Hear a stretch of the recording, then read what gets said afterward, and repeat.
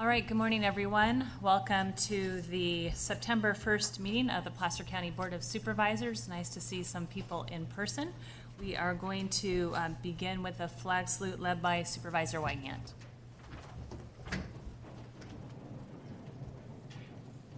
I pledge allegiance to the flag of the United States of America and to the republic for which it stands, one nation, under God, indivisible, with liberty and justice for all. Thank you. All right, welcome back. We had technical difficulties last week, so we're going to try a lot of our board agenda again today. Megan, do you want to read public participation and let folks know how they can participate in the meeting? In order to protect the public health and safety of the Placer County citizens, the public comment portion of the Board of Supervisors meeting will be offered telephonically by calling 530-886-1800. Public comment will be called for each item, and callers should be prepared to call in when the chair announces the item. Thank you. Thank you, Megan. First order of business is our consent agenda. All items on the consent agenda will be taken with one motion unless we have any item that someone wants to pull. So do board members want to pull any item? None. And did we have anybody from the public who wanted to pull an item, Megan? All right. So with that, I will take a motion. Motion by Holmes, second by Euler. Roll call, please. Wygant? Yes. Holmes? Yes. Euler? Gustafson? Aye. Gore? Aye. Thank you. All right. Next, we have public comment. And as I mentioned, we've got people in our chambers. We appreciate you social distancing and appreciate you all being here.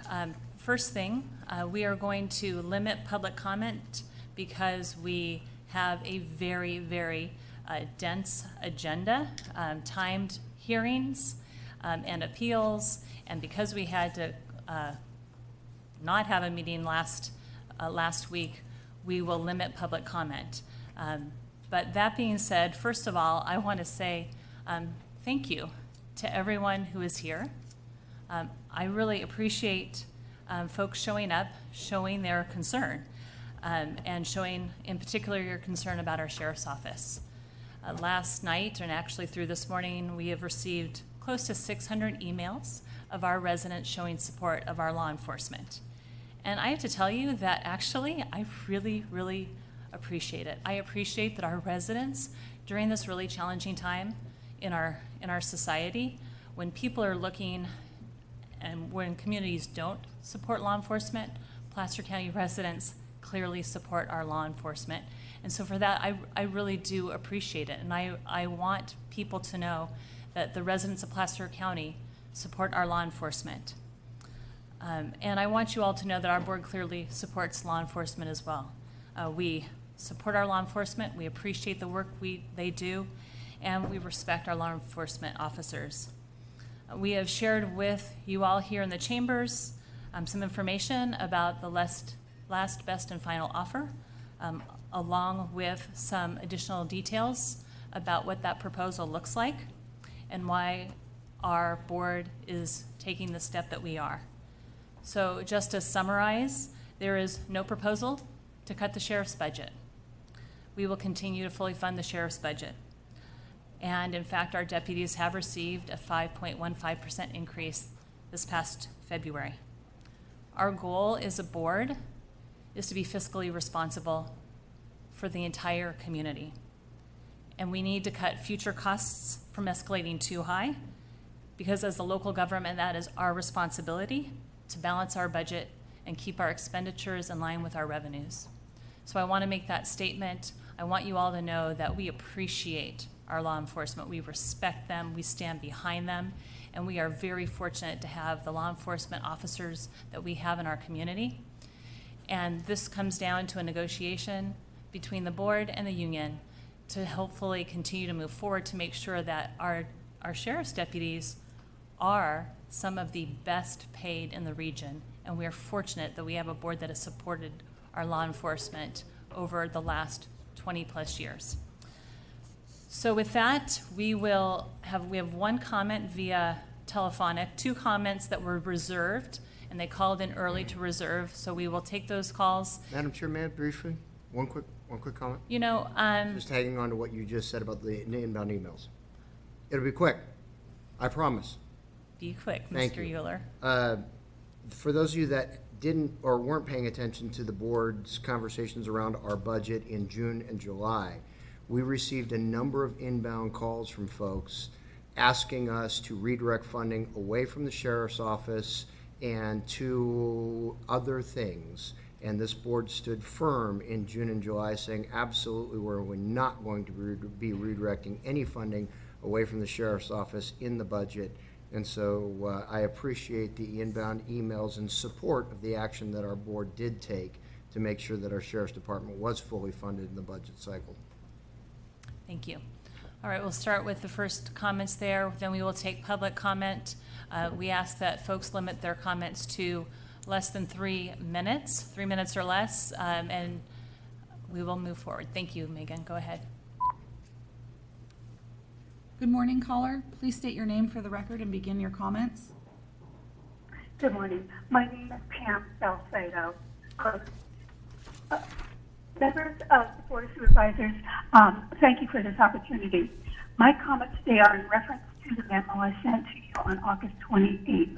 The purpose of this memo is to provide some additional information that perhaps your board and others may find useful about the Great Plates Delivery Program that was offered to the governor's office but was not implemented in Placer County.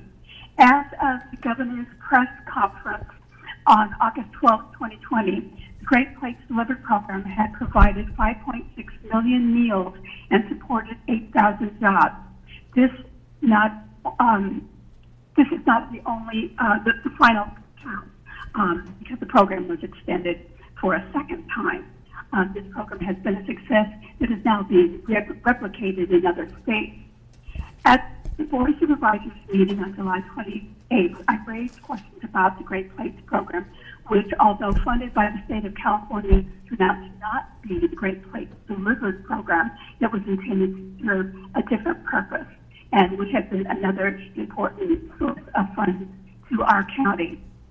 And it would have supported local restaurants.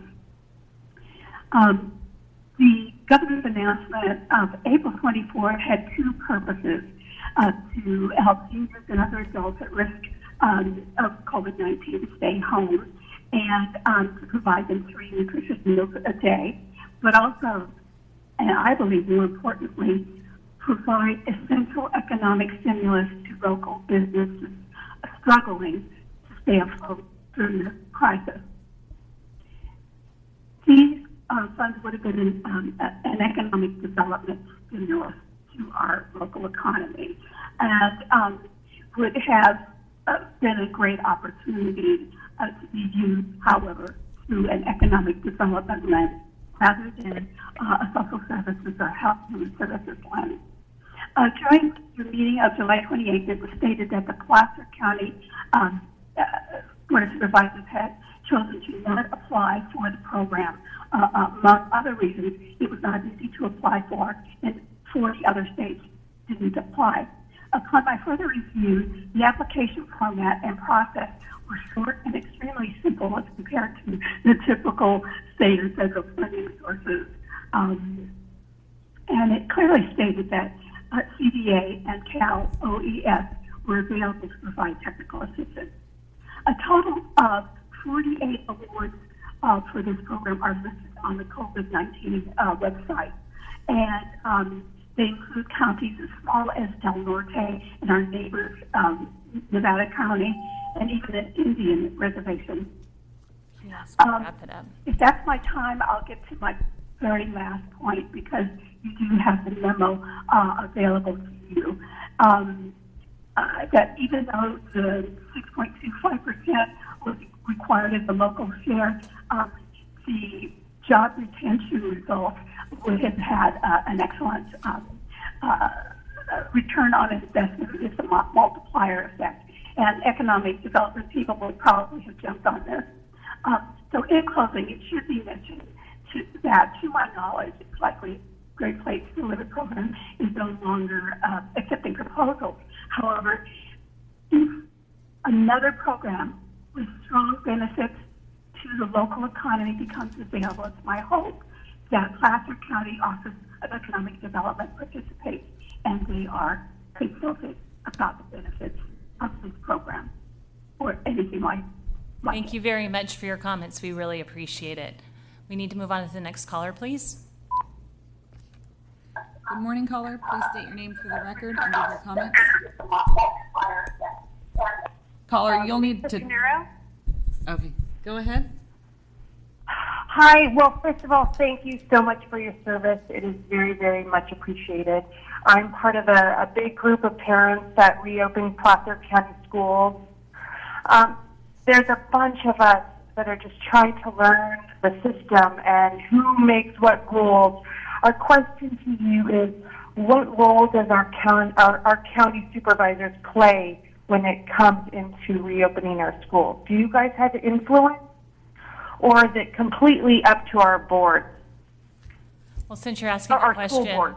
it's up to the school boards. As of today, September 1st, Placer County no longer is under a waiver process. So any school that is ready and has its safety precautions underway is able to open up, and that decision will be made by each individual school board. So you'll have to advocate with your local school board members and find out from them when they plan to open up or what they plan to do. If you see that they're lagging, can you help in any way? You know, we're doing our best. So I know you're doing your best. That's why I'm just trying to understand it. yeah, I know it's very frustrating. I know that many folks want it to have our schools back open, and we're actually working with our schools to make sure we get testing available to the schools so that they have that testing in place. So I encourage you to talk with your school board members. I know many parents, that's your avenue to do that. And we are no longer under a guideline saying that we can't have our schools open, which is a very good thing because our residents have kept the numbers down. So thank you for your call. And we Thank you so much. Yeah, we appreciate it. Thank you very much. All right. Bye-bye. Any more callers? No more callers. All right, so we'll go ahead and take public comment.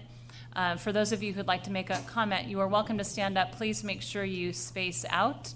There are markers on the floor, and we ask that comments be kept to under 3 minutes. Thank you. Sheriff? I have to say it's actually nice to have people in the board chambers because we haven't had it for like 5 months. Oh. Devin Bell, your Placer County Sheriff. Well, I'm here to actually express disappointment that I'm here, to be perfectly blunt. Negotiations with the DSA have been dragging on since 2018. And I understand fits, starts, stagnation. I understand that happens.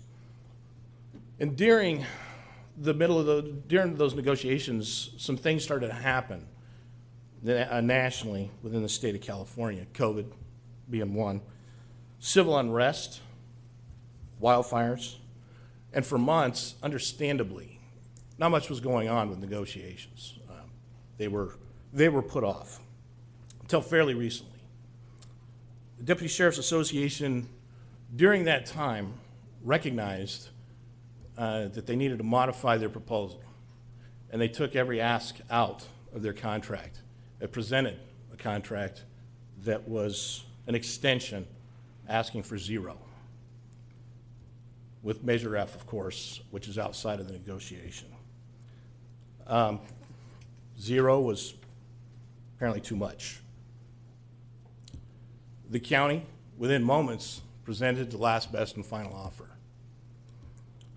Followed fairly quickly by a DSA vote where the request was rejected and an impasse declared. The government's primary responsibility is provide for public safety. That's accomplished a number of ways. And you folks have been diligent through the years in funding the Sheriff's Office, the District Attorney's Office, probation. Everybody who's a part of that, you have absolutely been responsible. But it's also accomplished through the men and women who are willing to put on a badge and a gun and go out and face society's worst. And I'm proud of the job that they do. And during all of this, a lot of people started working from home, not the deputy sheriffs. They were deemed essential, and they are absolutely essential. They worked all the way through COVID. They're working to this day. I don't know that every county entity could say that. I think we still have people working from home, telecommuting. Deputy sheriffs have been here every day. I'm concerned about the national narrative that has shifted to criticism and hostility towards law enforcement, and the impact that that's had on our ability to attract qualified candidates. And it has been impacted. I'm not going to get into the statistics, but we're testing a classification that normally would draw vast numbers of people, like hundreds within a few minutes. We had 78 over 2 weeks. It's a calling, and people are not answering the call in the numbers that they used to. Also, I'm concerned about retention. When people leave an agency, you lose experience. You lose part of the organizational culture that makes this place special. And certainly the fiscal impact on all the training that those people take with them when they go to other organizations or just get out of the business altogether. My request is real simple. Impasse and imposition is not the pathway. I recognize you want to be fiscally responsible.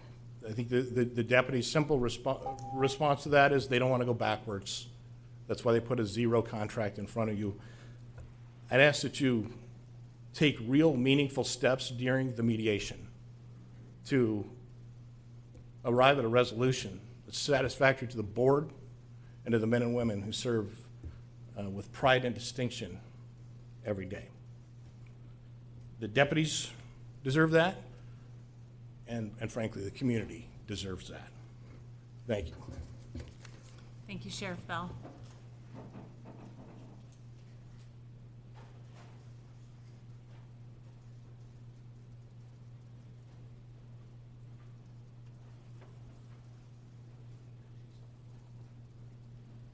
I'm going to try and read this off the phone and see if I need glasses after this.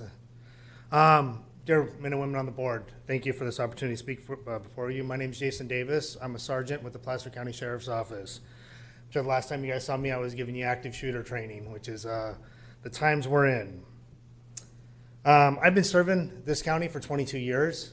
I've never addressed the board in this type of forum and was hesitant to do so today. However, after much contemplation, I felt I needed to address the board regarding the impasse in the contract between the county and the Deputy Sheriff's Association.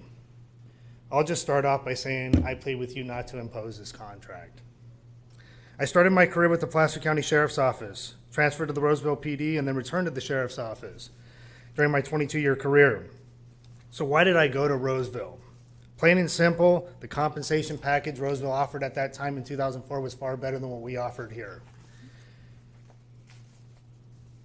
But after I got to the Roseville Police Department, I realized I was stuck. I missed home. I missed the family atmosphere here. And then we negotiated those incentive pays that we talk about. And I came home. And for the last 12 years, I have been serving here at the Sheriff's Office proudly. The community members and business owners in our community are the best, and they deserve the best. My family and I experienced the love and support of our community in a way I never thought possible. Oh my gosh.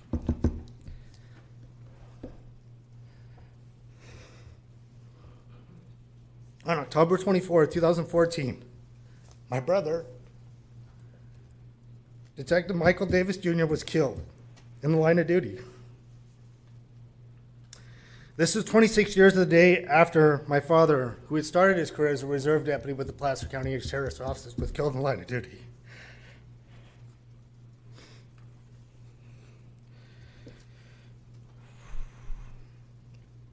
When I lost a biological brother that day, the Sheriff's Office, family, and our community lost a brother as well. The Sheriff's Office and the community have always had a special relationship, but that This tragic event brought us even closer together. We have always had tremendous support from our community, but the love and support I experienced on that day and every day since has meant more to me than words can express. It showed me that Michael's sacrifice was not in vain.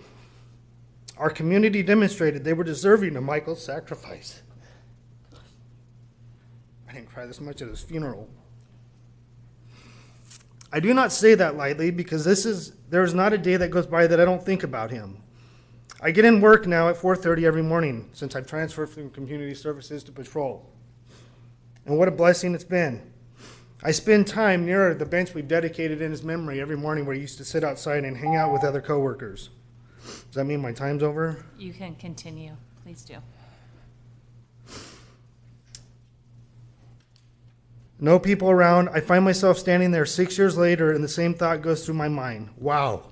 I can't believe you're gone.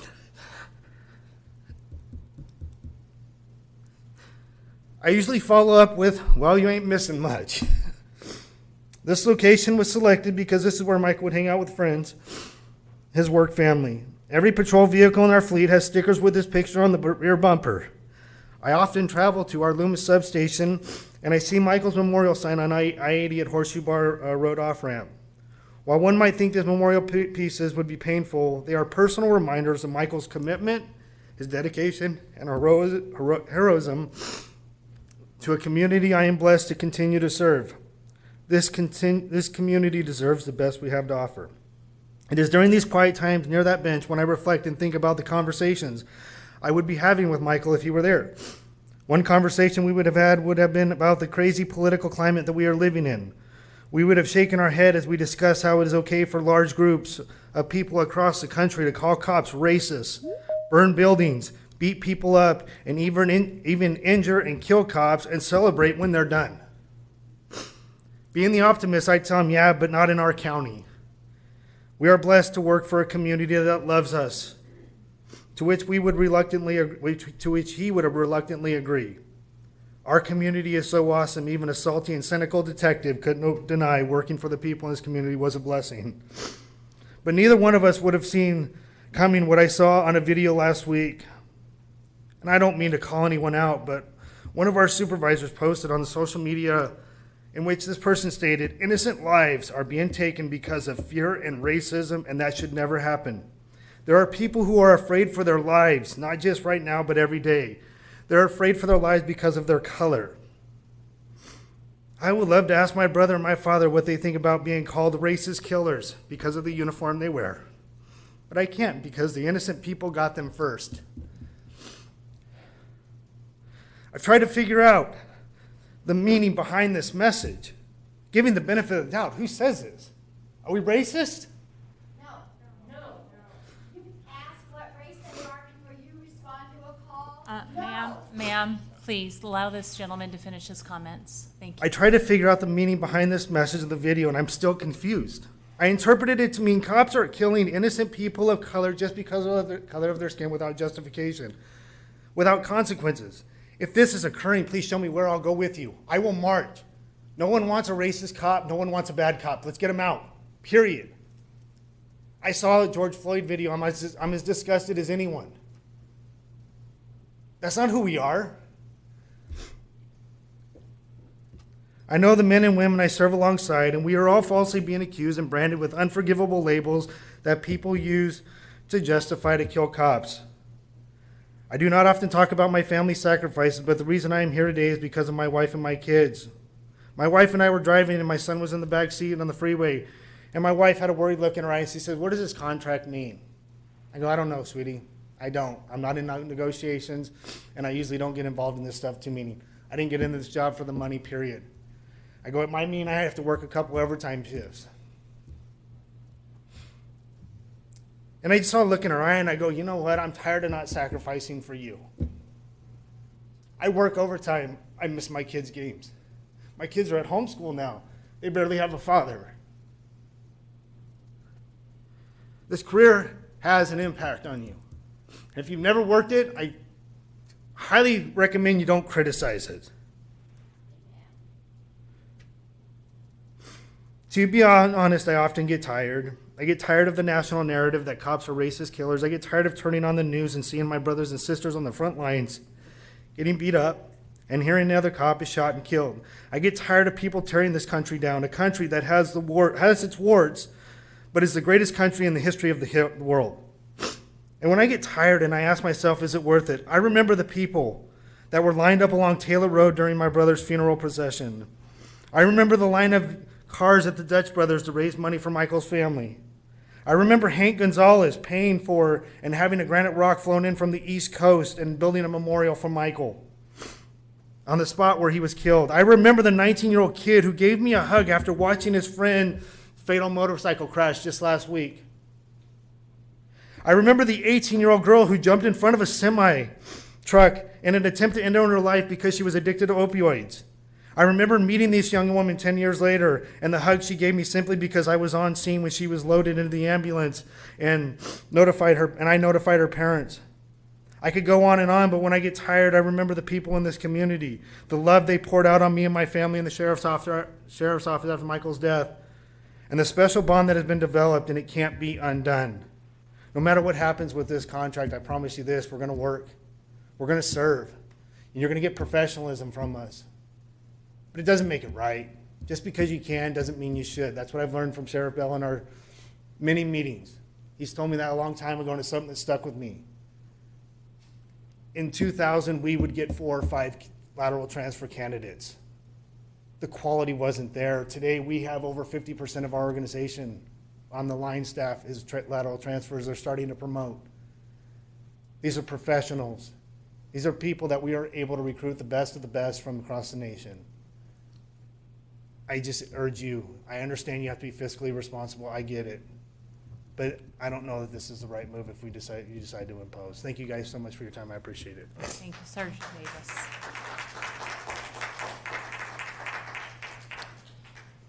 Thank you. Any other comments, please?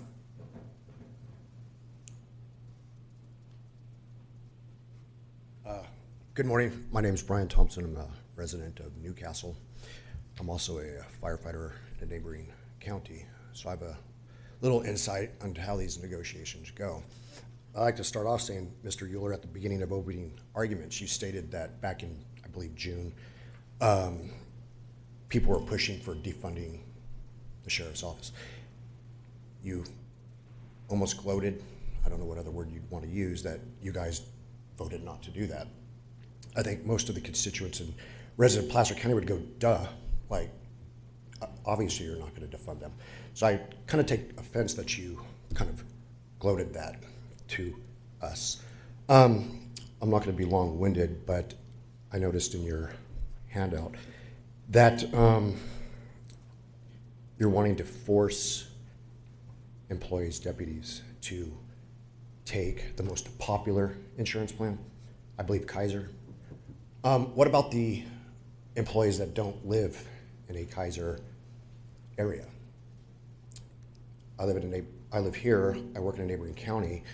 The inconvenience being imposed to take my children and my family to a preferred provider because that's the only one that, I would be able to use seems kind of ludicrous. I'd ask you to reconsider forcing them to go with the most popular plan and continue paying 80% to any plan that they so choose. I don't believe there's a Kaiser in Tahoe. You're asking that deputies that take that location as their duty station have to live or reside within that area. So does that mean they have to drive back down to Roseville to go to a Kaiser facility? That seems kind of unjust or unfair. Thank you. Thank you for your comment. Next, public comment, please. And you can separate and come forward and stand in line, please. That would be helpful so we can move this along because we have another 10 minutes and that's as far as we're going with public comment today. So stand in line and then let's move along. Thank you very much. Yes, ma'am. Hi, thank you for serving our county. I know this is a difficult time for you, but you know what?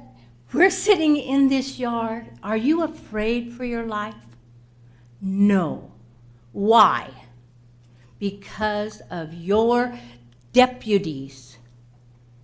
If you are having money problems, why would you cut the safety for you, where you live, where the people that you represent live?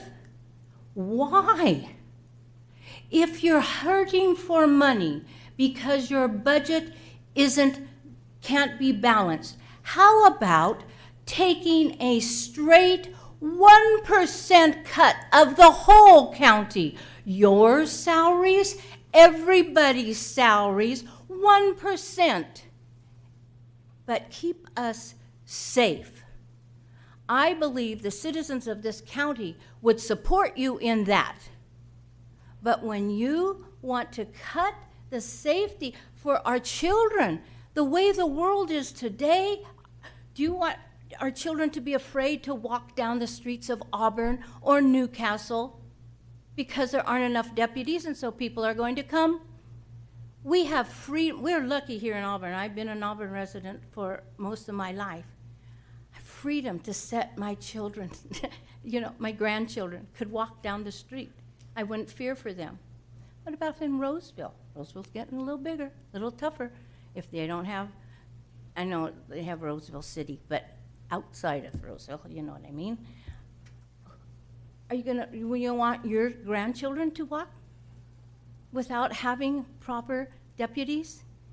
And we're losing people retiring early, right?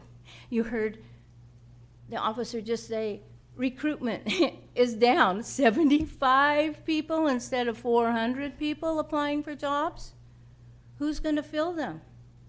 I just say, please, take this seriously, not just your little budget and not because you're having an argument with the sheriff's department. And when you say budget and put that up in front of people, that's a little kind of, to me it seems a little phony because that's different than the deputies' salaries. We're not cutting the sheriff's department's budget. That's a different point. And when you put that out there, I think that was deceiving a little bit to people. But please, consider us. Consider your safety. And if you want somebody to respond, if you're somebody breaking into your home, oh, well, sorry, we'll be there in 10 minutes. Now they're there fast. We have wonderful deputies. Please don't do this to them, and please keep our county safe. Thank you. Can you give us your name for the record, ma'am? Cheryl Berg. Thank you very much.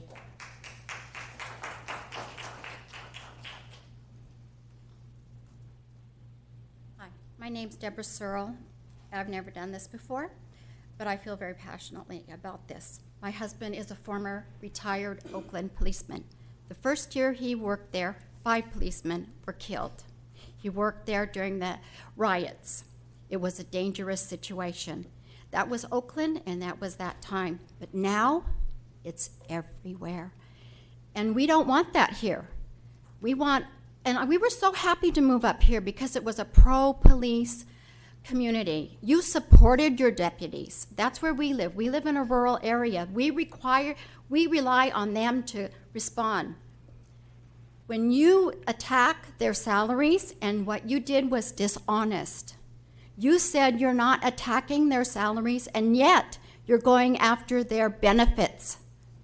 You have not negotiated with them in 2 years. They said, keep our contract that we had that expired in 2018, and you rejected it every single time. You're not negotiating with them. You're saying, you take this. We've devised this plan, and you take it. You're lording over them. We did not vote you in to lord over us. We voted you in to represent us, to keep us safe. Out of all of the county employees, they are the only ones that lay down their life 24/7, 365 days a year. If I call 911, are you going to respond? I don't see you cutting your salaries. I don't see you cutting your benefits. We can do without a lot of you in the county offices, but we cannot do without them. You're creating an unsafe environment. When you have less police, you have more crime. When you have more crime, you have more victims. And criminals are an equal opportunity victimizers in your community. Do you want to put your loved ones at risk? And that's my statement. Thank you for your comment. Yes, sir. Good morning. My name is William Irving. I have lived in Placer County for the last 25 plus years. I spent a 28-year career in the military protecting this country and to guarantee the rights that we enjoy. I'm fortunate to have two sons, both of which served on the Placer County Sheriff's Office, one of which is still with the Sheriff's Office. I worried about them every day when they got up to go to work. I worry about my son that's still with the Sheriff's Department today when he goes to work, and he's on duty now. I full well know what they do every day and the risks that they face. I spent 4 years as a civilian volunteer with the Placer County Sheriff's Department, working as a civilian patrol. These kids are dedicated to the core for you, this county, and me as a resident of this county. They're asking for nothing other than to hold status quo. I understand that we are in a terrible situation revenue-wise, not just Placer County, but the whole United States and the world economy. But somewhere, someone has to draw the line. The real pathetic part about it is these kids will continue to serve regardless of what you do.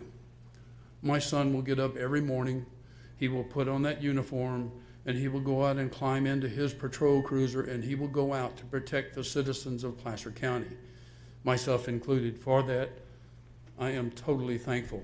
He chose a career that is one of service, not one of being able to get rich. They earn every penny that they are paid. They are deserving of way more than what we, and by we, I'm not just talking about you as Board of Supervisors, but me as a voter, should be able to give them. I encourage this board to reconsider the stance that you're taking, to allow the deputies to continue in their present contract without cuts and benefits. They're not asking for raises and pay. The gentleman from Newcastle made a valid point. Not all of these deputies live in a Kaiser Permanente area for medical service. Therefore, they need the other entitlement, the Blue Cross Blue Shield. It's not that they don't want to go to Kaiser, it's just not available to them.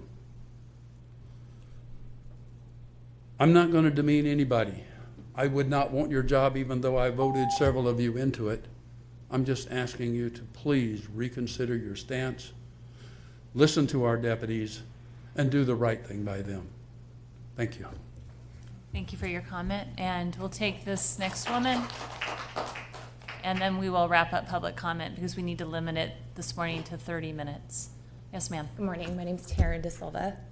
I've never done this before either, but I actually left my little baby so that I could be here today and address each one of you.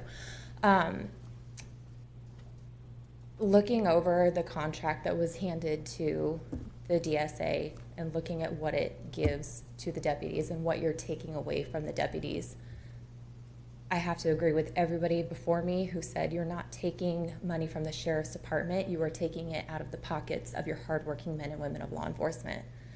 And as the wife of one of your deputies, I see him wake up every day and put on that badge and that gun. We have a little 1-year-old baby girl who's just our pride and joy, and a 13-year-old son. And he's willing to walk into work today and lay down his life and not be there for the rest of my children's life in order to keep each one of you and all of our residents of Placer County safe.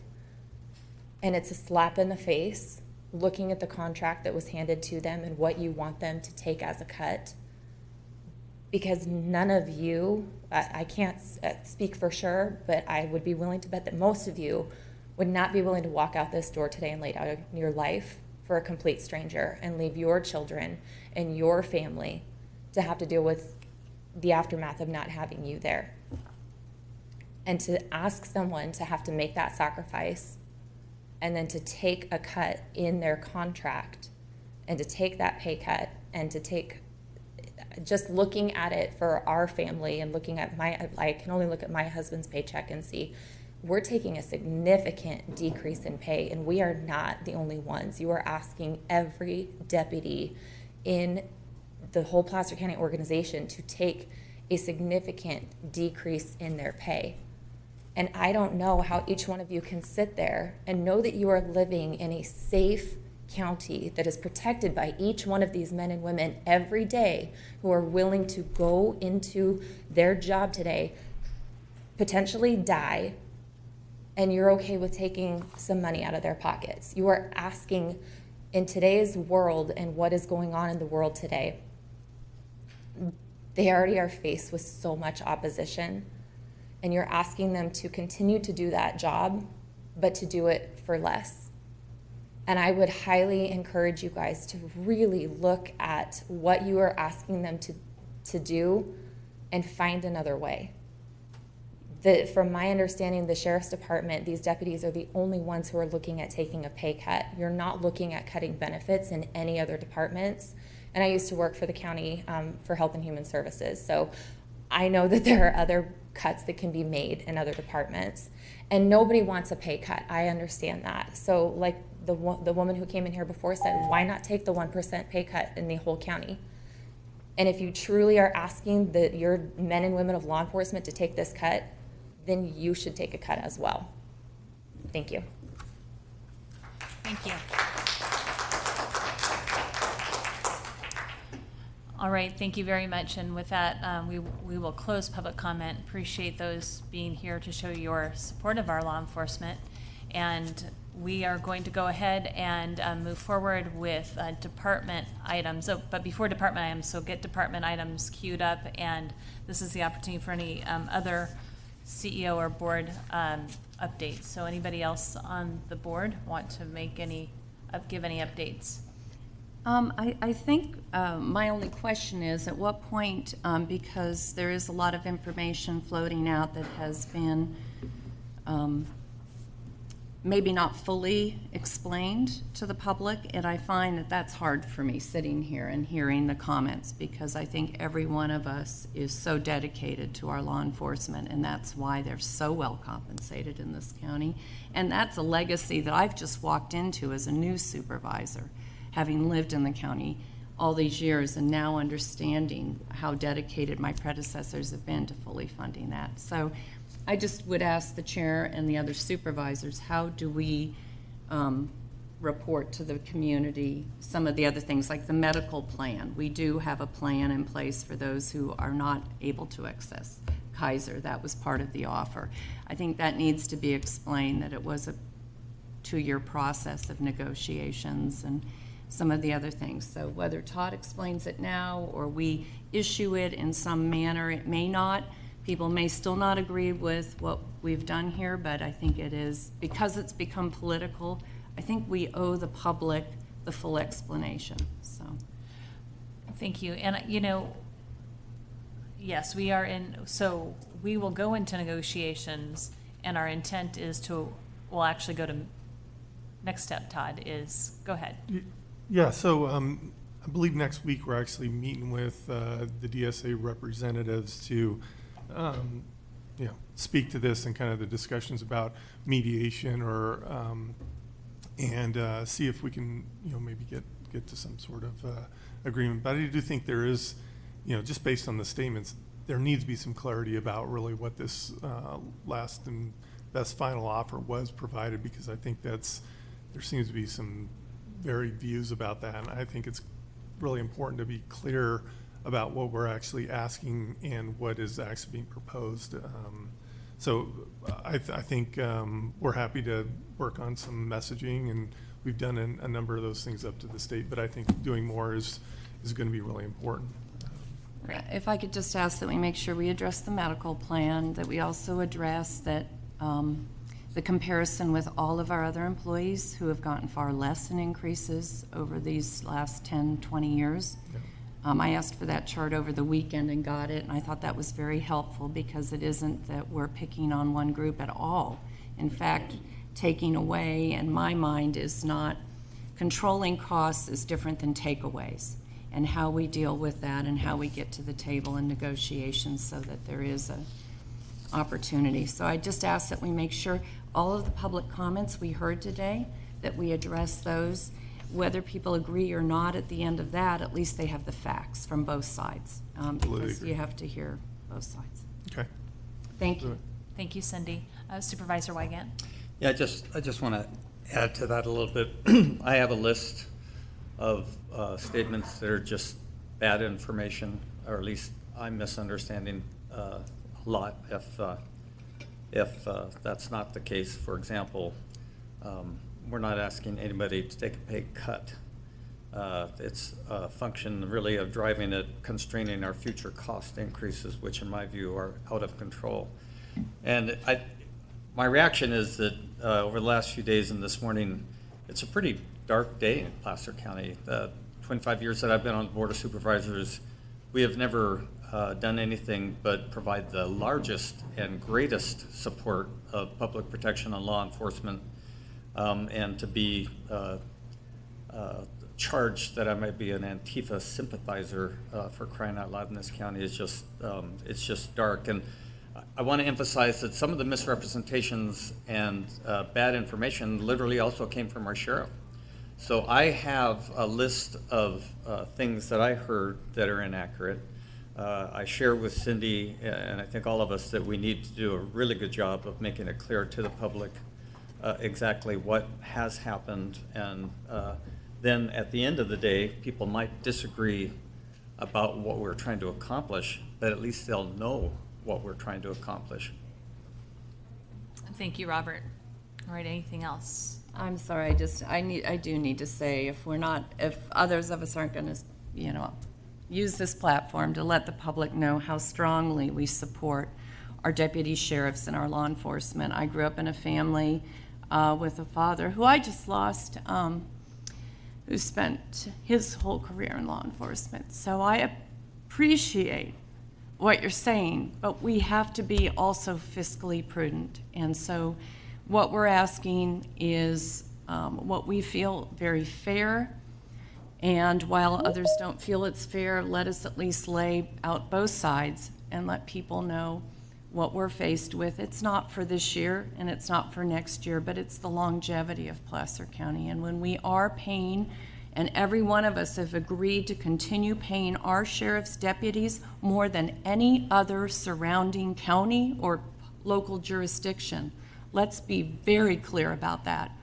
No one is leaving us for higher pay or benefits. We have the best of all, and nobody is reducing that.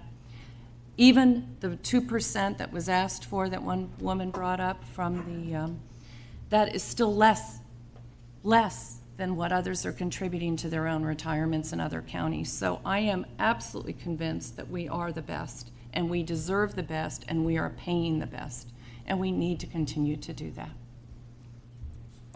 Thank you, Cindy. All right, we are going to move to item 7A, our first department item, which is the Placer Retirement Residence Minor Use Permit Extension of Time. As Callie comes up, if those of you want to exit the chambers, thank you for your attendance.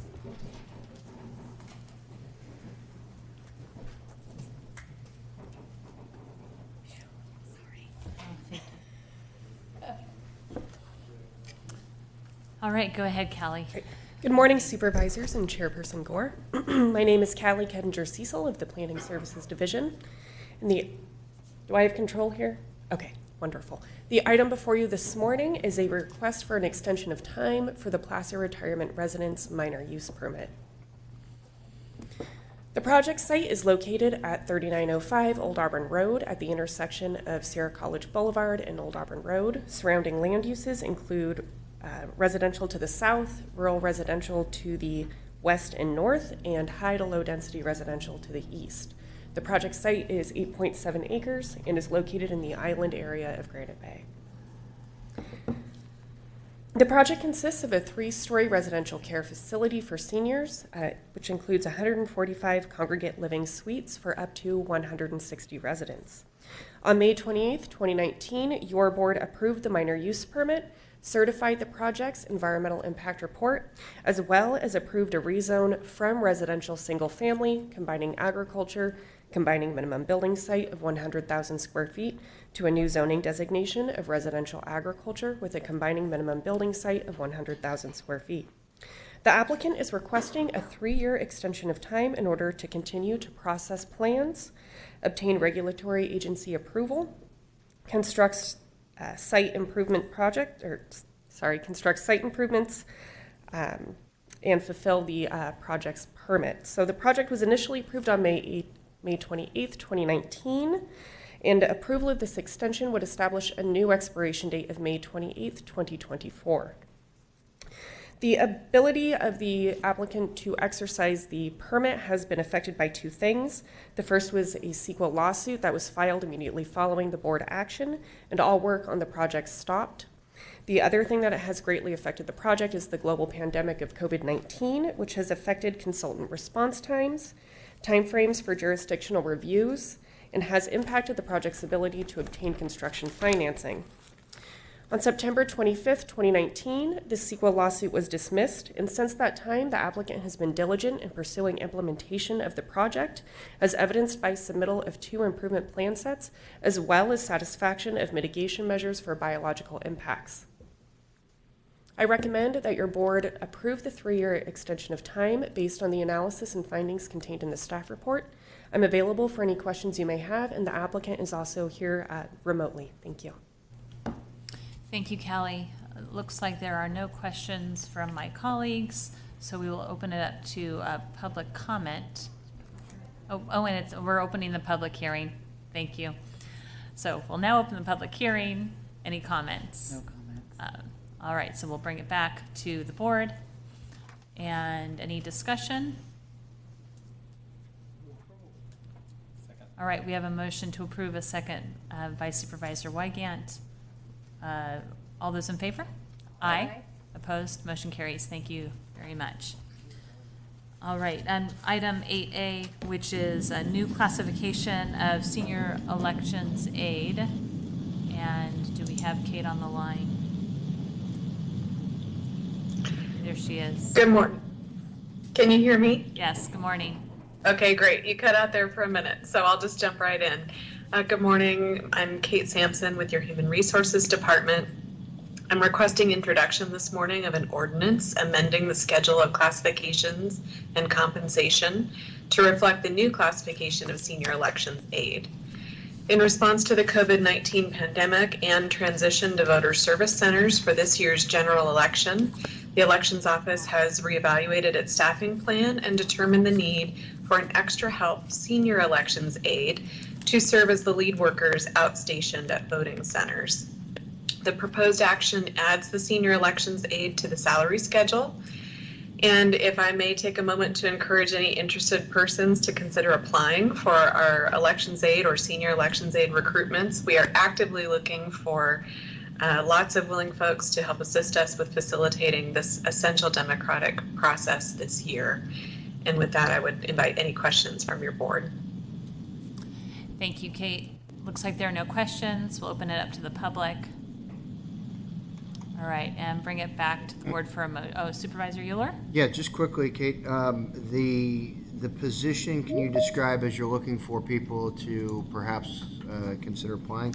Could you describe kind of what the workload is anticipated? Is this just people working at the election centers for those few days that they're required to be open? Thank you, Supervisor Euler. As I understand it, there will be 4 days that the voting centers are open this year during the election period. In addition, there's some additional training offered for these employees, and I believe the Elections Office has additional administrative duties to help prepare for and facilitate voting this year. So we are looking for anywhere from a couple weeks to a more extended assignment for folks who would be willing and able to participate. But just to clarify, we're not asking people who are just starting out their careers to make a career commitment to us. This might be suitable for people who might already be retired and have an opportunity to spend a little time getting paid, helping us with our process, all of that, correct? Absolutely. This is a temporary assignment. Okay, thank you. And then my only other question is there a reason why Ronco had you do the heavy lifting and he wasn't here to present himself? He keeps saying he's busy. I don't know what that's about. Slacker. All right. All right. Thanks. Supervisor Euler, do you want to make a motion? I would gladly move approval. Thank you. All right, we have a motion and a second. All those in favor? Aye. Opposed? Motion carries. And Kate, why don't you go ahead and take item 8A, and then we'll move on to our timed items. But 8AB. Go ahead. This is the new classification of Director of Health and Human Services Chief Psychiatrist. Thank you. I'd be happy to. Again, I'm Kate Sampson with your Human Resources Department. This morning, I'm requesting introduction of an ordinance amending your schedule of classifications and compensation and associated code provisions. Due to the upcoming retirement of Jeff Brown, HR recently facilitated a recruitment process to identify the next Director of Health and Human Services for Placer County.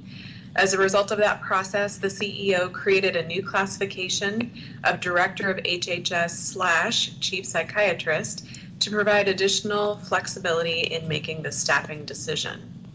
This department head position will be responsible for directing the operations of our largest department, in addition to managing psychiatric medical activities within the county's mental health program.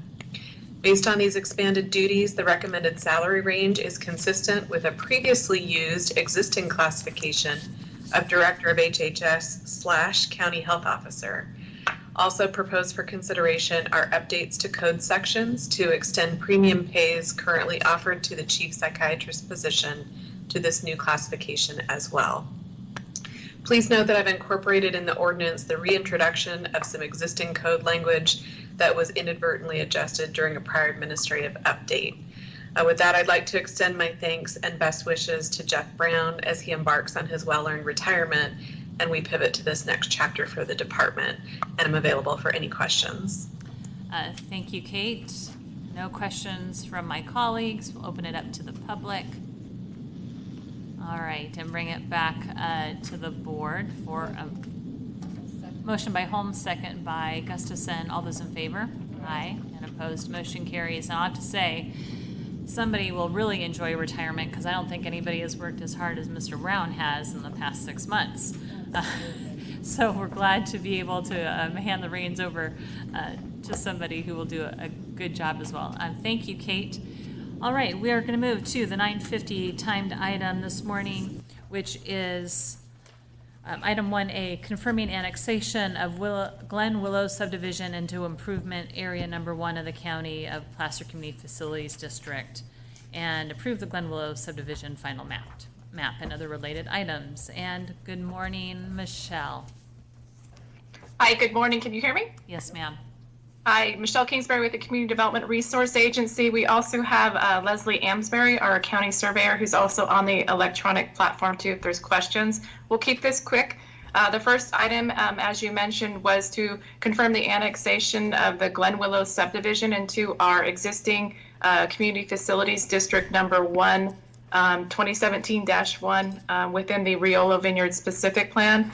And the second item, as you mentioned, is just to authorize the chair to sign the final subdivision map, the subdivision improvement agreement, 2 improvement agreements, and approve the recordation of both the map and the agreements.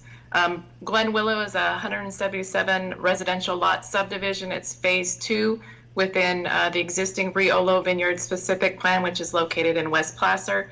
The property owner has signed a unanimous approval, which was included as an attachment to your board memo as well, to confirm the annexation into the CFD.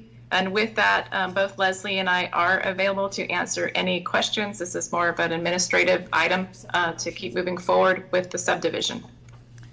Thank you very much, Michelle. Looks like there are no questions from my colleagues. Any questions from the public? No. All right, bring it back, and we need to take 2 separate motions. So the first motion is to adopt a resolution to confirm annexation of the Glen Willow subdivision, assessor parcel numbers 023-200-089 and 023-200-076, and ordering and directing related matters for CFD number 2017-1. All right, we have a motion and a second. All those in favor? Aye. And opposed? Motion carries.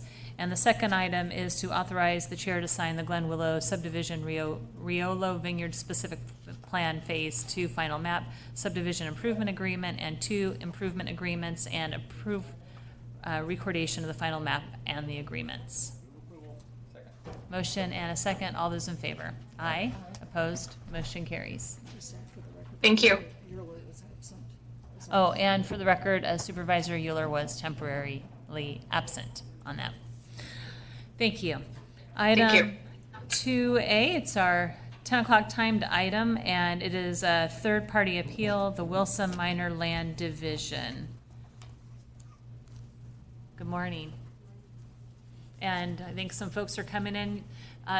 You can come on in and sit in seats that don't have placards on them, but if there's two of you and you're related, you can sit next to one another.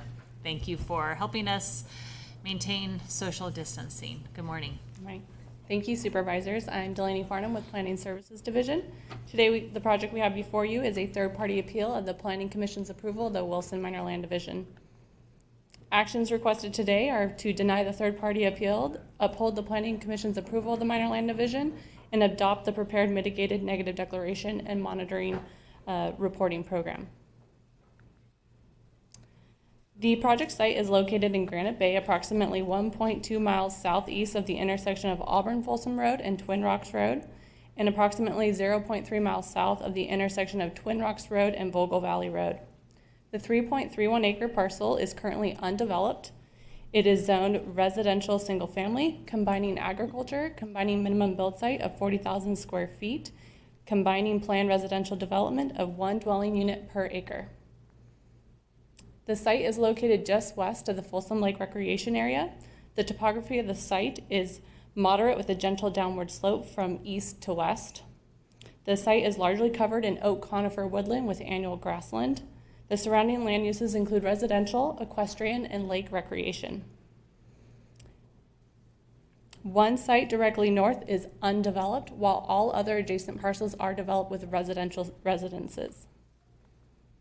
The applicant is requesting approval of a minor land division to subdivide a 3.31 acre parcel into 3 parcels consisting of 1.15 acres, 1.07 acres, and 1.07 acres.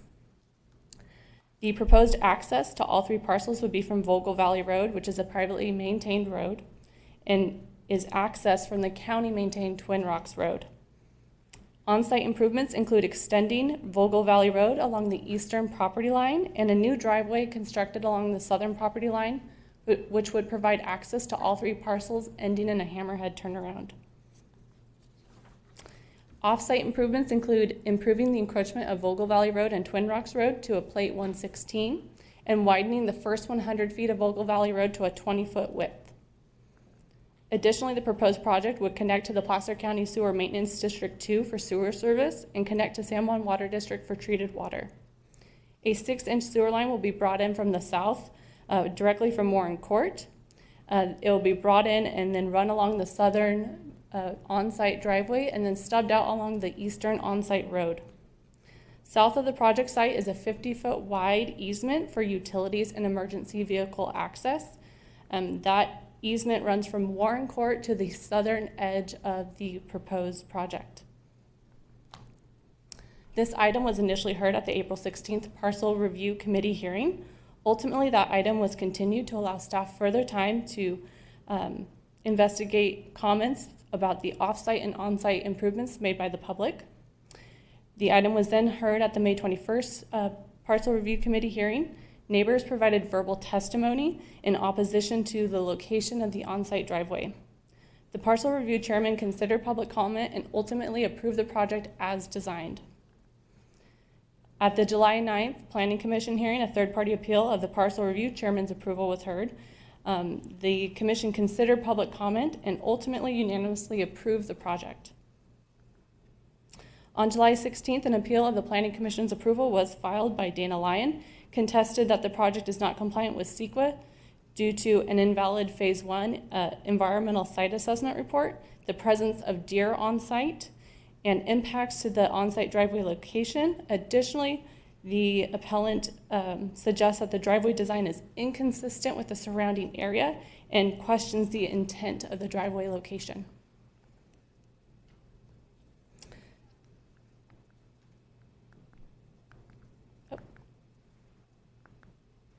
Okay. The appellant questioned if the Phase 1 ESA report was valid because it did not describe an existing on-site well and the above-ground tanks found on site. The Phase 1 ESA was requested for environmental review by the Environmental Health Department. A Phase 1 ESA is completed to research the current and historical land uses of a site. The intent of the report is to assess if any current or historical land uses pose a impact to the groundwater or soil beneath the project site. And this is to assess any threat to environmental or human health concerns. The on-site well had already been identified prior to the request of this report. The on-site well is conditioned to be destroyed. Additionally, Environmental Health reviewed the Phase 1 ESA report and found it satisfactory for our environmental review.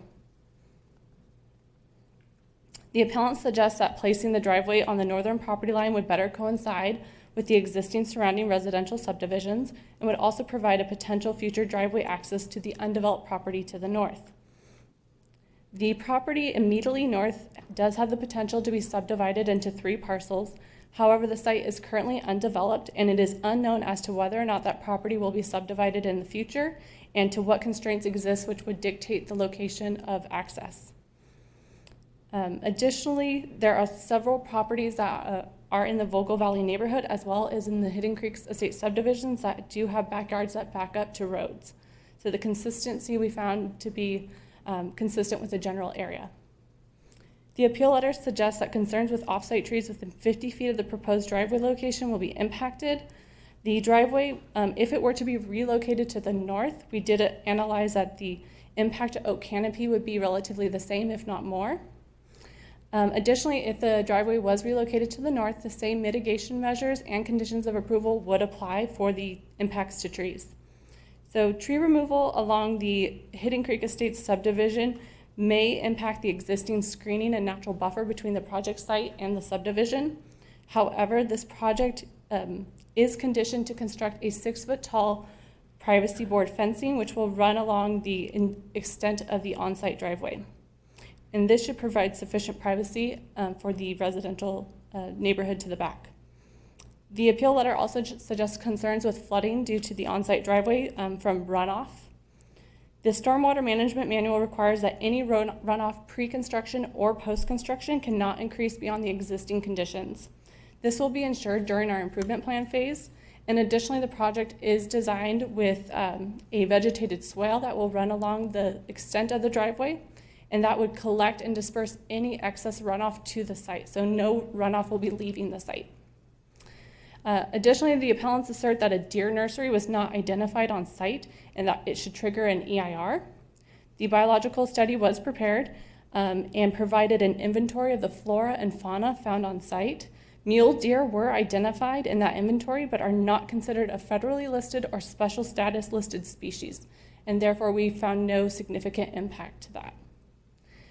The appellants also assert that the design of the driveway along the southern property line is to ultimately gain access to the EVA easement from Warren Court. So the existing EVA easement from Warren Court to the southern boundary of the project is limited to only utilities and emergency vehicle access. It is not for the purposes of residential vehicular traffic or pedestrian traffic. The project is conditioned to gate and lock that easement, so there will be no access that way. And the project site has legal access to Vogel Valley Road, and the county cannot compel a grant of a private easement from Warren Court to the project site. So the photos here, just to explain, the one on the left is of the appellant's backyard, and then the forefront of the picture is where the proposed driveway would go. Also, that's where the proposed 6-foot tall fence would be running along that property line. And then the picture on the right shows where the on-site road would go facing the EVA easement. It's currently fenced, and that area is actually going to have a lock gate in the future.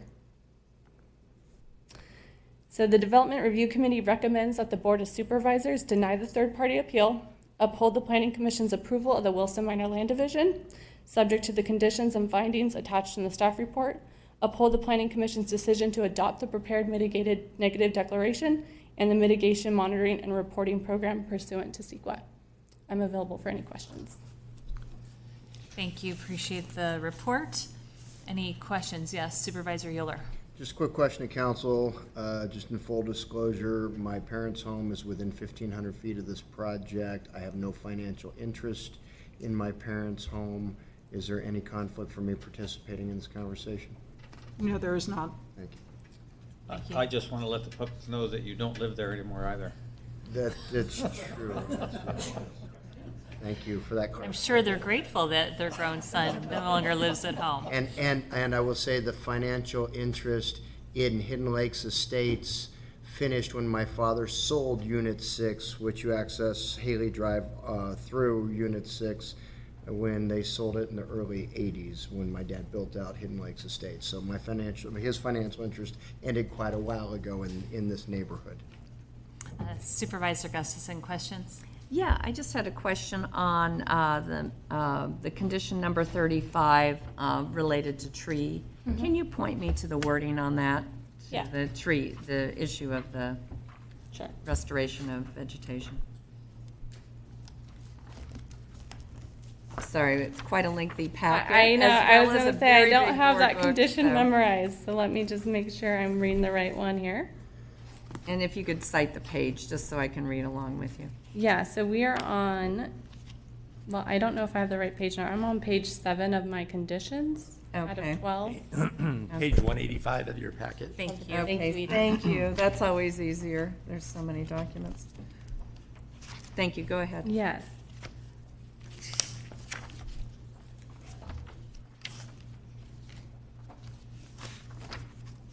Okay, so really, condition 35 is more related to occurrence of a species of birds and nesting. So I will point you to condition 36, Okay. which is more related to the impact of the trees. Okay. I Yeah. must have misread that. Okay. That's okay. So I'll just kind of read the first part here. Condition 36 states, prior to issuance of improvement plan and/or grading permits for the extension of Ogle Valley Drive and prior to issuance of a building permit on lots 1, 2, or 3 for future single-family residents, mitigation for the loss of an estimated 3.3 acres of oak woodland through one or a combination of the following is subject to the Planning Services Division approval, consistent with the requirements of CEQA Section 21083.4. So we provided 4 different options or combination of options to mitigate for the impact of a 3.3 acre oak woodland assessment. So when we're looking at this project, we're not just looking at the proposed roads, we're also looking down the future to the proposed build out of all 3 sites. Right. Once we looked at the proposed build out, we assessed that it's going to be a full 3.3 acres of impact. So although some trees, not all trees will be removed, we do anticipate impact to the oak woodland entirety. So the options for that is submitting fees, and we do have a fee schedule for $24,000 per acre of impact. So that's one option for mitigation. They also have the option to purchase off-site conservation easements. They can do a combination of payment to the tree preservation fund, and as well as doing some like replanting options as well. So once it comes to improvement plans, we will assess which options go forward. Okay. I just, some of the appellant's arguments were about the screening. Mhm. And obviously, depending on where they relocate and replace trees, that can add to the 6-foot fencing Correct. that is being required. So just wanted to make sure I was clear. They have that option, and more than likely, I would think the other homeowners would feel the same way, that they would want screening and buffering between themselves and others. Okay. Yep. Thank you. Mm-hmm.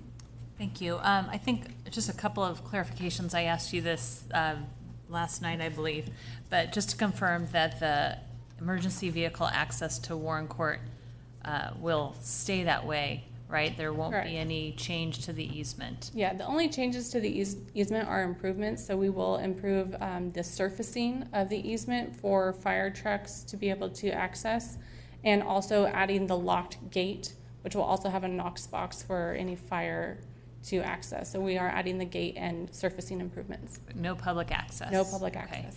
And then a question I have, is it more costly to install the sewer if the road was on the north side of the property versus the south side of the property? That question came up as well. Yeah, I will point to a.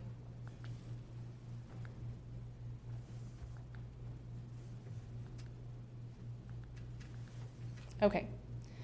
So to point out, the sewer is being brought in from the south from Warren Court. As the county reviewed the project, we've required that the sewer be constructed along the eastern property line and stubbed out for future property owners nearby to use. So if they were to relocate the driveway to the north, the sewer would relatively remain the same as far as the amount of sewer that needs to be constructed. As far as cost, there may be some site preferences to the south, such as topography and existing. Look, I'm not an engineer, so I don't know exactly the costs that would go into the sewer construction. However, the amount of sewer constructed would relatively be the same. Okay, thank you. And then just a question, there was a concern about how where roads should go. Typically, I think somebody mentioned that the roads go typically in front of homes and on the back side of homes. And is that part of the Granite Bay Community Plan? Is that consistent with that area? Can you explain that, please? Yeah, so the Granite Bay Community Plan does not specify driveway location with the minor land division. If you look at this area, up and down Vogel Valley Road, you have several parcels that have backyards that back onto Vogel Valley Road and access off of other roads like Turner Road. Additionally, there are some lots within the Hidden Creeks Estate subdivision that do have backyards that front along a residential street as well. So I'd say it's commonplace, being that we have over time subdivided this area through different processes, so it's not really that cohesive. So you see a lot of larger lot subdivisions as well as the standard lot and block subdivision that you see to the south. Okay, thank you. All right, let's go ahead and open the public hearing. And I think we need to probably start with the appellant, yes? All right, so I don't know if the appellant is on Zoom. Okay, terrific. And so I believe, is that Dana Lyon? We're going to bring that person in, so let's be patient with technology. Dana, go ahead and unmute your mic and start your video. You should be able to give your comments.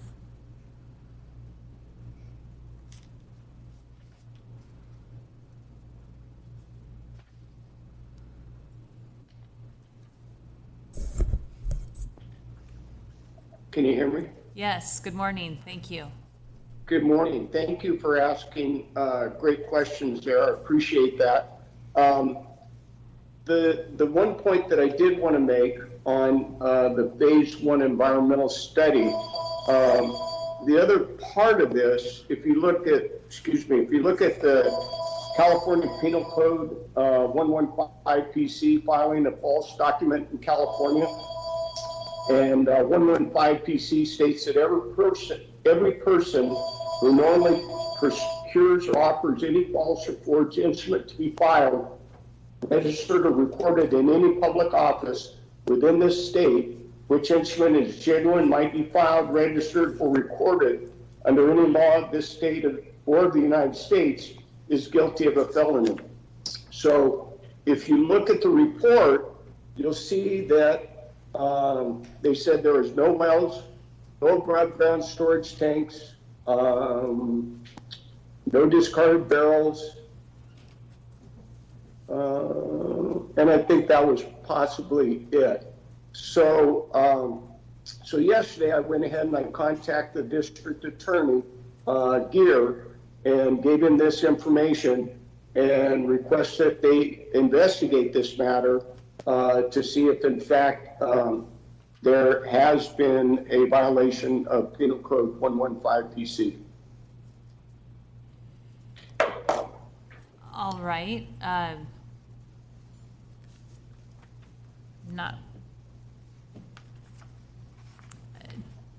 So you've shared that with the DEA. I understand that. I don't know if that has any any bearing right now on today's hearing. So if there are any other concerns that you want to bring to our attention, this would be your opportunity to do so, sir. I want to make sure you fully share your concerns, share the reason you brought the appeal, and then we'll move forward. Okay. Again, you know, they did talk about the trees. The trees that are to be removed, if you look at the arborist report, they're rather large trees that are probably 50 to 80 years old that they're going to take down. And if you look at the canopy itself, the canopy is probably the same up to the north as the south, but it's pretty much scrubble. And really the only big tree that's tagged up there is a pine tree. Again, as you said, it wouldn't cost any more for Miss Wilson to put the road on the north as opposed to the south, because the way the sewer line goes. It will adversely affect our backyard. It will not allow us to enjoy our backyard anymore. And if you actually drive that road, even if you put a 6-foot fence in there, as the cars come over the crest of the road, the lights are going to come right into the backside of our house. I've talked with the owner on the north side of the property. He agrees with me that it'd be much better to put it on the north side than the south side. If you look at the topography of the north side of the property, it has a much gentler slope, which would mean it would cost a whole lot less to build a road on the north side than the south side of the property. I could go on, and you know, I've talked about all this. I'm just trying to get along, and I'm. It's really sad that in all the turmoil that we have, we can't figure out how to work together and just move the road to the north. I offered to pay any extra cost to move the road to the north, and there is no budget. So I guess that's all I have to say. Thank you, Mr. Lyon. All right, any other public comment? Yes, sir, it looks like you'd like to make a comment. You're welcome to come up to the podium, please, and state your name. No problem. Well, that's not a bad thing.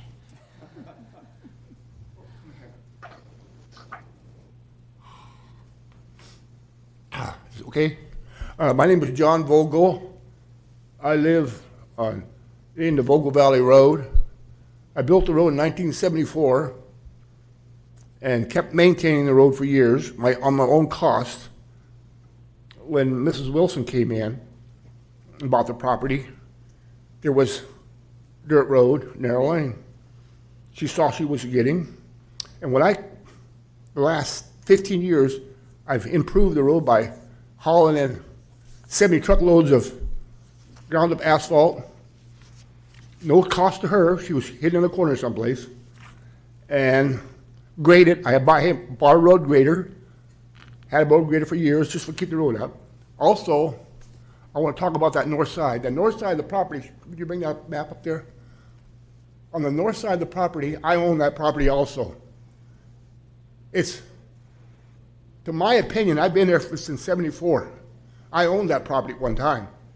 I sold it in 1978 or 80 or something like that.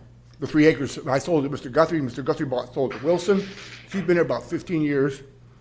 And to put the road down on the lower side by the fence, it's ludicrous. Have anybody just been out there and looked at the situation? I mean, the drainage, you're putting a road in a drainage area that's run off from both properties. And it continues on down behind us to Hidden Valley Estates. Put a road down there. Whoever thought of putting a hole in the ditch, a road? I mean, somebody should go out there and take a look. When the road comes up the high spot on the north side, it's high ground, good for sewer dumping, no pumps required, sewer flows downhill. Now you got the houses in a road area, you got to pump the sewer. Makes no sense. Got to go out and take a look at it. And another thing is, I don't know if she's been successful, but she's trying to push her way into the development next door where we got a lock and key. For my property, there's nobody to get over that, across that gate. Only emergency exits only. It's written in paperwork that way. It says it there, emergency exits only. Is she trying to get into it? And that because her property values will go higher. But here she is wanting to move the gate back. Oh, I'll let my people in there on Warren Court. Well, Warren Court was not built to have other people come in on the back because that's the way it was designed. It wasn't designed that way. When Wilson comes in, she's trying to change everything around to suit her. Again, putting the road down on the low part on the south side, taking out a big heritage oak tree, get in there, over 100 is a heritage oak. They're big, that big around. It was big oak tree. To tear it out. It's the only one on the property. Why? Just put the road up on the north side, take out a couple of digger pines. There are all a bunch of scrubs up there. I know because I got the property next door. I know what it looks like. I've seen it. It's scrub pine. We're not denying her to put a road in, but put it in where it was designed to put in. And that was up next to the other parcels. It doesn't make no sense. She wants to get down there in a hole. I think she wanted to, I don't know if you guys could answer me, Rob, but did she one time try to push her way into the people next door? I don't know. That's out of the question. You can't do that. It's a lock gate. It's for public fire trucks, ambulances only. Yes, sir. I put it that way when I bought the property. If I wanted to go through there when I bought the property, I could have set it up that way, but that ain't the way we wanted it. Warren Court wants his own little subdivision. Why should I take my, we got a good road going out on Vogel Valley Road. It's 60-foot wide easement. 60-foot wide. Mr. Vogel, can you wrap up? Yeah, okay, I get talking. I'm Well, an old guy, I get talking. But anyway, you gotta go out and take a look of decisions to put the north side's the only place. It's high ground. It's high all the way in. Okay. Thank you, for sir. This is my mouth talking, but. I appreciate you coming Okay. out. Thank you very much. We have the applicant. Yeah, I didn't realize that she is on. Okay, so we've got the applicant on, so we'll go ahead and take the applicant, and then, is there anybody else in the audience that wants to make public comment? Just checking. All right, thank you. We'll take the applicant, please.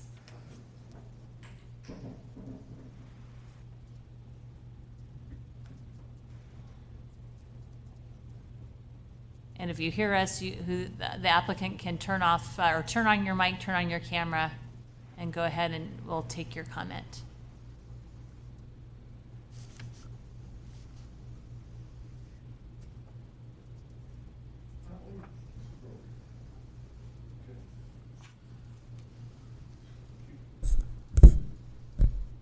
Ms. Wilson, can you turn on your mic, give your comments?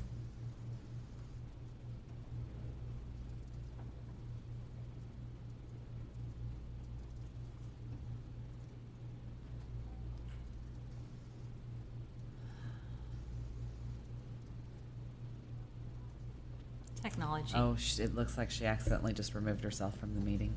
All right, she's going to probably dial in while we wait. She'll come back in, and I want to make sure that we hear from her as well. Any questions while we're at it from my colleagues and nobody else in the? We have one caller, so let's bring the caller in. Hello, Oh, can you hear me? there she is. Is that? Okay, I was able to call in. Can you hear me okay? Yes, go ahead, please. Thank you. Oh, okay, perfect.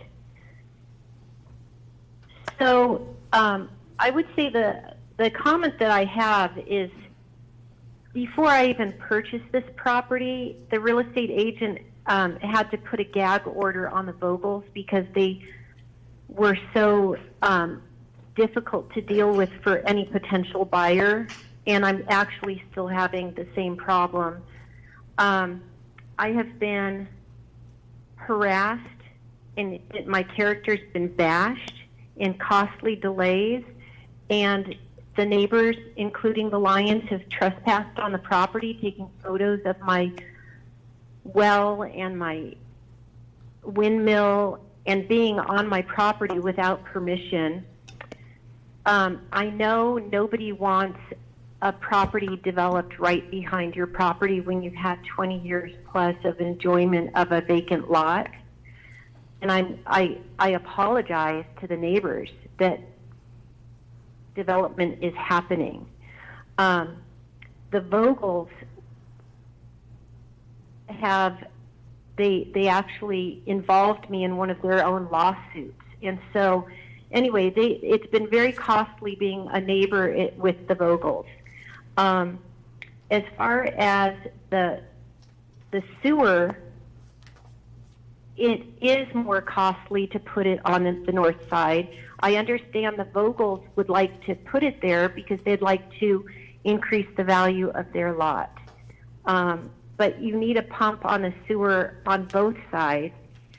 And I've never really pushed to open this gate. They presented to me that if we could open that gate, that it would increase the value of our lots. I am a horse girl. I just wanted a property that I could ride my horses on the Folsom Lake trails. But I've decided to sell and develop this lot because I don't want to live there with all the animosity that goes on that street. So I think Delaney has presented an incredible slide. Excuse me, I'm very emotional right now. I think Delaney and the team did their due diligence. I believe that this property fits in the neighborhood, as it's always been zoned for 3 lots since day one when I purchased it, and when the Vogels did the initial split. There are trees on the property. It is heavily treed, and it is an incredible fire hazard. Like the Vogels call me and tell me that I need to clean up the lot because it's a fire hazard. So, and they send everybody away because they don't want anyone driving down there because they're afraid something from their cars may spark a fire. So I think it would be a good thing to develop the lots for fire safety. And again, I apologize that development is happening, but when they purchased their homes, they knew that this was a potential of happening. So again, I believe the team did a great job with the presentation, and I don't really have anything to add. Thank you very much. Appreciate that, Ms. Wilson. It looks like we have another caller on the line, Megan, is that correct? And another public comment. Please transfer the caller in.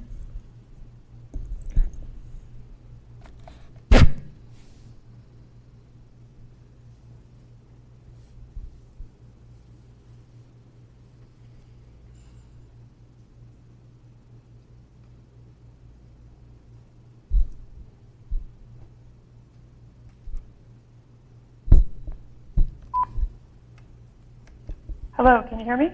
Yes, go ahead.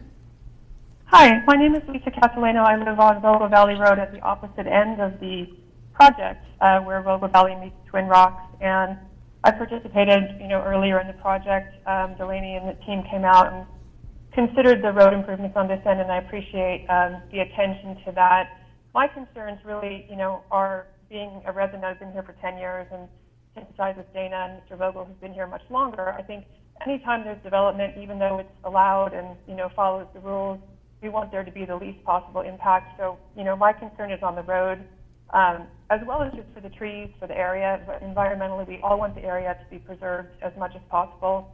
My feeling, knowing these 2 lots, because I'm, spent a lot of time out on the trails and in the area as well, is that if this property is developed the way it is with the road on the south side, then those backyards of these 3 new homes are potentially going to face the driveway on the other lot that Mr. Vogel owns, depending on what he does with it in the future. If the roads were in between the 2 lots, it provides access for both of the undeveloped lots to share access, therefore avoiding the headlights and all the other issues and the backyard dilemma, and potentially, preserving some of those better trees. So, my, request is I think we should go look at the trees. I think we should go look at the sort of good neighbor aspect of it. And if Mr. Lyon is willing to pay the additional cost to move the road to the north side, as he said he was for a potential sewer, then, you know, why shouldn't that be encouraged? I want everyone on the street to get along as well as possible. I haven't experienced the animosity that Mrs. Wilson referenced. So that's my concern. I think also I'm just hoping that as this project goes forward in whatever way it's approved, that there is some requirement that we participate. So I have concerns that I've mentioned once in writing in terms of how will I be notified. You know, this is the front of my house is where the traffic is going to go by. At some point there's going to be paving. You know, I need to make sure that's happening at a time when my family can get in and out and those kinds of things. So I haven't heard in terms of, you know, when something like this happens on a road like this, a private road that we all share, how are the neighbors notified and informed, and how do we agree on project development that doesn't impact the existing residents? Thank you for your comments. All right, any other public comment? And, all right, we'll go ahead and close the public hearing and bring it back to our board. Delaney, were there any questions that were brought up that you need to answer? Hi. I just wanted to reiterate from Mr. Vogel's comments, the EVA easement is gated and locked, so we are not granting any access from the Warren Court, the Hidden Creek Estate subdivision, to this project site. This project is legally accessed from Vogel Valley Road, and that's going to remain with the approval. Additionally, the comment that we just heard regarding when improvements start occurring, during our improvement plan phases, when we're doing those offsite improvements like the encroachment improvement and widening of Vogel Valley Road, there will be, you know, traffic routed to avoid the paved area, and that stuff is temporary in nature once that's constructed. But during the time it's being constructed, they do have traffic in place to help folks access their homes. So just to reassure that. Okay, thank you. Supervisor Euler? Yeah, quick question. So this is an RA zoning? Correct. So RA B40. Okay. So the folks living on those lots potentially could have livestock horses? Correct. Okay. In the RA zoning, the rear yard setback for a barn is, I believe, 10 feet? Yes, on a parcel under an acre, that would be correct. Okay. So if we put the road on the north side, the backyards you could have, as the woman expressed, she bought this as equestrian property. The subdivision right next door, Hidden Valley, is equestrian property. A lot of people in Vogel Valley purchased it as equestrian because of the immediate access to the lake trails, all the rest. You could have 3 barns within 10 feet of the fence line of the neighbor who doesn't want a driveway there. That's correct. For the life of me, I don't understand how the impact to him is greater by having the road on the south than if the road were on the north. Knowing the kinds of activities that take place in backyards, having grown up in this neighborhood, I would much prefer to have somebody's driveway adjacent to my backyard than to have 3 separate backyards backing up to my backyard. I don't understand it, having lived it myself personally. So if there aren't other, I'm prepared to move forward with the motion. I guess I just have one question. Well, I mean, the applicant, right, owns the property, right, and had basically the choice as to where to put that road. I mean, I certainly hear the arguments of moving it north, and it could certainly benefit the property to the north of that.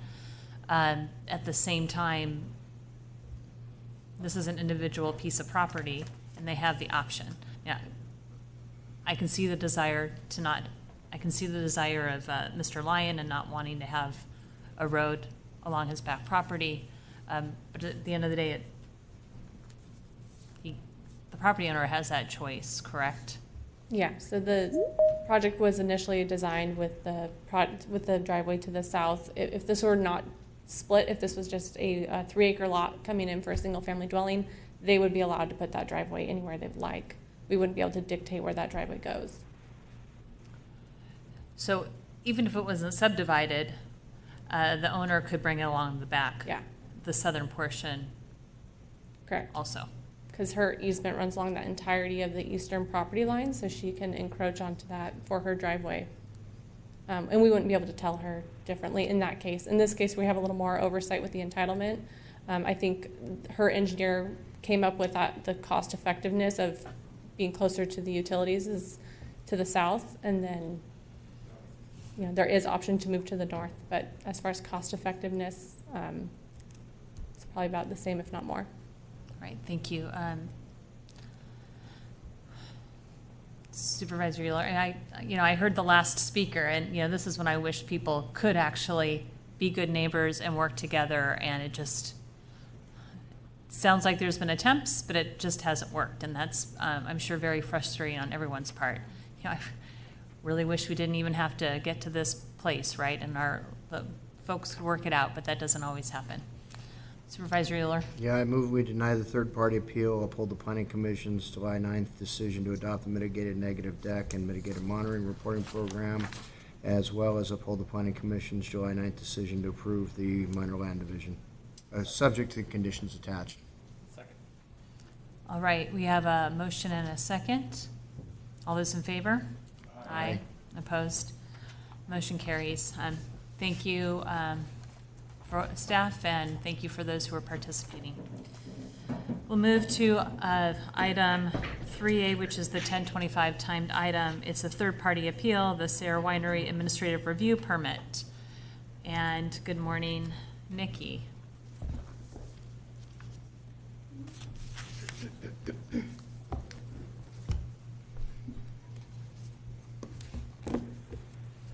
Good morning, Madam Chair, members of the board. Nikki Striegan, Planning Services Division, here today to present a third-party appeal for the Sarah Winery Administrative Review Permit, which is a small winery and tasting room in the community of Granite Bay. Before you is the project location, so you can see the project site shown in red outline. It's located on Cavett-Stallman Road, about 0.65 miles west of the Auburn-Folsom Road intersection. It's immediately west of Laird Road, east of Barton Road, and the project site itself is almost 80 acres. It includes 20 acres of existing vineyard, one of the largest in Placer County, 10 acres of olive trees, a barn, and a 1,200 square foot caretaker residence. The zoning for the site is residential agricultural, combining 4.6 acre minimum. Its land use designation in the Granite Bay Community Plan is rural estate, 4.6 to 20 acres. And surrounding land uses, as you can see, are rural residential, with all adjacent land uses zoned residential agricultural. So here are some site photos. You can see a pond on the property, some of the vineyards that have been planted, and some of the oak trees that are interspersed throughout the vineyard. This is a site plan at the 80-acre extent. So again, you can see some of the existing site improvements. There's a patchwork of vineyards throughout the property, as well as some other features on the site. There's a solar-mounted array south of a caretaker residence. There's a gated driveway to the southeast, and so that starts in this corner and terminates in the northwest of the property at a barn. There's also an improved driveway that's shown in the dark black, and that was a driveway that was constructed under a prior grading permit. This is the access that the public would use for the winery, which is shown here at the south end of the site. The site is fenced. It has frontage that's been extensively landscaped, and then you can see some creeks that are in the dashed lines on the property as well. This is zoomed in on the actual site, so you can see the winery here on the left side of your screen. There's the parking on the right side with a rotunda. There's a access road to the back side of the facility, which is for employee parking.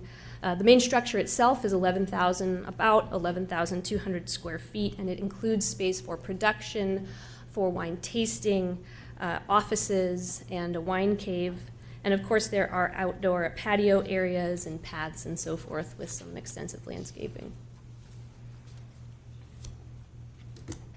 So as I mentioned, the proposal is for an administrative review permit. It's to operate a small winery, which is a winery that makes less than 20,000 cases of wine per year, as well as a tasting room. The proposal actually includes less than 20,000 cases of wine and operates 5 days a week with hours from 10 to 6, with a couple of nuances there that we'll talk about as far as operation or limited operation. The proposal also includes the sale of olive oil from olive trees grown on the property, as well as 6 events annually. That is for winemaker dinners, pickup parties, and that kind of thing, but a limit of 6 per year. The facility, as I mentioned, is 11,200 square feet. That includes a 4,300 square foot grape processing facility, 4,600 square feet of tasting room, and 2,300 square feet of wine cave. And I had mentioned the patio area, that's about 6,200 square feet. The operations are scaled and limited. So the tasting room, while open from Wednesday through Sunday, which is pretty standard of a lot of our wineries, it is open by appointment only from 10 a.m. to 2 p.m. and open to the public from 2 to 6 p.m. The total number of guests per day is 203, and that is a limitation set by their septic system capacity. There are 6 promotional events per year with a maximum attendance of 102 people, and the hours of operation for promotional events are Sunday through Thursday 10 to 8 and Friday through Saturday 10 to 10. This item was heard by the zoning administrator on April 16th of this year, where it was referred to the Planning Commission and heard on May 28th of this year. The Planning Commission took action to unanimously approve the administrative review permit, and the items above are some of the issues that have been raised in those hearings and in some correspondence. They include the use being misconstrued as an ag event center, the uses or the administrative review permit's independent utility from the winery and farm brewery zoning text amendment, the project's analysis under the winery and farm brewery EIR, traffic on private roads, traffic safety, the inclusion of a VMT analysis, event hours, project-related runoff, and that's related to hydrology and water runoff, concern for grading that was occurring related to agricultural in fall of last year, compatibility with the neighborhood, and of course, monitoring and enforcement. But in light of addressing those issues in staff reports and through our Planning Commission's deliberations, there was an appeal filed for this item, and we'll go through those points in the next couple of slides. Those are also addressed in the staff report, and we'll talk about some of those as part of this presentation. So the points that the appellant raises are as follows. The appellant raises the analysis of cumulative impacts as related to the winery and farm brewery zoning text amendment, including in accordance with CEQA guidelines section 15378A and C, which defines a project under CEQA. The appellant also raises the lack of analysis within the winery and farm breweries ETA EIR, and why it was not included if entitlements were modified. It also raises traffic safety, including turning movements on, to, and off of Cabot-Stallman Road. The use of private roads were raised, the failure to address VMT and potential increase in relation to the adoption of the winery and farm brewery zoning text amendment. Clarification of how the septic system design limits events to 6 times per year and how the change in a project would affect that design, or project description would affect that design, as well as clarification of parking limitations, an explanation of how the project is inconsistent with the home occupation land use, why road improvements for bikes, horses, pedestrians are not required in accordance with the Granite Bay Community Plan, why the M&D, in light of some modifications to the project and conditions of approval, does not need to be revised. A request in the appeal is made to disallow outdoor amplified music and assign an appropriate buffer to neighboring properties. as well as concern regarding traffic impacts and proper mitigation along Douglas Boulevard, and also raises a potential violation of the Williamson Act Code Section 51250B for structures exceeding 2,500 square feet. So we'll take a couple of these, or rather most of these, that haven't otherwise been addressed by our commission one by one. Excuse me here. So one of the points from the appeal is related to this project's independent utility or independence from the winery and farm brewery zoning text amendment. These are in fact separate projects with separate proponents. The project before you today is implemented independently from the winery and farm brewery zoning text amendment, and in fact continues to be reviewed under the limitations of the 2008 ordinance with a maximum of 6 events. The winery and farm brewery zoning text amendment framework for analysis, it did focus on a specific geographic area based on a number of things, but mainly zoning, where events could occur by right. However, on this property, no winery uses, either production or a tasting room or events are afforded by right because of its zone district. And we'll take a look at a map in the next slide. For CEQA purposes, and the appeal raises, well, why wasn't it analyzed if the entitlement was expanded? For CEQA purposes, it is speculative to make that assumption, and so it was not required to be analyzed. The additional events weren't required to be analyzed in either our mitigated negative declaration or the winery and farm brewery zoning text amendment EIR. So here's that map I mentioned.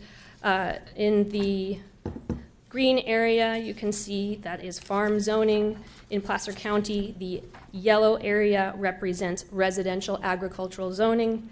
The proposed Sarah Winery is located at the Black Star on a property zoned residential agricultural. And as I mentioned, the winery and farm brewery zoning text amendment only afforded events by right to properties that are located within that green area. The subject property and much of Granite Bay is actually in the yellow area, so that's zoned residential agricultural. And as again, as was mentioned, under both the current and proposed ordinance, or rather the 2008 ordinance and the recently adopted ordinance, any winery and a tasting room in this yellow area, so in the residential agricultural zone district, requires discretionary approval, and it needs to be noticed and evaluated under the California Environmental Quality Act. Another point here related to traffic and circulation. There was a traffic impact study prepared for the project dated September 5th of 2019, and it analyzed traffic generated from the winery. The study indicated that the proposed winery would not result in unacceptable level of service at the intersections near the site. The report also analyzed the estimated number of trips that were generated by the proposed winery as compared to trips generated by generated if the parcel was otherwise converted to residential use under the existing zoning. So if the 80-acre property was subdivided into lots according to its 4.6-acre minimum zoning, that would result in 17 homes, and that is how the analysis was done. So the winery is actually expected to generate less traffic than 17 homes based on the study of other wineries in the county, which generate significantly less traffic on a typical day. Additionally, the septic system capacity limits people and trips, so I mentioned that 203 person maximum. And then additionally, trip generation that was anticipated in the Granite Bay Community Plan was factored into the winery and farm brewery zoning text amendment, so those levels were included in that analysis. The appellant raises the issue regarding safety on Cabot-Stallman Road as well as private roads. The access driveway to the winery and the tasting room are acceptable in accordance with engineering standards for safety. Site distance requirements and acceleration and deceleration tapers for Sarah Winery satisfy those standards. I'll make a clarification here for the record. The access was designed to meet a 40 mile per hour design speed, but it does meet stopping distance for 50 miles per hour. So there are 440 feet of site distance provided, and that exceeds the 430 foot minimum. Let's see. Additionally, some comments have been raised pertaining to increased traffic along nearby roads, and so there is a quick Google directions analysis with some figures in your staff report that shows that the private roads don't represent faster drive times or shorter distance to the facility, and therefore it's not anticipated that cut-through traffic will occur.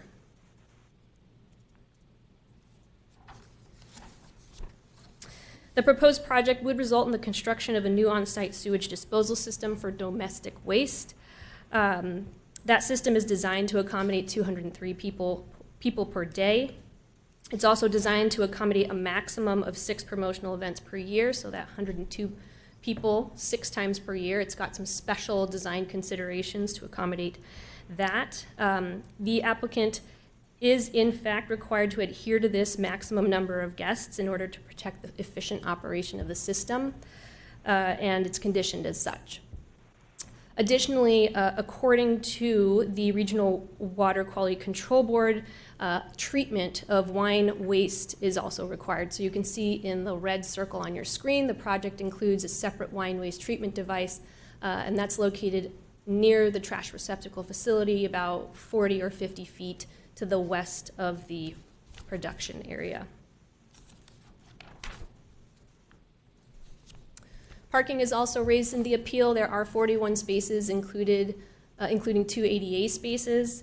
The appellant raises the idea of event sizes being, event sizes being limited on the days that day-to-day tasting is happening, and that there is truth in that. Event size is limited by the parking spaces available on site. There are 41 spaces, as I mentioned, and they would need to make those accommodations if an event took place during normal tasting hours.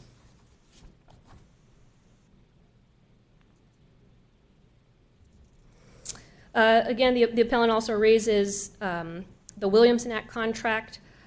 So they cite a Senate bill which points to Government Code Section 51250. That section applies to development of incompatible uses on lands with Williamson Act contracts, and those are uses like subdivisions and commercial or industrial buildings that aren't otherwise associated with agricultural operations. This use is associated with an agricultural operation.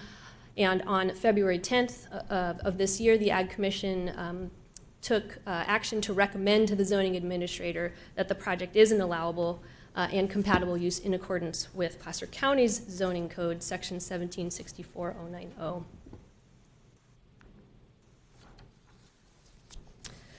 The appellant also requests that no outdoor amplified music be allowed, or a greater buffer from neighboring residences. And so you can see an exhibit to the right of your screen showing some of the distances to property lines in relation to the facility.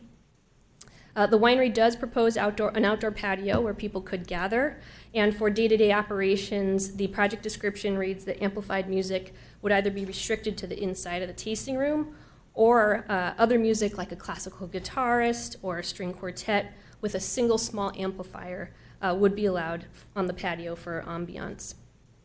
So there are mitigation measures, conditions of approval that are proposed to reduce noise, and those are to limit amplified sound equipment to a standard household electrical current device, also to prohibit outdoor amplified music after 6 p.m., as well as to limit indoor amplified sound to occur only if the doors to outdoor areas are closed. And then finally, any outdoor amplified music associated with the 6 promotional events would be subject to the Placer County noise ordinance.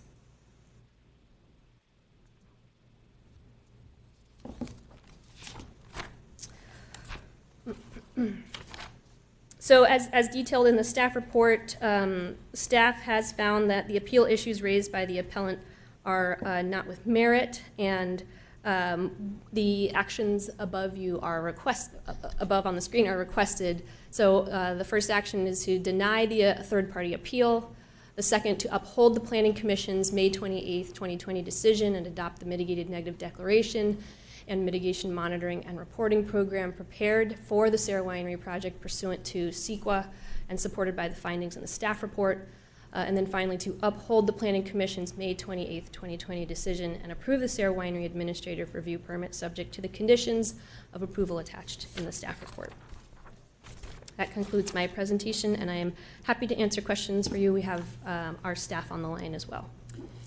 Thank you very much, Nikki. Appreciate it. Looks like we have a couple of questions. Supervisor Holmes. Thank you for your presentation, Nikki. That was very good. So this property is zoned and would allow up to 17 single-family homes on that property. Is that correct? That's correct. That's what's anticipated in the Granite Bay Community Plan. I was out there and toured the property. It's a very beautiful piece of property. I'd rather see this type of use than 17 homes out there, and I'm sure there's a lot of other folks that live in that area would as well. So that's just my comment. Thank you, Supervisor Gustafson, and then Euler. Sure. I also visited the property, and it is quite a beautiful piece of property, and I would tend to agree, but I want to make sure our traffic assumptions and the way we did the traffic study is what we would typically do for other properties. In other words, looking at the current zoning and the maximum potential build-out versus this project. Is that typical of how we would review traffic for other projects? So, and now I may have Katie Jackson step in here. She is an engineer with the Department of Public Works, but I'll take a crack at that question. You know, the Sayers really wanted to come knowing that there were traffic issues in the Granite Bay community, looking for ways to limit their operation. So one way of doing that was certainly to limit their hours to public tasting and appointment-only tasting.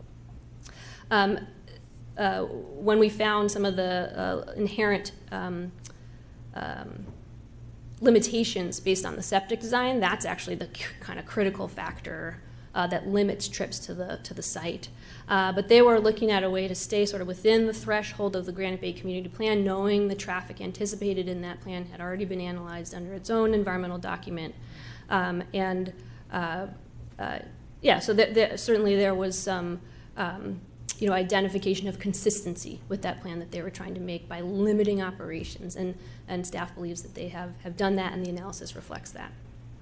Thank you. Well, I understood that part. I just wanted to make sure that typically how we look at the baseline assumptions, you said it's less traffic than if they were to build out 17 homes, which would be allowed in the current plan. And that's a typical way we would look at the value. Great. And then, great. I think that was my only question. Thank you. Thank you. Kirk? Well, then, tearing off of Supervisor Gustafson's comments, the other issue, of course, that we deal with is not just the overall volume of traffic, but your peak hour trips. And obviously, the winery and tasting room are not generating a whole lot of morning peak hour trips, not a whole lot of people on their way to wine tasting at 7 o'clock in the morning. Might be 6 o'clock in the evening, but they're typically looking at your tastings on evenings and weekends later in the week. So it's not just the total volume of traffic, but when you're generating the traffic, and this project definitely minimizes peak hour trips, especially with the activities being primarily focused around the weekend. The other traffic-related issue, I'm glad you clarified, because in our notes, it referenced a 50-mile-an-hour speed design. I do believe it's 40 miles an hour is the speed limit on Cabot-Stallman at that stretch. 40 miles per hour is the posted speed limit. Right. 50 mile per hour is the design speed. Right, right. When the improvement plans for that access were approved and constructed, the design speed was actually 40 miles per hour. And Michelle Lewis can probably speak to that some more, but okay. That's what I know. All I know is that the concern has been expressed about the as you travel to the east, or more importantly, traffic that is headed west on Cabot-Stallman Boulevard, cresting the hill, and then finding yourself in a situation where you have cars backed up onto Cabot-Stallman, something along those lines. Having driven it a couple of times, maybe in excess of the posted speed limit. I counted a full 10 seconds from the time I crested the hill to the time I reached the driveway at a speed that might be in excess of what was posted. So full 10 seconds of travel time in order to get there. So I'm comfortable that that issue has been addressed. Pardon me. The relationship of this particular project site to the appellant's house, can you identify for us, I know that we don't really have a zoomed in map, but can you identify where the appellant's house is on the map that we do have? I believe the appellant's house is in the northwestern corner. I'm sorry. Or I'm sorry, I don't know the. Not sure where you're pointing. Here we go.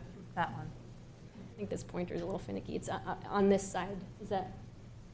It's actually right across from the winery. Down south? Okay. Down here? Okay. Okay. Closer to the boundary line. Okay. Okay. So as I'm looking at what I thought I was looking at on my satellite view, you identified you've got 400 feet to the property line. Having been on site, I will say having been on site well before this winery was ever contemplated, back when it was Ricky Ranch and Troop 121 used to go camping out here and hunt snipe in this area and all that fun stuff. I can tell you that is 400 feet of very heavily treed oak woodland between the winery location and that property line. And then it looks like you might have a little bit of room once you leave the property line before the house. But you mentioned that you could have up to 17 homes on the property. We're looking at a setback of 400 feet from this. If a single-family residence were built, what is the front, side, or rear yard setback, on a 4.6 acre parcel? Typically 50 front, 30 sides and rear, 30 feet. Okay. So we could have somebody's backyard with amplified music that the county has really no discretion over within 30 feet of the property line as opposed to 400 feet away. Okay. Thank you. I have just one quick question about the hours. So the hours that are proposed are limited hours. Can the applicant change those hours? What do they have to adhere to? In order to change those hours, they would have to revise their project description. We'd go back through a modification of the administrative review permit, analyze the impacts of that, whether they're traffic or what have you. And so it would require a modification of the administrative review permit.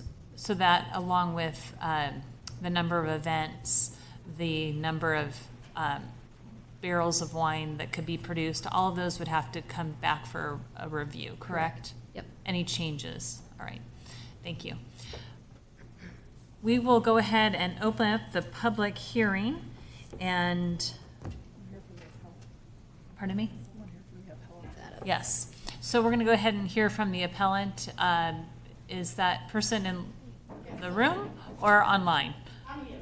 You are here, all right, good morning. Come on up, thank you. I have a can you state your name for the record, I'm please? sorry, this is Jackie Hoyt. Thank you, Jackie. I have a copy of some exhibits I'd like to provide you guys with. Thank you.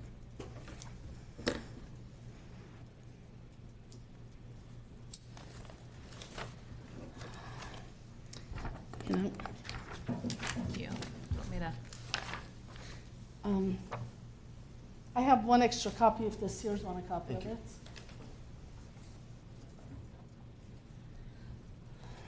Okay.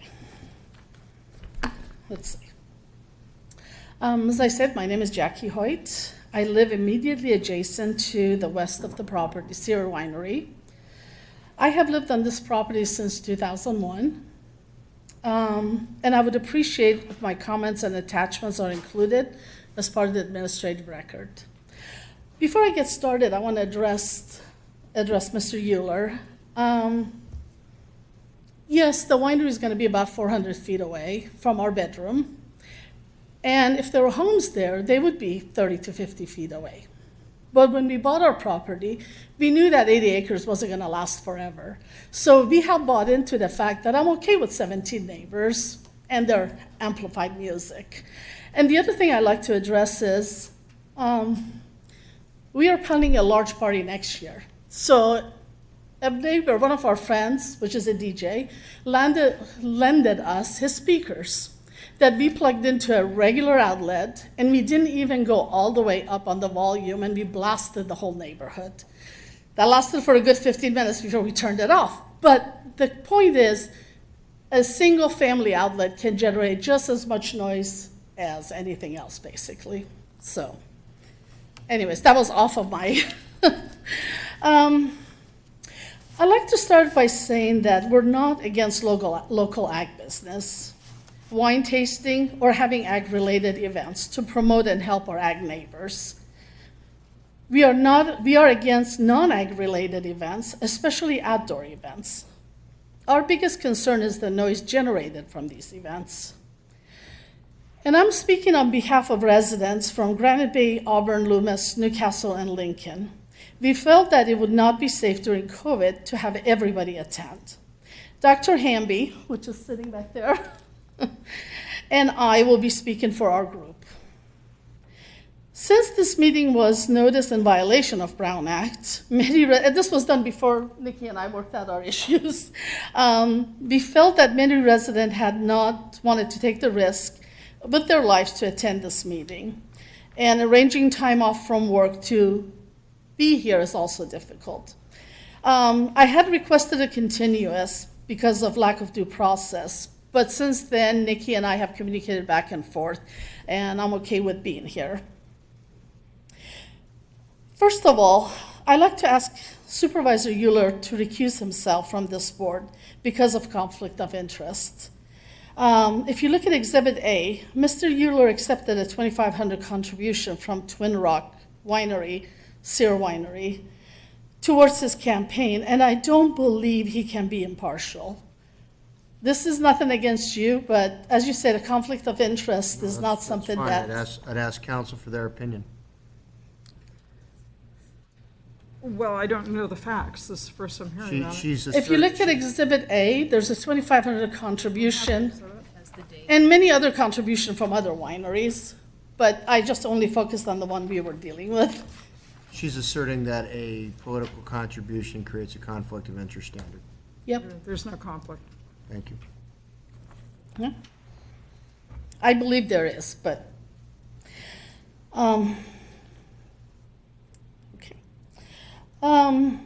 we were provided only 72 hours to read a 550-page staff report for a roughly 150-page MND.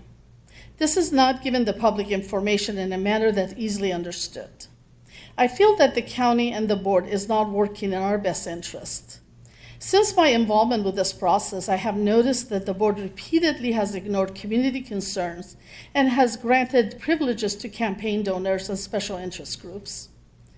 It's probably a moot point. This is not an accusation, but an observation of past hearings, appeals, high number of active CEQA lawsuits, and quick look at the major campaign donor list. As an active CEQA project with the Winery and Brewery Ordinance, ZTA, we ask again for the specific statute, ordinance, or authority that allows Sears to segment from the EIR. I have asked that question many times, haven't been able to get an answer yet that satisfies us. The staff report says it was analyzed, but we have 3 legal letters that said it was not. With a septic tank capable of handling 200 plus people per day, plus 6 events, that's a mistake here, of 100 per year, the SEER facility is capable of future expansion, allowing this active project to be withheld from the cumulative analysis is the definition of piecemeal planning. We appeal based on the negative impact this project will have on the quality of our lives and negative impact on the value of our property. We were not asked to be involved in notice of preparation for this project. This would have mitigated many of our issues to less than significant level. We ask for appropriate mitigation and environmental review as part of the project as a whole. We have tried on numerous occasions to mitigate some of these issues with Mrs. Sayre, but she has not been interested in working with us. Attached, please find the last text conversation, Exhibit B, between Mrs. Sears and myself. My goal was to resolve this among ourselves and not waste everybody's time. The other thing is that our road is not capable of handling additional traffic. I have attached the photo, Exhibit C, of Cabot-Stallman right next to the main entrance. The photo was taken from my car with the oncoming traffic, and you can see that the road is dangerous. There's no room for any cars to pass or get out of the way, not to mention the bicyclists that are on this road constantly. We have put together a reasonable list of items that will help quality of our lives and mitigate the issue which will result from living next to an event center. Even though Sayre Winery is only asking for 6 events a year, that can easily be changed to unlimited events. I'm basing the assumption on a septic tank designed for over 200 people and a 12,000 square foot, 11,200, I believe, or something, facility. So I made a list, and I'm hoping this list can actually be addressed, looked at, and seriously considered. I invite you guys to come and view our property and stand in my bedroom and see how close the winery will actually be. You have obviously looked at their property. I would love that. I would extend that invitation any time of the day to you or you guys to attend. So the list is to relocate the structure to the middle of the 80 acres to reduce the negative impact on all the neighbors. This way, it would be about 20 acres away from every neighbors, and we'll all be equally impacted.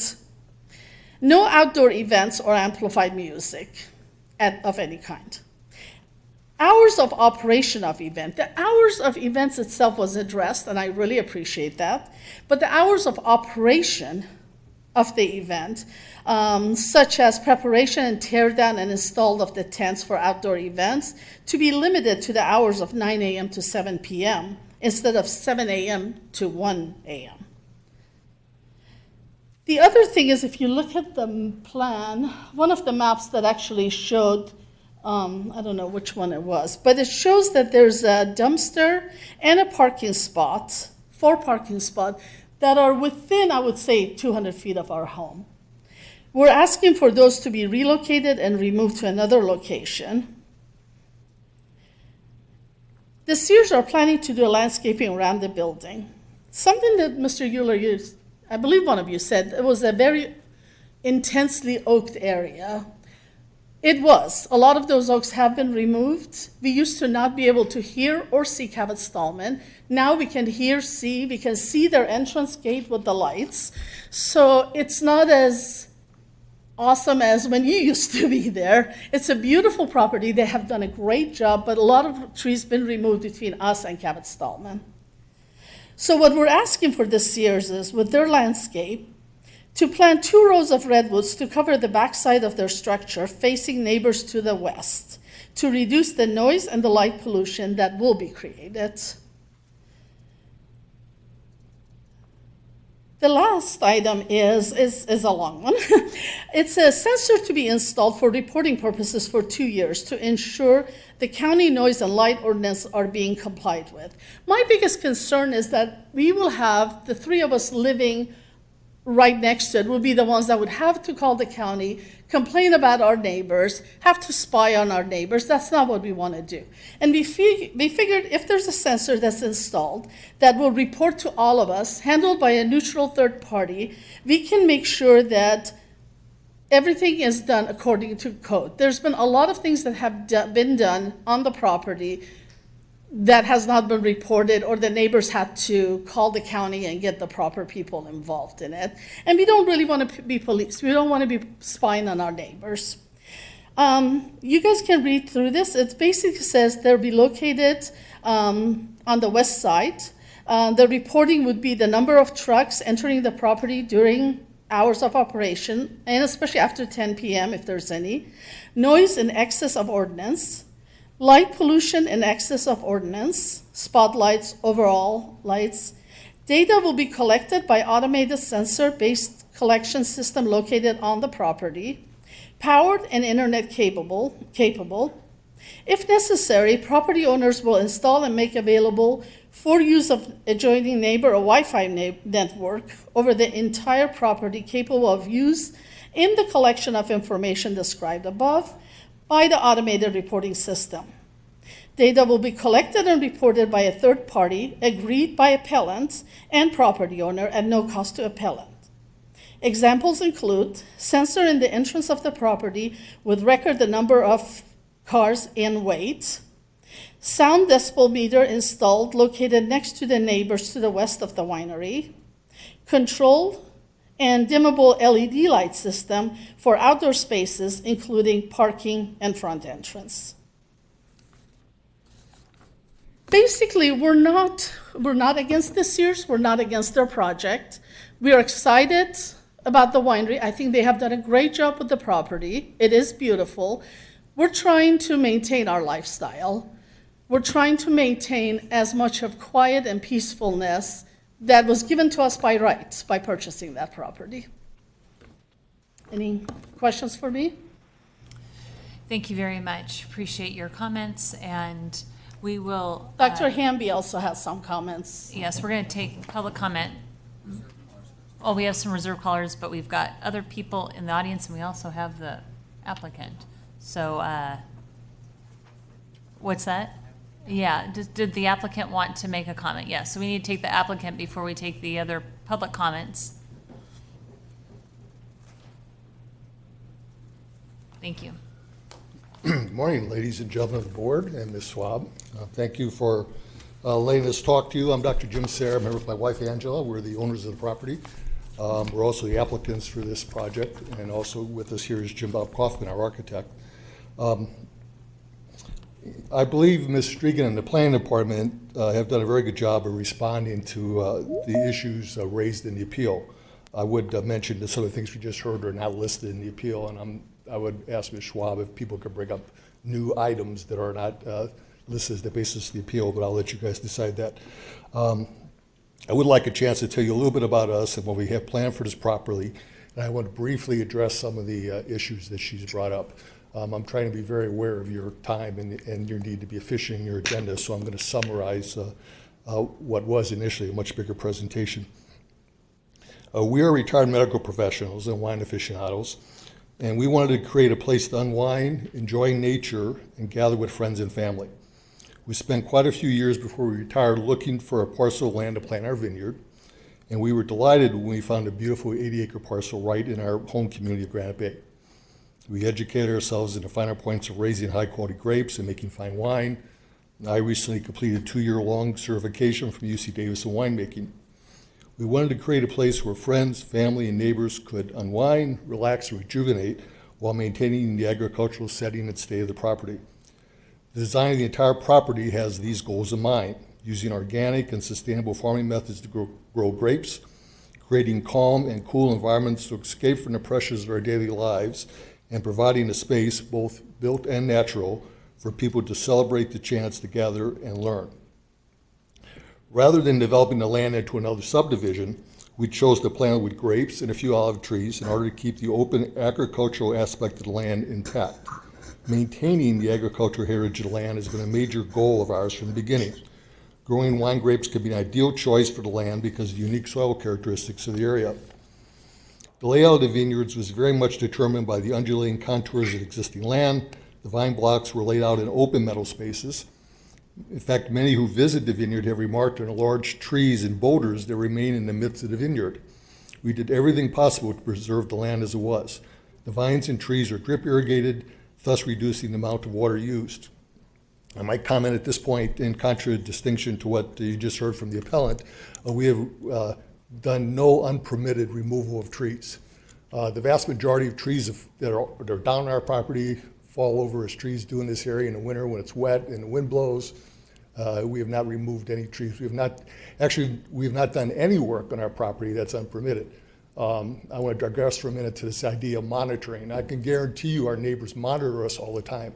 All these accusations of unpermitted activity are just that, they're accusations. They've been investigated and always found to be inaccurate. We have never done any violations of the ordinances, grading, water, any of those things, okay? I want to make that very clear, and that's part of our DNA for this project. We don't intend to violate any rules or regulations. The oak forests were preserved at all times when planting the grapes, and they provide both shaded and natural habitats for local wildlife as well as walking areas for visitors. The ponds that are on site were cleaned and improved with stone borders, but overall they have remained in their untouched state. And all the property maintains a very natural, calming environment. We have wetland areas that are downstream from the ponds. Those have been left fully intact. They're just exactly the way nature made them. The northernmost, approximately 20 acres, was fenced to protect a year-round creek and to provide drinking water for our Wagyu cows, our sheep, our poultry, and a surprising array of wild animals. The property maintains a very serene, calm, and natural environment. We've planted some 20 acres of grapes and about 10 acres of olive trees and are currently in our third year of production with 3 vintages of wine produced off-site and in storage, waiting for permission to build our tasting room. The design of the winery buildings is based on the idea that visitors gather in small groups to discover our wines. Multiple rooms connected to porches and covered patios provide areas for people to relax and savor the fruits of the land. Gardens surround the building, providing an organic transition from built to natural. The design of the buildings uses Mediterranean design elements with Spanish tile roofs, covered porches, divided light windows, and doors, arches, columns, etc. The idea is to give the impression of an Italian wine estate, meant perhaps to evoke a visit to Tuscany, and it maintains the upscale essence of Granite Bay. It's important to note that this winery is not intended to be a giant Napa Valley, Mondavi-style winery. This will be a family-owned winery, and it's our retirement project. It will operate more like a private club. From the beginning, we've been sensitive to our place in the community and have voluntarily limited the scope of our operations in order to keep a small footprint. Tasting room and winery is surrounded by a large area of open land and largely screened by much forested area. We believe a winery is more than wines and vines, as a place for both peaceful contemplation and spirited celebration. Now, briefly, I do want to address some of the specific claims, at least that were provided to us in advance. I know the board is now well aware of these points, but I feel it's important for these things to be reiterated in this public forum. First, much of the written appeal deals with the adequacy of the county's analysis of the winery and farm brewery zoning text amendment. The ordinance does not apply to this project, and thus it has no bearing. Second, traffic. As mentioned, an extensive traffic study forecasts much less traffic at this location and on Cabot-Stallman Road than were there to be 17 homes built here. And third, just to make it clear, I can't say this enough times, we are not planning an event center. Because we are not in the farm zone district, the proposed changes that come from the winery and farm brewery zoning text amendment, which allows more than the 6 events we're asking for, does not apply to us. This is not going to allow us to do more than 6 events. Our permit asks for 6 events. The ordinances allow us 6 events. We don't plan to do any more than 6 events.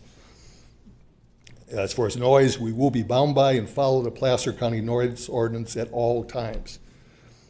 Whether we have a single amplifier music outside or not, we may not even have any music, but no matter what sound there is, we intend to be bound by the noise ordinance at all times. We intend we want to have the freedom that anyone else would have to create some noise that's within a noise ordinance without being monitored by our neighbors. The nearest property line to our winery and tasting room, as you can see from the map, is 400 feet, and that location is shielded by a small hill and fairly dense oak forest. The closest structure that can legally be used as a dwelling is at least 600 feet away. The bedroom that the appellant apparently refers to is, as far as I could tell, is in her pool house and not her house. The remaining property lines are much farther away than that 400 feet. As you can see from the presentation, one of our property lines is 2,000 feet away from where the winery is located. And as far as safety, our existing interest was previously constructed under a separate permit and fully meets all standards for design, safety, and sight and stopping distance. In summary, Twin Rocks Winery will be a positive addition to the Granite Bay community and to Placer County. This project proposes a use that's consistent with all rules, regulations, and ordinances, and integral to production of wine in a high-quality design while preserving the agricultural land, open space, and rural character of a rare 80-acre parcel in the middle of Granite Bay. Again, I thank you for your time, and we remain available if you have any further questions. Thank you, Mr. Sayre, appreciate it. Can I just ask you a brief question? Yes. So the location of the tasting room was located at that site on your parcel because of why? Because there's a pond there that will add to the ambiance.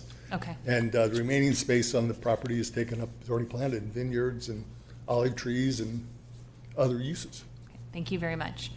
All right, go ahead, you can have a seat, and we'll continue with public comment. I know this gentleman is here, and then we've got people on the phone, but we'll have this gentleman come up first.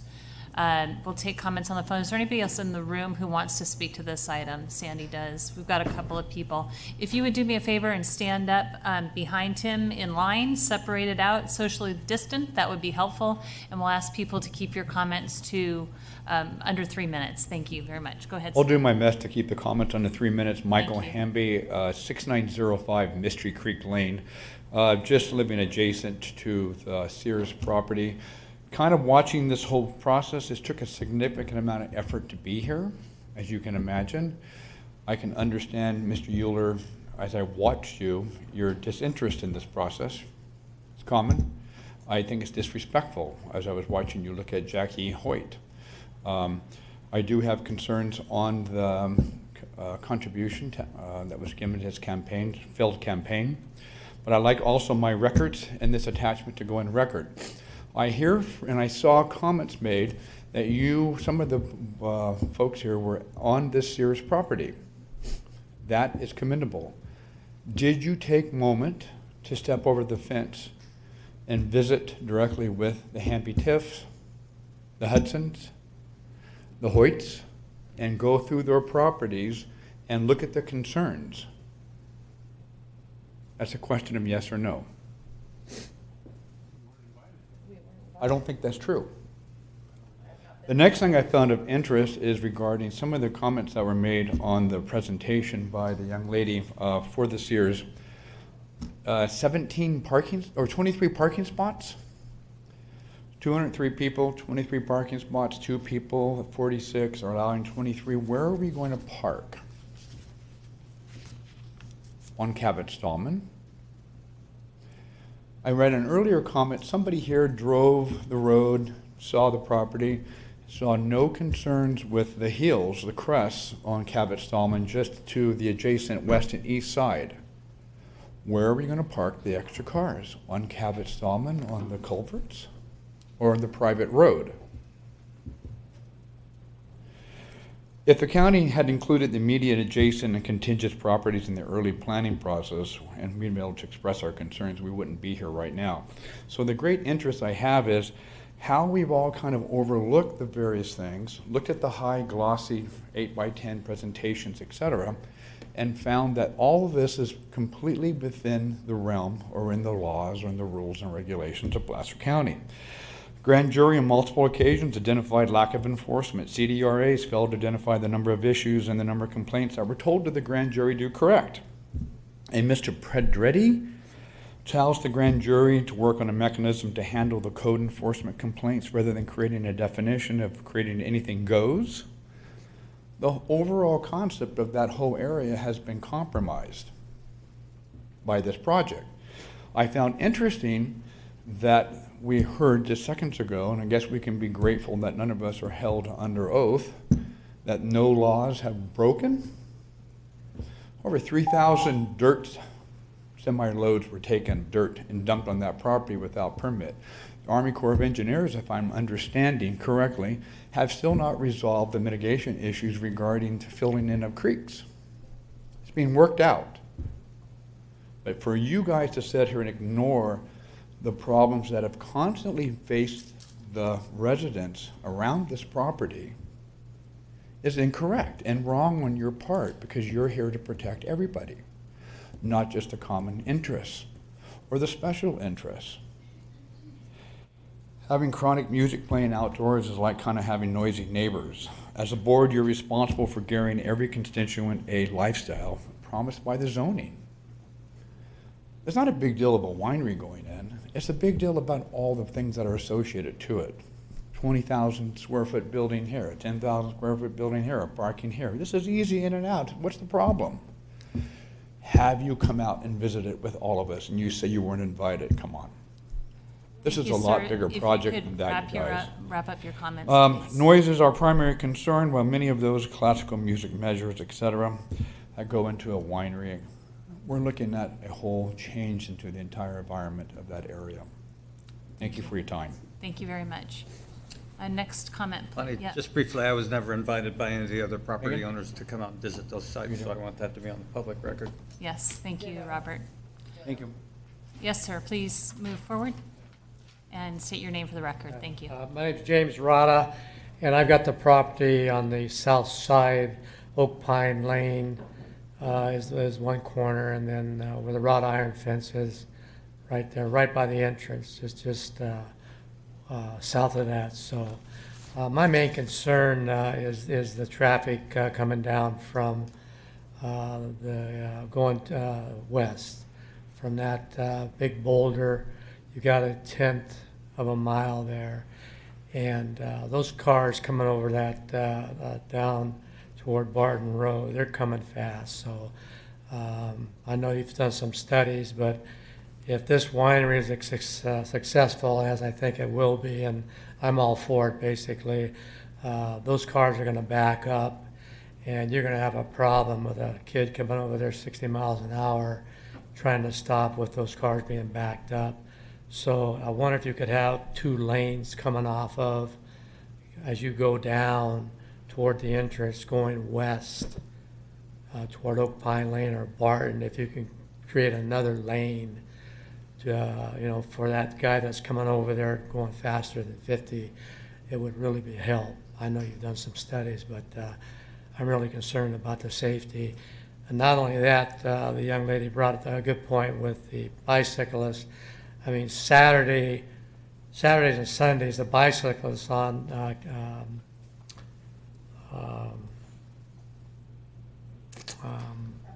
Cabot Stallman, or just the main boulevard. What the heck's what's the main boulevard going?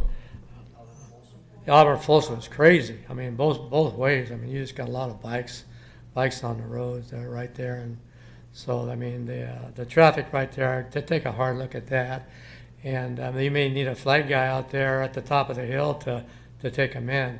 So anyway, that's all I have to say. I mean, it's I welcome the winery. It should be great for the community. Anyway.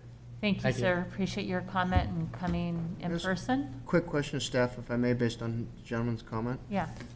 Is it anticipated that during the hours of operation, the gate is going to be open?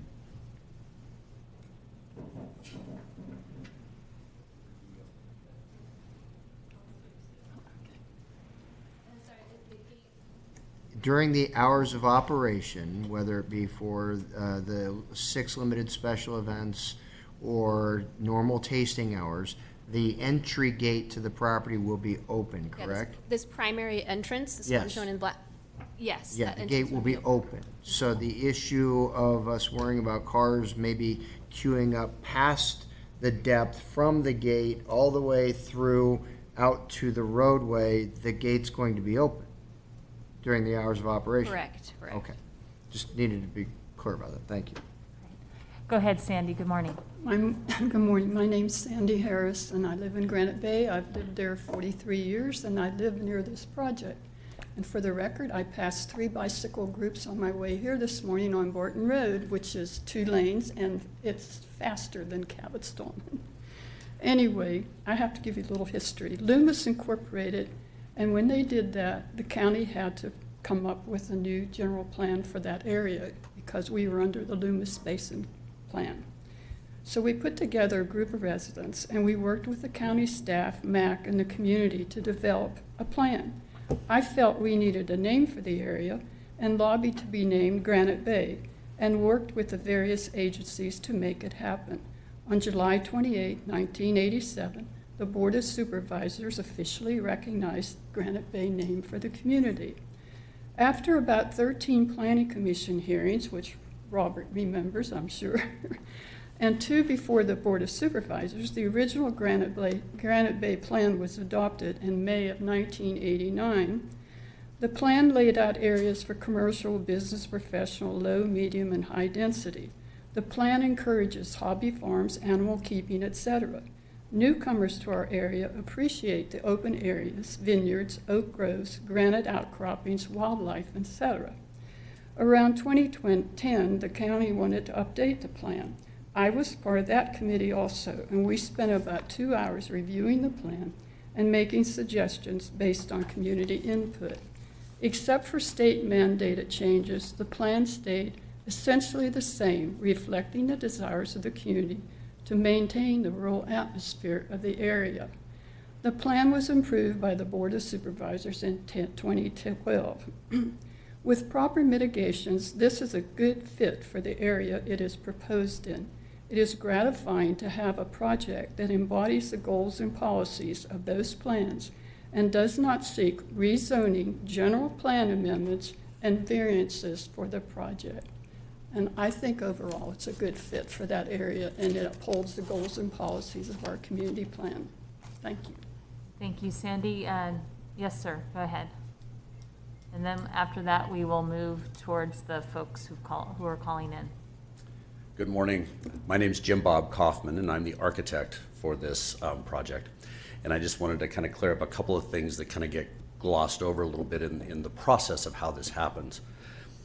Being an architect is a pretty exciting profession because we get to create things that people enjoy, environments that people enjoy. But the end product is the cherry. The hard work of it is figuring out how to get it before you. And that involves looking through thick binders of rules and regulations and ordinances and standards and other regulations that the county is going to require. And then it also involves coming and meeting with someone like Nikki, who then interprets what all of those are and tells us what we can and cannot do and what we can and cannot get passed before the planning authorities, as well as meeting with people from the building department who tell us what we can and cannot do in order to get it passed for the building department and the fire department and the health department and all of these other things. So what you're looking at on your screen here is 3.5 to 4 years of research and development and negotiation, and as Nikki would probably tell you, lots and lots and lots of questions on my part of how can we do this and why can't we do this, and are you sure that that's what you're going to ask us to do, and don't you realize that that's going to add time and money and effort for a project that is actually permitted on this piece of land with an administrative review permit only, and yet here we are in front of the Board of Supervisors. So when you hear comments from the community about are there enough parking spaces, is there enough turning radius, is there room on the property for what we're trying to do, were there considerations for subdivisions and other uses of the property? The answer is, of course there were, and all of the things that you're seeing and all of the designs and numbers and specifics of this project are based on what the county will allow us to do on this piece of property. So we're not asking for anything special. We're not asking for anything untoward. We're not asking for anything that we're not willing to do voluntarily in order to move this project forward. So I hope you'll keep that under consideration and recognize that everything that you're seeing today in front of you is by the book and has been negotiated and discussed with county authorities to make sure that everything is above board. Thank you very much. Thank you for your comments, and we'll move to our callers, please. Caller, please state your name for the record. Robert Dixon. Go ahead. I lived in Granite Bay for 20 years. I own a home on Auburn Folsom Road. I've known the property from Ricky Ranch when it was Ricky Ranch for 20 years. It's a wonderful piece of property. I think the winery would be an asset to Granite Bay. I think we need something like that. There's 2 other small wineries within 5 miles. I just think they've done a great job with the property. There's still hundreds of oak trees left. They got 2 beautiful ponds. I just think it would be an asset. I think Jim and Angela Scher are just good people, and they just want to have a nice little winery with some nice little events, and I think everybody could benefit from it. Thank you. Thank you for your call. Next caller, please. Okay, thank you very much. Good luck. Please transfer the caller in.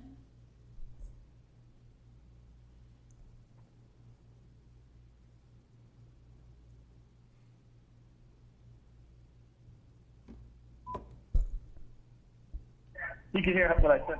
Good afternoon. Please state your name for the record. Yes, Scott Arpston. Go ahead. Yeah, my name is Scott Arpston.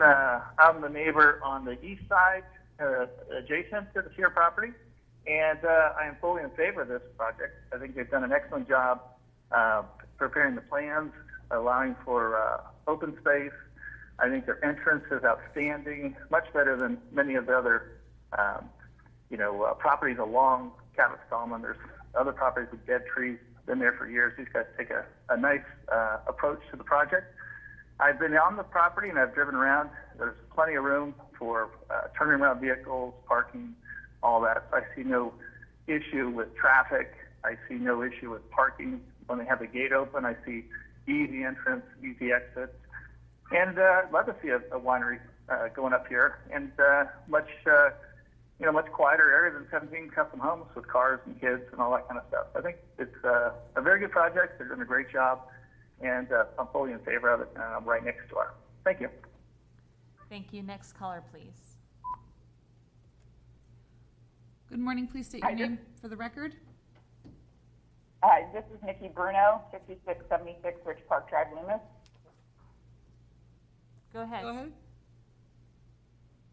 So we are in support, we're a fellow winery, and we are in support of Angela and Jim's project.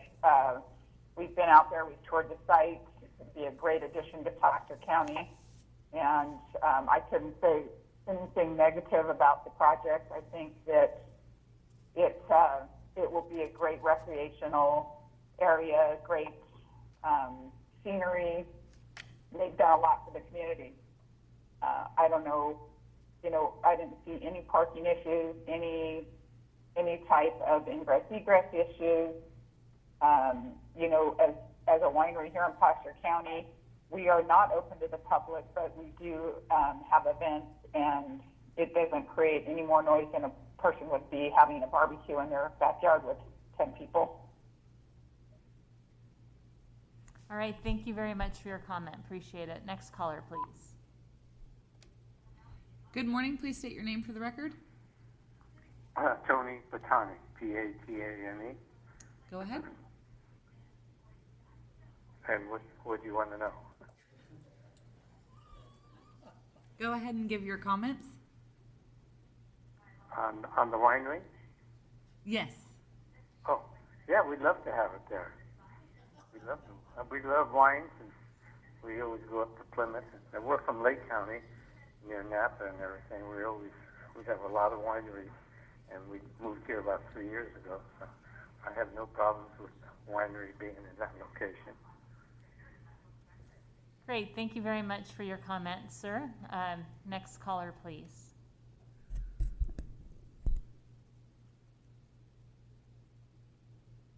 They're getting the caller queued up. These meetings are an exercise in patience.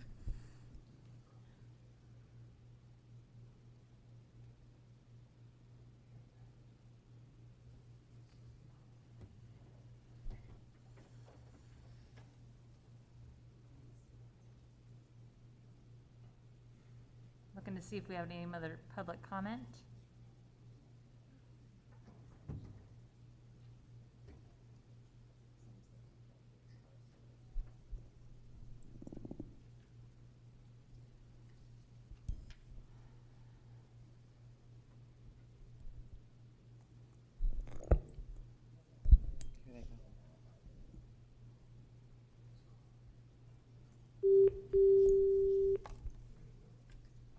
Good morning. Please state your name for the record. Hi, my name is Sherry. Go ahead. I've been listening to the entire administrative review, and I've heard a lot of false statements made from Mr. Sayre. We personally had our pond affected by the waters that come down from their pond into our pond. The trees have gone down, and the noise factor is a noise factor just with the traffic alone. I'm very concerned about the traffic factor. It does not seem that they've done the report up to par, because I've come over that hill on Cavett-Stallman where the rock is, and a dog was right by their driveway, and I could barely stop. So I can't imagine if there's cars backed up on that road that people will safely be able to stop not having vision over that hill. That's one of my big concerns. My other concern is noise, that pair are putting up the event center and putting up all the equipment, that can be extremely noisy. And I don't want to hear any noise outside of the hours. They promised that, so I guess proof will be in the pudding on that. But I'm also very concerned about drunk drivers, since it is a wine tasting. And I wanted to know if they had employees specifically for watching over that and making sure that everybody is of age, so that we don't have a drunk driving problem on Cavett-Stallman. All right. Thank you very much for your comment. Appreciate it. Any other callers? They're transferring them in now.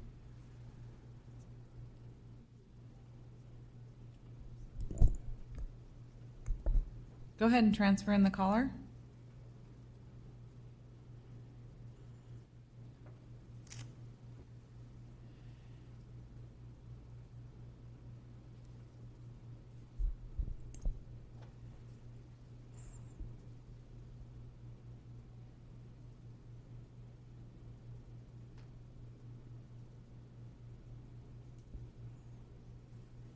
I like Zoom better.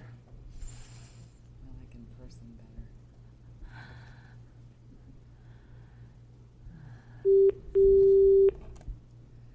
Good morning. Please state your name for the record. Nicole? Go ahead.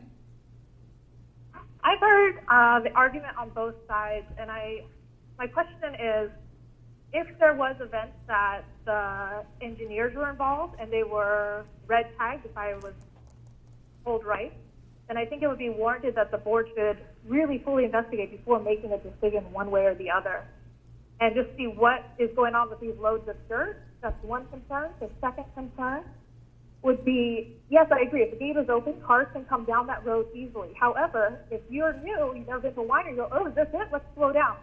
Hold on, is this the right address? Hold on. And they're going to be stopped.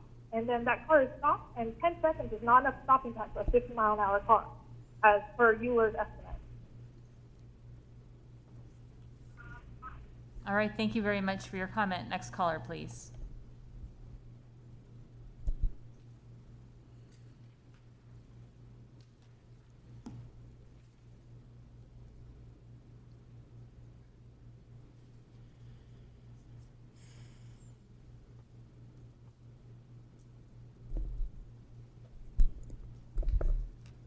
Please transfer the caller in.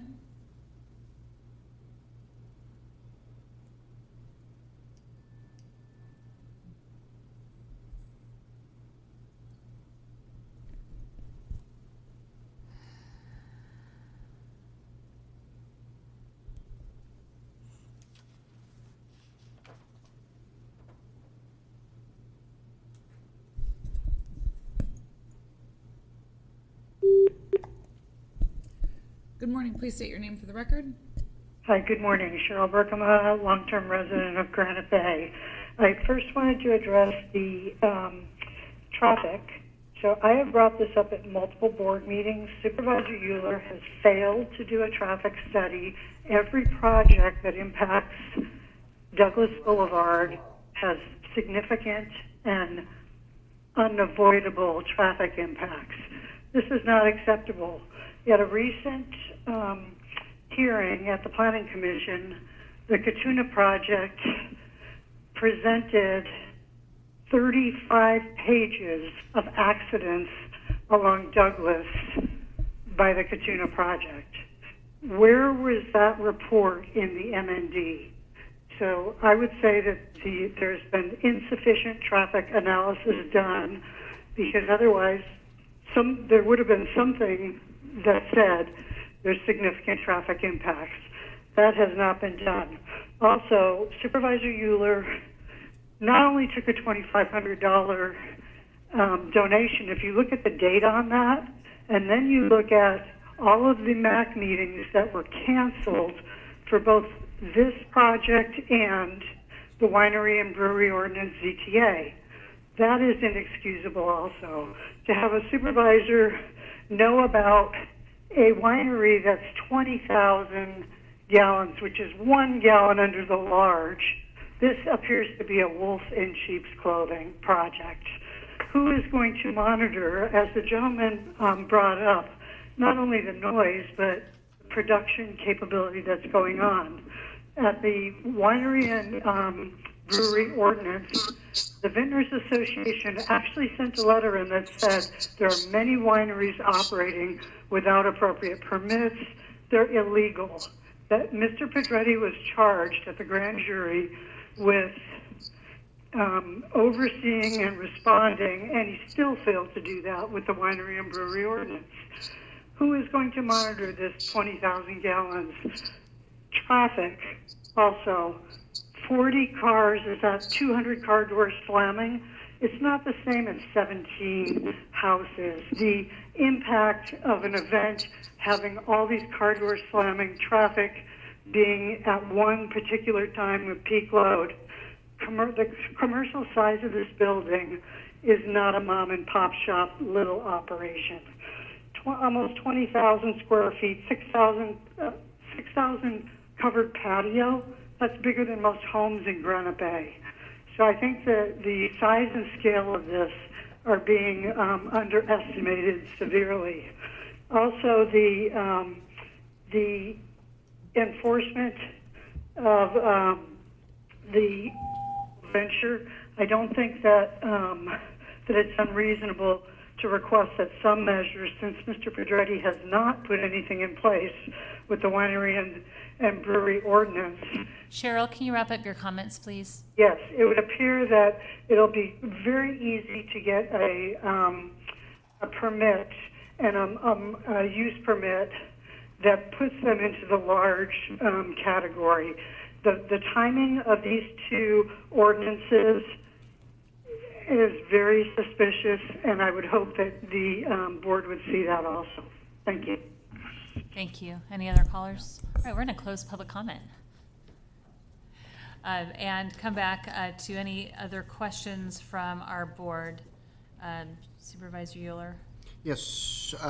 What is, do we know, I looked but I couldn't see, the distance from the driveway to the ridge as you travel to the east of on Cabot-Stallman? Do we know approximately what that distance is?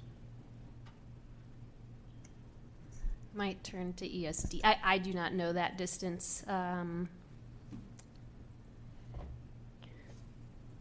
Nikki, this is Michelle with ESD. Great, perfect. Michelle Lewis is on the line from Engineering and Surveying. Excellent. And I can say that the stopping sight distance was minimum is 430 feet for 50 miles per hour, and they were able to get 440 feet.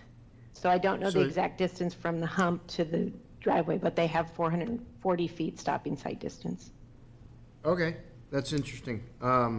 I just, one of the beauties of the internet, while we were talking here, looked, and according to this particular site, it says if you're traveling 80 miles an hour, you need 80 feet of thinking distance and then 320 feet of braking distance at 80 miles an hour. So that's 400 feet that they identify for you to recognize a threat and be able to stop at 80 miles an hour.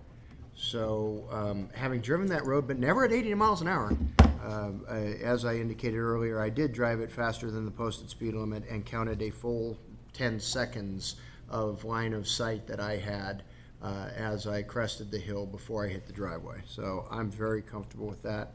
The other question I have, the gentleman unfortunately who left asked the question about where are we going to park. This is 80 acres. Yes. Do we have adequate space for on-site parking in the 80 acres? We do. There's actually 41 spaces, so it was mentioned incorrectly, but 41 spaces parked adequately. No parking is allowed on Cavett-Stallman. Okay. And then I will reserve editorial comment for later. Thank you. Thank you, Supervisor Gustafson. Yes, I wanted to go through Ms. Hoyt's letter and just ask a couple of questions. So the violation of the Brown Act, it sounded like she was satisfied. County Council, are we satisfied there was not any violation? Yeah, let me go through this. This project was duly noticed, was adequately noticed within the 72-hour, plus there was mail notice 10 days in advance. What Ms. Hoyt is pointing out is I think goes under the category of no good deed goes unpunished. She was offered a Teams link should she not want to attend in person. She interpreted that to be a new way of participating in this meeting that wasn't noticed 72 hours in advance. It was not that at all. This has been completely, I'm sorry, ma'am. completely in compliance with the Brown Act on noticing. Great, and we've been using Zoom and various techniques for the last 5 months to get people into the meetings, and actually I've had a lot of comments that more people are able to participate and listen in and communicate without having to drive here and participate in public, so that's been pretty effective for most others. It also said that they had to have a very short time to compose their thoughts on this, and the Planning Commission meeting following the 4 years of work and development on this project was May 28th. It was subsequent to that I was invited to the property to take a tour. I was not invited to any of the other properties and would have been happy to have gone to any of the others that were concerned had I been invited. But it was subsequent to that Planning Commission hearing, so we've had quite a few months of opportunity for that.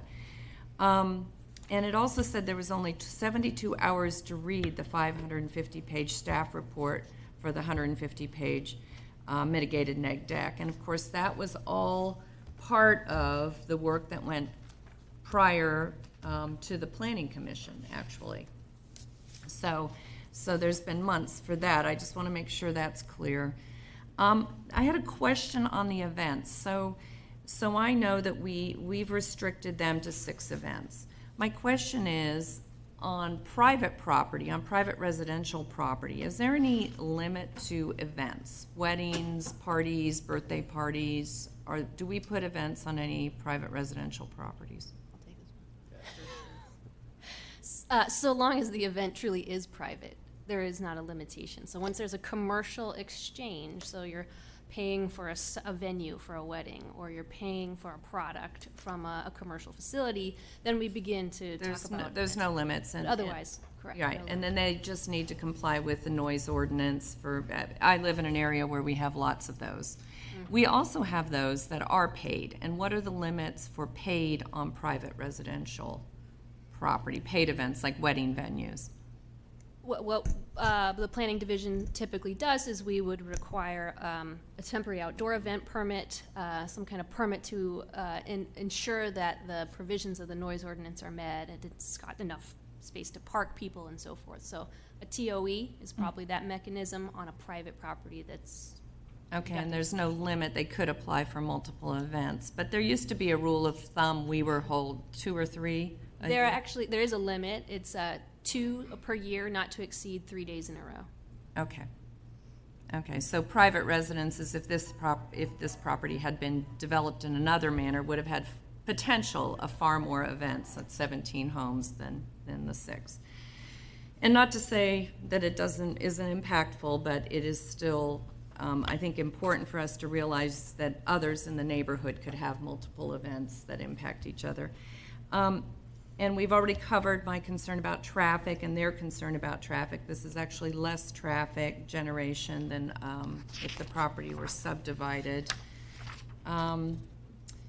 There's also a number of suggestions here relative to how to redesign a project. And, I think the challenge for us as Board of Supervisors is, people have a right to use their property with the setbacks that we provide and the design we provide. As long as they're within that, we don't tell you how to design your home, where to put your bedroom, where to put your living room, any more than we would tell these folks. But with that, of course, we want people to be good neighbors. There is landscaping proposed. I know for myself on my own property, I've had to landscape my own buffer because of my neighbors, and it's been my choice to add landscaping to avoid looking at some things I don't care to look at on their property, but that ended up on my end. And I think with the Sayers landscaping at their property, they certainly don't want their customers to have a negative view of their property any more than the others want to see that. And then I wanted to get to enforcement, my favorite topic of ours. So there were a number of suggestions about installing these sensors and how to deal with the noise.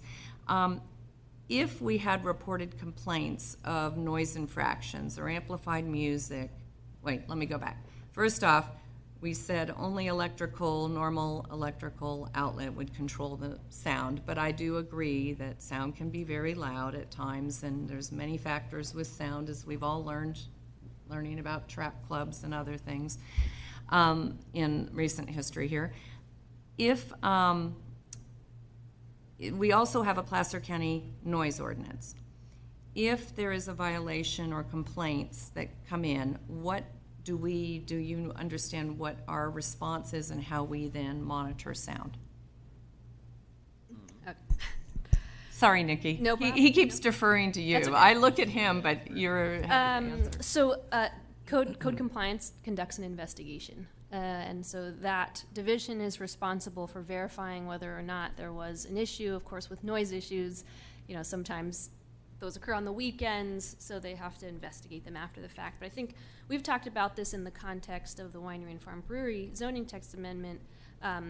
When we're proactive, working with property owners and their neighbors about what the parameters are, the system we believe works. And so that's absolutely a kind of a piece of the puzzle here that will go into play if there are code complaints related. Right, and they do have noise monitors. I know that code enforcement is trained on how to use those and go out and monitor if there is an issue. They do, yes. So we don't need to require installation of devices that may or may not work. We want our own independent sensors if there are issues, and hopefully those can be addressed very quickly. There was also allegations made by the one gentleman who left of illegal activity. Are we aware of any illegal activity or claims on this site against county ordinances? I don't know about other ordinances. Sure, yeah, I can speak to that too. In fall of 2019, there was a grading violation for bringing fill onto the property to do some agriculturally related activity. And I don't have the exact dates. Michelle Lewis may be able to speak to this if you would like those, but there was a stop work notice placed. Engineering and surveying investigated that grading violation. The ag commissioner was actually out on the property not too long after to verify if it was agriculturally related. And there's documentation in the Planning Commission staff report related to this, but it was identified that it was ag-related and therefore exempt from the grading ordinance. Okay, so it has been resolved. That is our understanding. Absolutely. Yes. Okay, and then finally, and there's also comments about lighting, but I do believe that's also relative to ordinances, that if there was an issue, code compliance could look into if there were complaints. And then I would finally ask County Council, was there anything else in Shoot Mahali's letter or any other concerns that you saw that we should be considering for the record? Concerns, no. First of all, the Shoot Mahali letter was a letter that was transmitted and for comments on the winery brewery ordinance, not particularly, unless I'm missing something, this particular item. What I would also point out too is the one issue that has come up as to whether this project should have been combined with the winery brewery ordinance. The case law, there is no, the appellant has asked for a code section. There is no code section. There is a definition of project. And what the courts have done is they've interpreted what's considered to be part of a project, in other words, an integral part of a project that cannot be segmented off. And what the courts have defined is that in this Banning Ranch case that was decided in 2012, that two projects may properly undergo separate environmental review if those projects have different proponents, serve different purposes, or can be implemented independently. As you'll remember, what Nikki pointed out is this project was processed under the 2008 ordinance. It has separate utility, that's what staff concluded, and therefore it was appropriate to do a separate mitigated negative declaration for this project. So I do not see any CEQA violations with this particular proposed project. The only other thing I would point out, just to finish the loop on this issue, is the issue of the campaign contribution. Government Code 84308 states that local officials must disqualify themselves from participating in procedures on licenses, permits, or other entitlements if they have received more than $250 of campaign contributions in the previous 12 months. The contribution that's been pointed out by the appellant was transmitted in June of 2019. It's beyond the 12 months. I'm not going to make any more comments about that, but it was not made to the property owners of this particular property. But I think that's irrelevant because the code doesn't apply given the time frame of that contribution. Other than that, we've gone over the Brown Act. There is no violation of the Brown Act.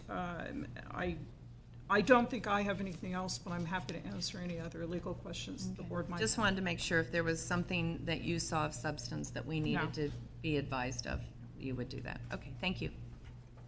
Thank you, Cindy. And actually, just a point, something to note out, and that is Placer Vineyards is not a vineyard. It's actually a very large land development in South Placer County in the Roseville area. So just a point of clarification. All right. I think we've had questions answered. Any other questions or discussion or a motion? So you had something, Supervisor Euler, sorry. Yeah, just two quick things. The question in regard to did we visit with the neighbors, I'm sure any member of this board, had they been invited, would have been happy to. I know that Sandy can attest to back in 1992, after I was elected to the Board of Supervisors the first time, the Granite Bay Community Association, which her dearly departed husband Carol was the president of at the time, invited me to come and speak with them, and I sat in front of 24 of the not friendliest people I've ever met, who then proceeded to tell me how I was going to act as county supervisor. So it was, I have a long history of meeting with people who I don't necessarily agree with, and along those lines, this notion that our board hears from time to time, that there is a correlation between contributions and votes. No, there's a correlation between votes and contributions. Planned Parenthood will not be giving to Jim Jordan anytime soon.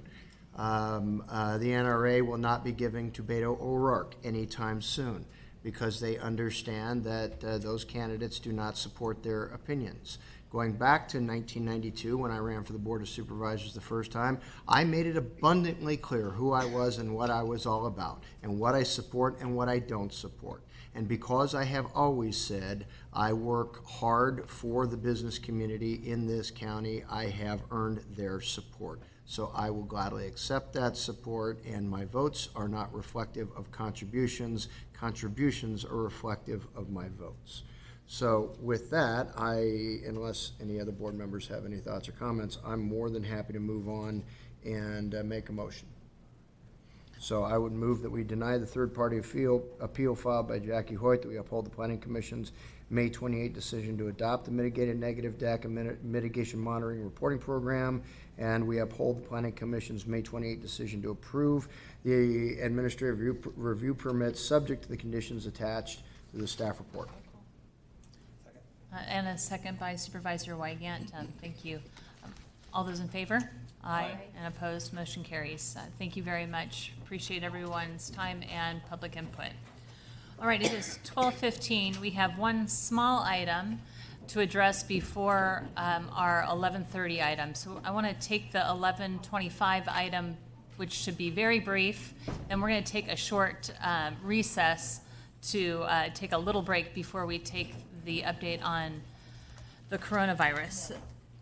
So with that, let's move to item 4A, which is the contest for continuance, appeal the Planning Commission's denial of a vesting tentative subdivision map, conditional use permit, variance, and administrative review permit for the Lakeside Redevelopment Project, formerly known as La Lima. And who do we have? I think we have Heather Beckman on the line, and if she's not, I can jump in. I am here. Can Great. you hear me or see me? Yes, thank you very much, Lori. Nice to see you. Okay. Hi, Heather? my name's Heather Beckman. Sorry, Heather. I can't see. That's okay. I'm a senior planner for Placer County up in the Tahoe. And you just went silent. Let's try that Can again. you hear? Yes. Can you hear me now? Yeah, go ahead, Heather. Okay, thank you. So as I was saying, today I'm seeking a 90-day continuance for the appeal, which is it's appealing the denial by the Planning Commission for the Lakeside Redevelopment Project. And so that project is a small mixed-use redevelopment project that's primarily residential, located in downtown Kings Beach area. The Planning Commission heard the project on May 28th and denied all of the entitlements, and the applicant then appealed the denial. Since the time of that Planning Commission hearing, the applicant has been working with staff on looking at possible redesign considerations for the project site. And with that in mind, they're asking for an additional 90-day continuance so they can continue with their efforts in working with us on a possible redesign. And the applicant is on the line, or should be on the line, Mr. David Buquillin, if you have any questions of him. Thank you, Heather. Appreciate it very much, and really do appreciate the fact that the applicant is willing to work with staff to look at some other options for this property. It looks like there are no questions from our board. Any public comment? No public comment. All right, so we'll bring it back to the board for any discussion or a motion. Well, I want to thank Mr. Buquillin and staff for trying to work on these issues that are so important to the community on what happens on this very important piece of property for the Kings Beach Town Center. So with that, I'd make a motion to continue this item. We have a motion and a second. All those in favor? Yes, second is Wygant. All those in favor? Aye. Aye. Opposed? Motion carries with Supervisor Holmes temporarily absent. Okay, it is 12:20. We have the 11:30 timed item, but we need a little bit of a break, at least I do. So 15 minutes, let's do a 15-minute break, and we will come back at 12:35 for our COVID update. Thank you, everyone.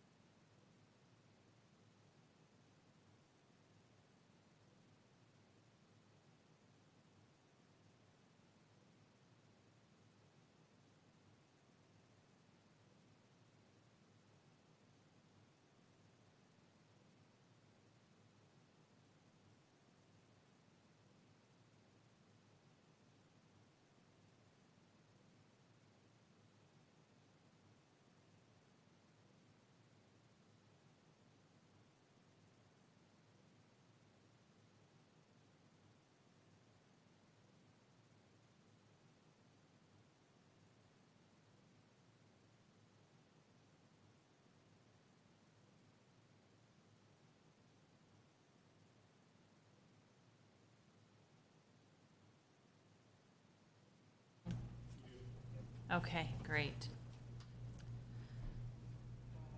All right, thank you, everyone. Welcome back, and we will move forward. Thanks for your patience. I know we're behind time, but we are going to take our COVID update, item 5A.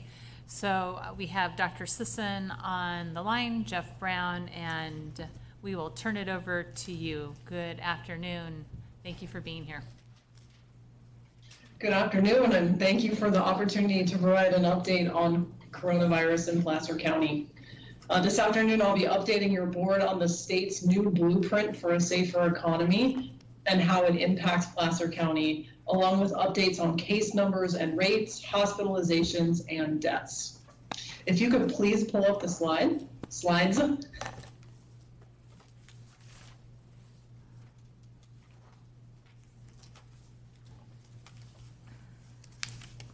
Thank you. Last Friday, the California Department of Public Health announced it was ending its monitoring list program and transitioning to a new blueprint to reduce COVID-19 in the state, effective yesterday.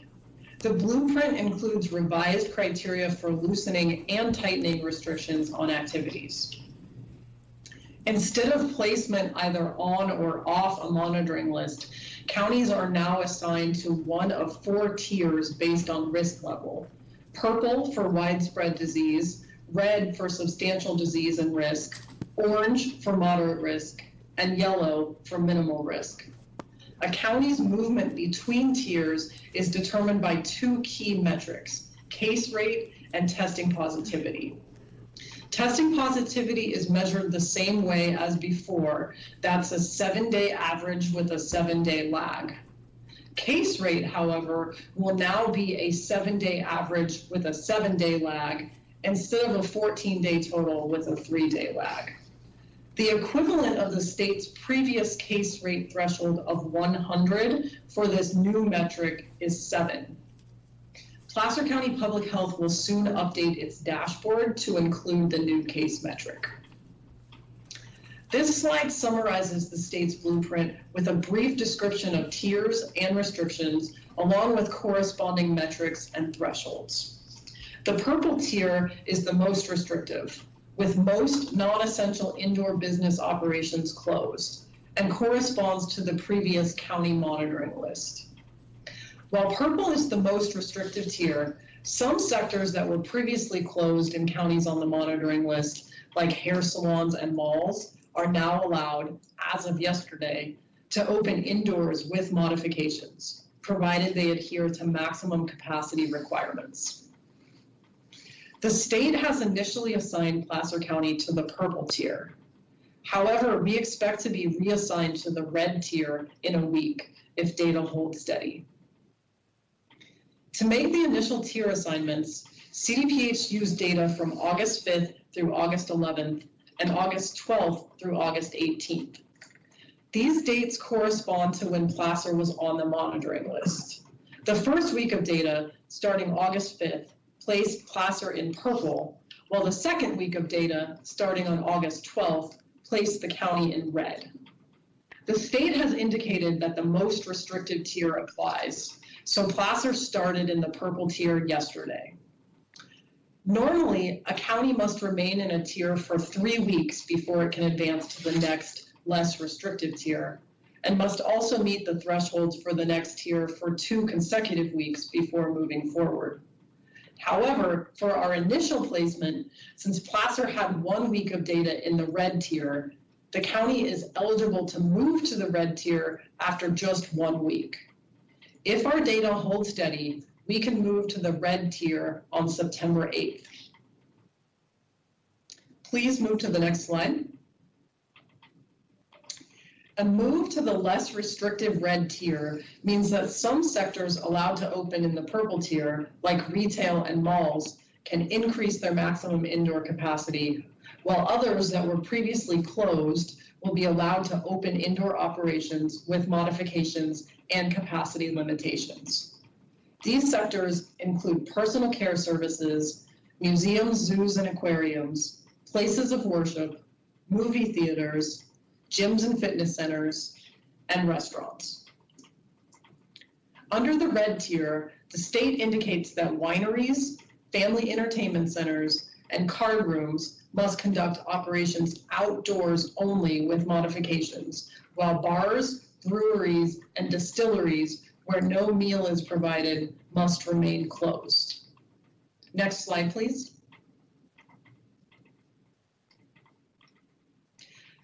Please see the state's dimmer framework, which is available at the link on the bottom of this slide for additional sector openings by tier.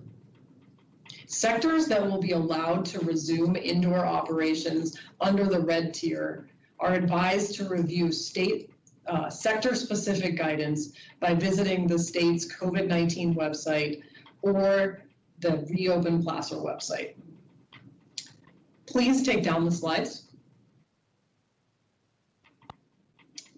Placer County's initial assignment to the purple tier has created confusion and concerns related to school reopening. The state blueprint indicates that a county must be in the red tier for 2 weeks before K-12 schools can reopen for in-person instruction. This would have meant that even though Placer County came off the monitoring list on August 19th and could have reopened schools today under the new blueprint, Placer County would have been unable to open schools until at least September 22nd. On Friday afternoon, shortly after the state's announcement launching the blueprint, I reached out to CDPH with my concerns and wrote a letter to the acting state public health officer explaining that Placer County was being penalized by the transition from one data monitoring system to another.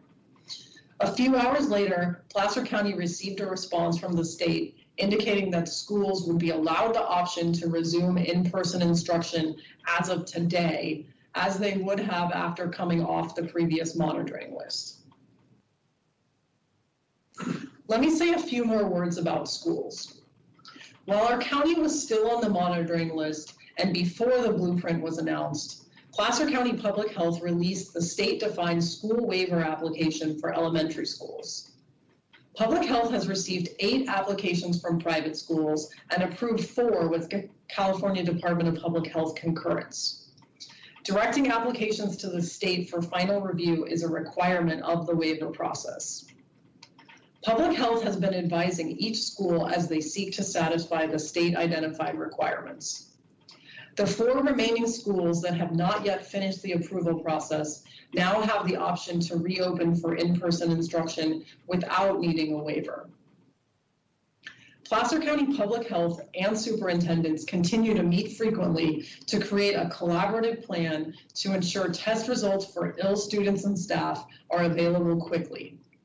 Such timely testing of those with symptoms will assist schools in reopening safely in person and staying open. Public Health, in partnership with the Placer County Office of Education and select superintendents, has identified a private lab to provide timely test results. The Placer County Office of Education expects to finalize a lab contract by the end of this week. Public Health is committed to providing our school partners with data and information to help them make informed and balanced decisions and to support their safe reopening when school officials decide the time is right. Let's turn our attention to Placer-specific data, beginning with hospitalizations. Hospitalizations in Placer County continue to decline. We currently have 39 confirmed COVID-19 cases in Placer County's 3 hospitals, down from a high of 68 in early August. There are 11 confirmed cases in the intensive care unit. Let's move to cases. There are now 3,003 laboratory confirmed COVID-19 cases in Placer County. The 7-day average case rate with a 7-day lag, this is the new state metric, is 5.3 per 100,000 residents, which falls within the state's red tier for this metric. Cases in congregate living settings continue. Currently, 2 skilled nursing facilities report 12 to 27 cases each in staff and residents. This last week, a single facility added 23 cases. 3 additional long-term care facilities report between 2 and 6 cases each. Public health has provided testing and surveillance in these facilities and is now building the capacity of the facilities to take ownership over these critical tasks. 33 Placer County residents have died of COVID-19, including one in the last week. All of the deceased had underlying conditions, with many residing in long-term care facilities. Let's shift gears to testing. Placer County Public Health has received over 73,000 initial test results to detect COVID-19 infection. The most recent 7-day average testing positivity rate is 4.1%, which falls within the state's orange tier for this metric. I should note that when the tiers corresponding to the two metrics, case rate and testing positivity, do not agree, the more restrictive tier will apply. This means that if the case rate is red and the testing positivity rate is orange, the county is considered to meet red tier metrics. Although testing capacity has been strained statewide over the last 2 months, turnaround time and testing availability continue to improve. The state's testing contractor, OptumServe, is reporting decreases in lab testing times at Quest Laboratories from 110 hours 2 weeks ago to 68 hours at the end of last week. The two OptumServe sites, one in Rockland and the other serving the Tahoe region, are still open, and appointments are available for the same day at both of these sites. In summary, the rate of COVID-19 transmission in Placer County has decreased, and if data trends continue, the state will allow additional sectors to resume limited modified indoor operations in 1 week. We urge our community to continue to exercise coronavirus safe behaviors to help Placer County move to less restrictive tiers. To keep our COVID-19 case rate and test positivity rate low, wear a mask, avoid gathering with non-household members, stay 6 feet apart from people who aren't members of your household, and stay home if you're sick or you've been exposed to someone with COVID-19. Thank you for your time, and I'm happy to answer any questions. Thank you for the update, Dr. Sisson. And first, just thank you for advocating on behalf of the schools. Very, very much appreciated, because we've heard from so many parents, families about their kids not being in school, and this just allows the opportunity for schools to open up once they're ready to do so. Questions from our board. Supervisor Euler. Yeah, we don't have, unfortunately, the handout of the slides, so if somebody would be so kind as to put the slide back up that shows the new requirements, what we're judged on, that would be helpful, because I don't have it in front of me. Oh, you have it? Well, it was just emailed. It was. So Oh, you it. printed it? Yeah. Oh, thank you. She's just more on it than we are. So looking at, yeah, that's the one. So we fall into the purple, more than 7 cases new daily per 100,000. And is this additive and more than 8% positive tests? So you have to meet the two metrics, as I said. If they don't land you in the same tier, the more restrictive tier would apply. So if one metric is purple and the other is red or orange, you land in purple. Okay, all right. So is there a minimum number of tests administered on a county basis per day? Does the state dictate how many tests must be administered on a daily basis? No, that is not included in the metrics. There is, however, an incentive that is provided for counties because more testing can lead to more cases. So the state does make an adjustment for counties that test above the state average. Their case rate gets adjusted down by a factor, and that maxes out when a county is testing at twice the state average. I believe the discount or the factor that's applied to that case rate is 0.6. And so, But right now, Placer County tests below the state average, so there are no adjustments being made to our case rate. okay, what is the state average, and is this information that's published somewhere?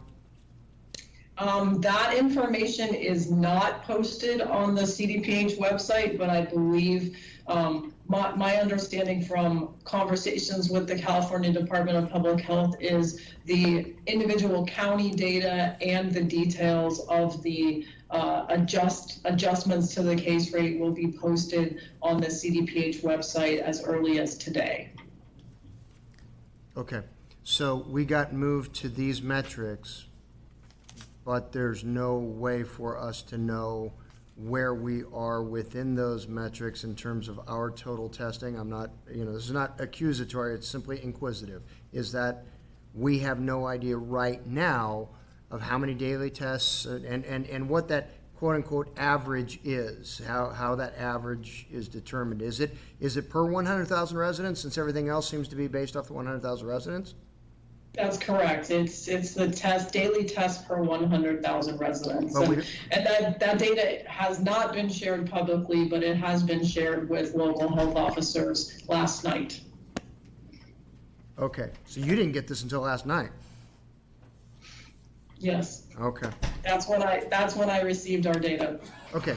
But is there a punishment for not meeting a minimum threshold of tests? There is no punishment per se. However, if there is not a minimum threshold of tests being met, more than likely a county's test positivity rate would be high, because I would assume if you're not conducting quote unquote enough tests or very many tests, the people who are getting tested are more likely to be positive. So you would be more than likely inflating your testing positivity rate with a low testing rate. Well, unless we back out what I've heard, and that is the number of false positive tests, that it seems to be extraordinary. I mean, even, I'm sure you saw the story, even Associated Press reported that we had 77 NFL players all test positive, and they all were all false positives. So, again, I go back to this issue of are these positive tests only on initial positives, and if then they are then discounted by subsequent tests, do we go back, given that this is 2 weeks in arrears that we're being measured by, do subsequent negative tests go back and pull those positive tests off of the tally sheet that's being used against us? Yeah, the only positives that are counted as confirmed cases are positives by PCR testing, which has an extremely high specificity rate, which means that it has a low rate of false positives. So the numbers that I've seen for the specificity of PCR are between 99 and 100%. So that means very few false positives. There are other tests out there, so I'm imagining the tests that you're referring to in those professional athletes were probably antigen tests. No, they were actually tests for the. Were they?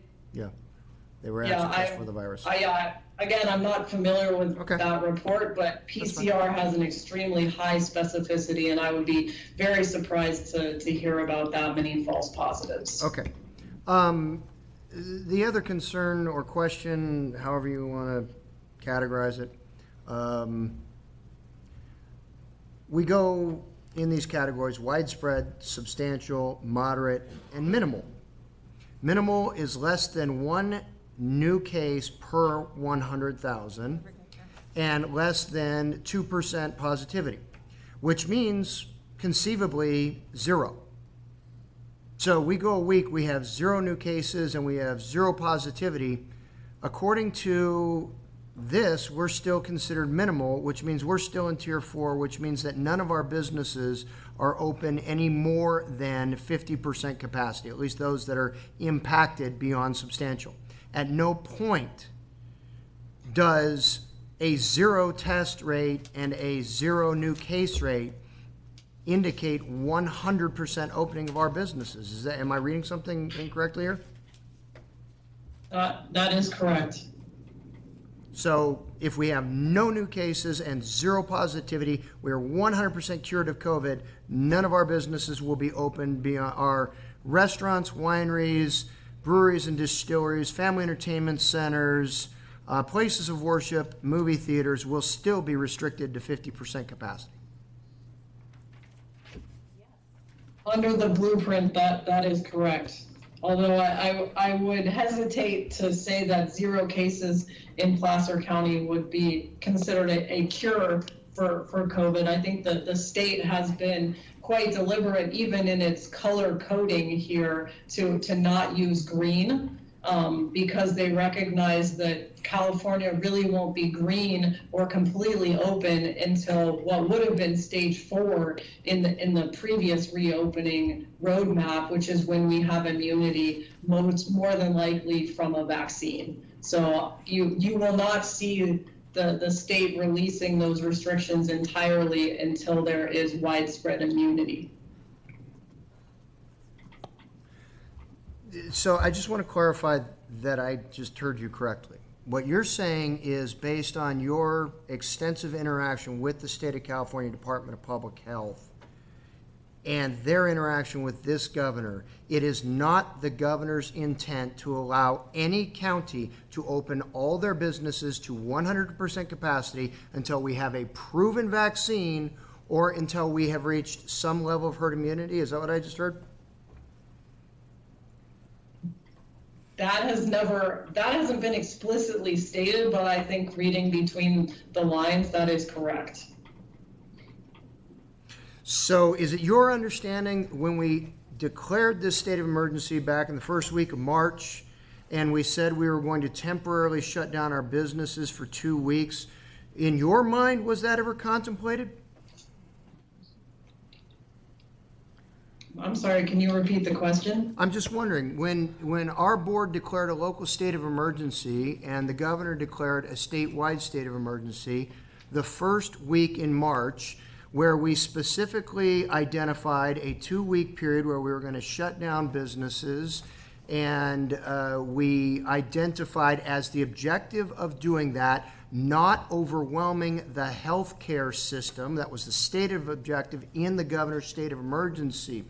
Was it ever explained when we as a board agreed to shut down that the only way we would be reopening from that shutdown was once this was entirely disappeared from the face of the earth? When the state of emergency and the local health emergency were declared because there was an imminent and proximate threat from coronavirus, and I don't think anyone anticipated how long that threat would continue for. So I don't think anyone necessarily knew the extent of just how widespread disease would become and how challenging it would be to control. I don't think any of that really could have been known at the time. So at this point, you identified our hospitalizations at 34, I believe, and our ICU at 11. I believe the numbers may have just been updated for today, so yeah. I shared with you yesterday's because I didn't have this morning's, but I believe that this morning's hospitalizations are 34 and 11. And of those 34, 11 are Placer County residents. Placer County, a county of 100,000 people, has 11 people in the hospital right now. 400,000. I'm sorry, what did I say? 100,000. I'm sorry, 400,000. Thank you. I'm sorry. I'm on that. I'm on that per 100,000 metric that we had evidently now live by. So a county of 400,000 people have 11 people in the hospital, and of those, 2 are in the ICU because of COVID. And we still can't open our businesses. Okay, that wasn't a question, that was a statement, so that's fair. Thank you. Thank you, Supervisor Euler. Supervisor Wygant. Kind of mapping on to that, Dr. Sisson, I mean, not the specific questions, but generally, So just a little bit of information. More recently, I've been troubled by having a statewide policy built exotically upon data collection and processing. And as you know, we've been in conversations talking about our seroprevalence testing, and there's always error in data, but I have a real high level of confidence that in working with Dr. Parsonet that we'll have a really high degree of certainty resulting from the tests that we do. But I have more concerns about the data collection as it comes in statewide. So so we had one system, I'm assuming built on, at least it was communicated, it was built on data collection. And then that immediately or recently went from that to a dramatic shift into another system, but similarly built on data collection and processing. And then recently heard a couple of anecdotal stories that may or not be accurate. One comes from a close personal friend, so I could probably follow up on that. And the other one's a friend of a friend, so I can get you that information if there's, but the stories are, I think there were 2 couples in each case, so 8 people that went in for testing for active virus and ended up leaving because the wait was too long. But then in both cases, I was told that these people who went in for tests but did not get tested got results from their tests that were never taken. One case, all of the tests were positive, and the more recent one, all the test results negative. So then, it's my understanding, just based on news and the inference from the news, that the prior state health director no longer has that job, largely based on the integrity of the state data collection. So similarly, the insights that you just provided, Kirk, from his questions as related to your perception as to where we're going with this ultimately, which is herd immunity by way of vaccine or some semblance of that. Do you have any insights amongst your colleagues, state level, as to the data, and any perspectives on your part about the confidence of it and in it? Yeah, and you know, I'm not familiar with those specific situations. You know, if those were Placer County residents, I would be very surprised, because my team has not informed me of anyone that they've reached out to through case investigation and contact tracing who has reported that they were never even tested. That certainly would have been brought to my attention. So, you know, I have confidence in the data being collected by the California Department of Public Health, because that data comes from laboratories who they're using solid tests in terms of the PCR testing, which is highly sensitive and specific. Those are the only positive tests that are being reported by either Placer County or by the California Department of Public Health as positive cases. And when we have worked with California Department of Public Health, when we've had differences between the Placer County data and the state data, we've always been able to resolve those differences. They were based on different methodologies, but always based on the same total underlying number of cases. So I have strong confidence in the data coming out of the California Department of Public Health and through the CalReady system. Okay, thanks. And I'll follow up more with these individuals, but if I get you their names and their experiences, can you look into that for me?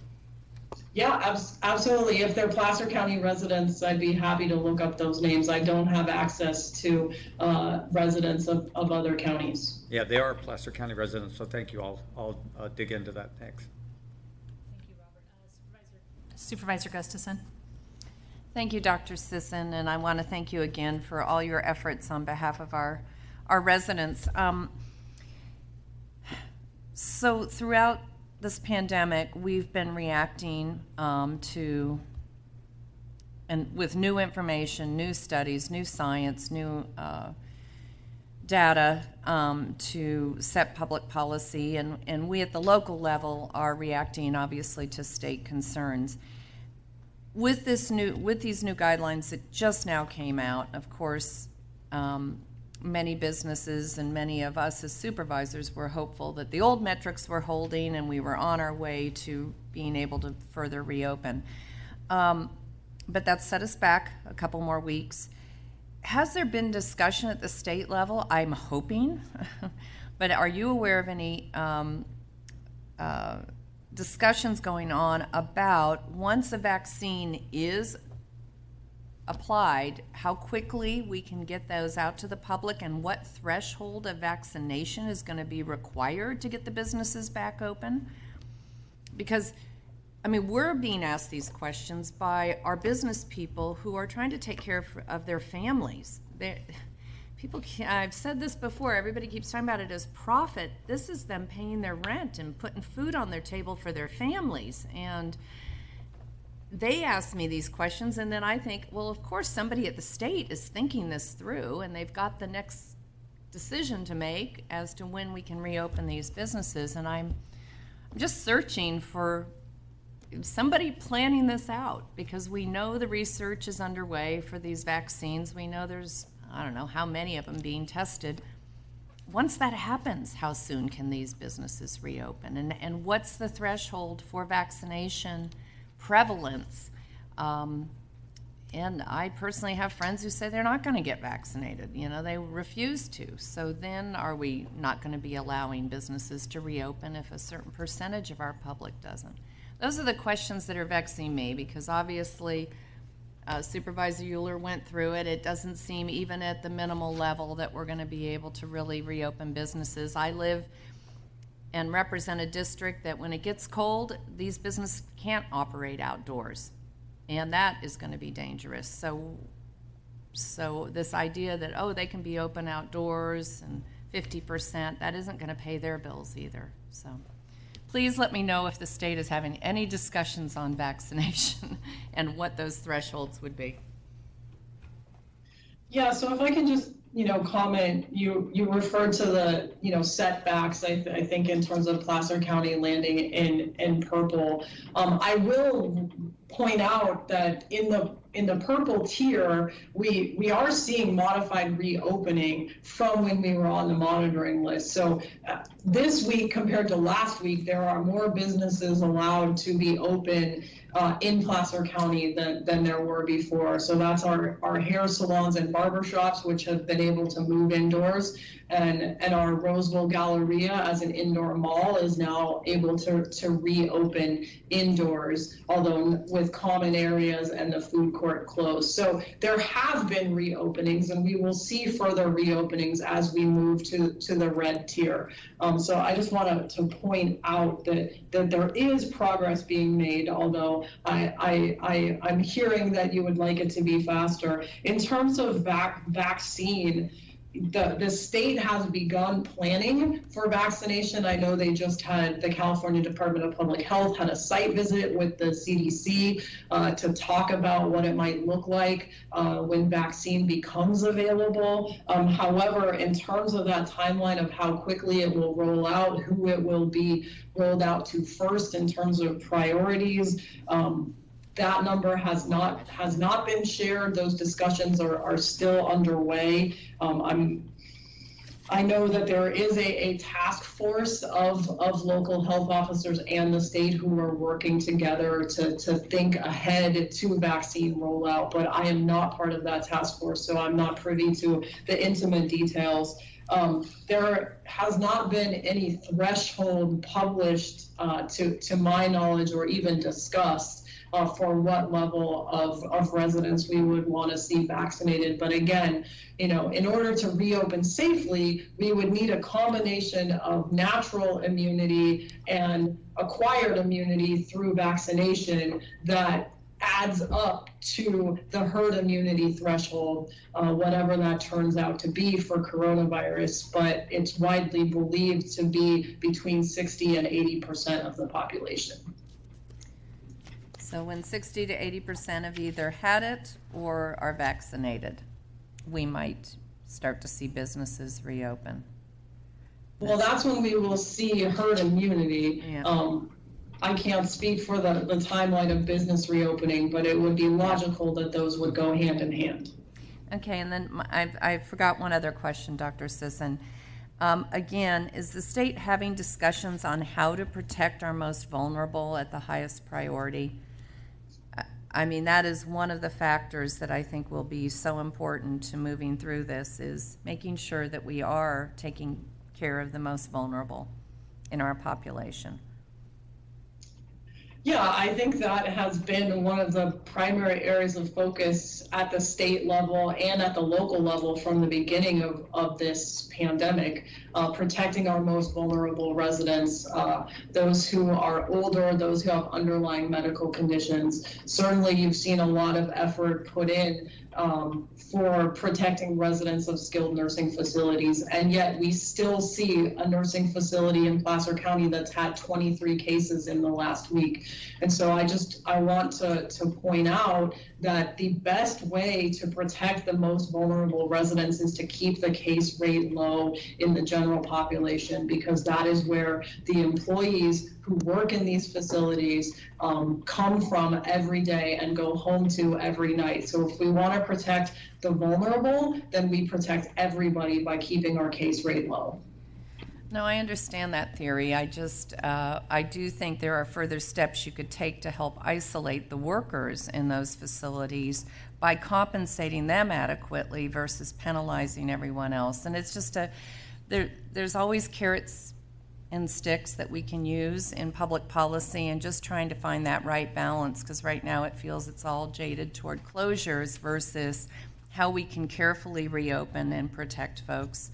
And to invest additional funds in testing and opportunities for those that are the most vulnerable and the people that take care of them. So thank you very much for your time and all of your efforts on behalf of our citizens. I know you are being dealt the same deck of cards we are, which seems to move a lot and is hard for us to defend and to support always. And I find myself disagreeing with leaders that I have always or tended to agree with. So it's a very challenging time. Thank you. Supervisor Euler, did you have another question? Yeah, just a follow-up question and then a clarification of a previous comment that I made. Each year, healthcare industry does its best to be predictive in a flu vaccine, and we encourage people to get a flu shot. Is it considered a vaccine? It is. Okay. Just out of curiosity, if we measured the flu by the standards on this chart, would we ever open our businesses? If we measured the flu based on the standards of this, 1 to 3.9 new cases per 100,000 would keep us in the moderate. If we measured the flu based on the standards, same standards that we're measuring COVID, would we ever have our businesses reopened? If you were to use the same case rates for flu as COVID, no, but I would point out that the mortality rate, the case fatality rate of COVID-19 is significantly higher than that of the flu. And is so it when we really identify can't just COVID cases, as the CDC just redefined the definition, and only 6% of all the deaths are just COVID? If we take the just flu deaths, is that still an accurate statement? Yeah, actually, I'd like to speak to that 6% figure, because that has been misrepresented. What the CDC placed on their website is that of all the death certificates that had COVID-19, only 6% of them had only COVID-19 listed on the death certificate. That does not mean that only 6% of those deaths are due to COVID. So I don't want to get too into the weeds on this, but when a death certificate is completed by a physician, there are several lines on the death certificate. There's the underlying cause of death, and then there are many steps that lead to that death. And then there are also contributing factors. So for example, if somebody has diabetes and heart disease, those would be listed, and they died of COVID-19, those would be listed as significant contributing conditions. But the immediate cause of death, the underlying cause of death would be COVID-19. but there's a sequence of events that leads from COVID-19 to death. So in many cases, it's COVID-19 as the underlying cause of death, which causes pneumonia, which then causes respiratory failure or acute respiratory distress syndrome. So when you look at those comorbidities that are listed on the table, if you go to the CDC's website, which refers to that 6% having only COVID on the death certificate, you'll see that the comorbidities are in fact the causes, the actual causes of death in people who had COVID-19. So honestly, I'm surprised that the number 6% is as high as it is, because to me, a death certificate that has only COVID-19 listed on it is a death certificate that has not been properly filled out, because COVID-19 in and of itself doesn't kill people. It's COVID-19 which causes viral pneumonia, which causes respiratory failure, kills people. So honestly, I think that 6% is a very misleading number and has confused a lot of people. So all of those deaths are deaths due to COVID-19. Okay. But for instance, here in Placer County, let's change it from flu to pneumonia. Because here in Placer County, of our deaths through July, we had more deaths that were listed as pneumonia without COVID listed as a coexisting condition than we did COVID deaths that didn't list pneumonia. So in other words, if you just took pure pneumonia deaths absent COVID and pure COVID deaths absent pneumonia, we had more pneumonia deaths than we did COVID deaths. Would we ever meet this standard if it were pneumonia as opposed to COVID? Yeah, you can't really tease out pneumonia and COVID because, as I just pointed out, many of the COVID deaths have pneumonia. I'm just going by the data from Vital Statistics that listed COVID, but not pneumonia, listed COVID with pneumonia, listed pneumonia without COVID. So that's all I'm going by. As it regards the tests, it's the PCR tests that you're saying we have the greater confidence in? That is correct. Okay. NFL.com has a story I referenced, and if I may just read briefly from NFL.com, on August 22nd, BioReference Laboratories reported an elevated number of positive COVID-19 PCR test results for NFL players and personnel at multiple clubs. They found 77 positive results of their PCR tests, all of which turned out to be negative upon further testing. So evidently it was the PCR test that gave the false positive 100% on 77 tests administered. So I'm sure there was something going on in that lab, but you can understand why folks such as us who are looking at this metric that says we have to have less than one daily new case per 100,000, and we still can't have our businesses all the way open, are now looking very critically at how we actually define new cases. It's obviously of utmost importance to us.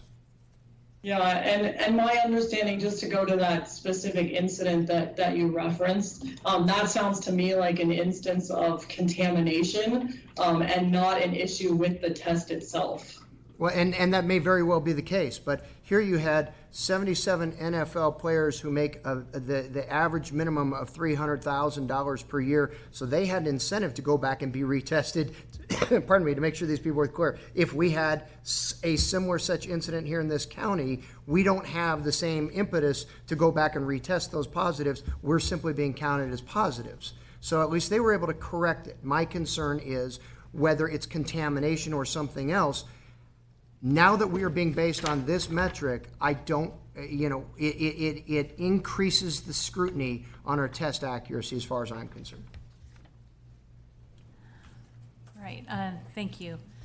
Before we move to public comment, I would just want to bring up and move to item 5A2, which is ratification of the letter dated August 26th, signed by me to Governor Newsom regarding the COVID-19 statewide response. You have a copy of the letter in your packet. And basically, we outline the very low case rate in Placer County. And then we also discussed the importance of public health immunity, which we just talked about, right? That there's this need to get some type of public health immunity, but it could take a very, very long time. And then specifically, I asked the governor for local control to make decisions at the county level, because what's happening in other communities is not the same that's happening here in Placer County. I did not receive a response, and obviously the new metrics are very clear that there's no interest in allowing local governments to have some local control over our individual jurisdictions and decisions that we make. But that being said, I think this letter clearly demonstrated our board's concern about what's happening, and I still would like to have the board ratify this letter. That way the governor knows that the letter is coming from our entire board, not just by me as an individual supervisor. So that's that. Now we need to take public comment. So we'll take public comment on these two items. We do have people on the line, but I do have people in the audience. So as those folks are coming up, Patricia, the gentleman, I don't know if you're here to speak on this item as well, but please come up to the podium. You will have, please limit your comments. So we have a 2 o'clock hearing.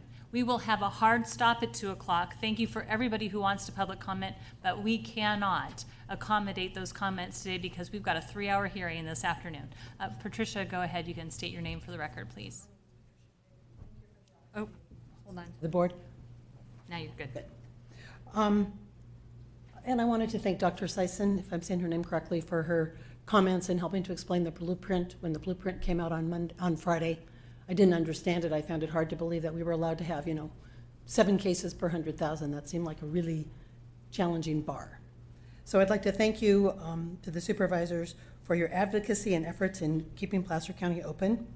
I appreciate your understanding of the importance of our small businesses and our economy.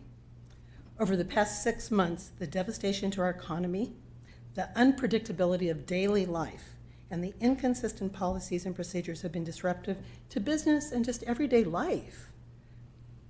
I want a life that's predictable. I want to make choices about my life that are in my best interests, and I have the confidence and the capacity to make those decisions. I don't want or need a government telling me what I can or cannot do. I want businesses open. I want church open. I want salons open. I want gyms open. I want to be able to go to the library and look for a book. I want businesses and services to be open, and I want them to stay open. There's something really scary about, on Friday we have a new blueprint, and 2 weeks before that we had a different blueprint, and 2 months before that we had the goals and the benchmarks and the metrics keep changing.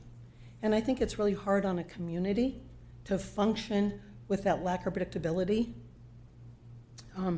I believe that all businesses and services are essential, and they should be open and they should stay open. I believe in local government and local control, and I think you, as a Board of Supervisors, are smart and can make decisions that are in our community's best interest. I trust that my neighbors can make a choice about what they want to do or not do. I urge the supervisors to reopen Placer and keep it open. All businesses and services are essential. What I learned at coming to this meeting today is we've lost local control. The governor has taken over. The governor has now made this new, the purple, the red, we're not even, green is not possible. And I have to say, I'm really scared. I'm shaking, and I'm shaking not because I'm nervous about speaking. I'm shaking because I see that my rights as an American citizen are vanishing. I can't walk into the library. I'm supposed to be grateful that they'll hand me a book if I call the phone number, if I order the book online. This is not what a community is about, and it's really troubling. So I don't know what we can do as a community. I am available and ready to work, make phone calls, do whatever it's taken to keep us open. I personally think to say that a yellow minimal is the best that we can do in Placer County or in California is pretty scary. That means 50% of our businesses can open. That means 50% of them will be out of business. Thank you. Thank you for your comments, Patricia. Appreciate you being here. Yes, sir. Come on up. And then, I don't know, Joanne, did you want to make a comment? I want to. Okay, very good. Michael and Susie. Go ahead. Is the health department still on the screen to ask a question? Well, you can ask a question, make your comments, and then at the end, she will answer questions, but she won't answer the questions right now. As I understood it, there's a potential that we'll go to red September 8th. That is correct. Okay. If that's correct, having a business that, needless to say, it's broke me completely, but I've been able to stay open some way, somehow, even with stage 4 cancer. I still pay the landlord 75%. Your health department cut a deal. The ABC wanted all their money. Liability insurance wanted all their money. I was not born with a silver spoon placed in a certain spot. And I'm getting to the point where I can't pour concrete anymore. So this September 8th is a big deal. But thinking Placer County is alone in this situation, this is a worldwide problem. And the only thing that bothers me right now is those people that aren't taking it serious.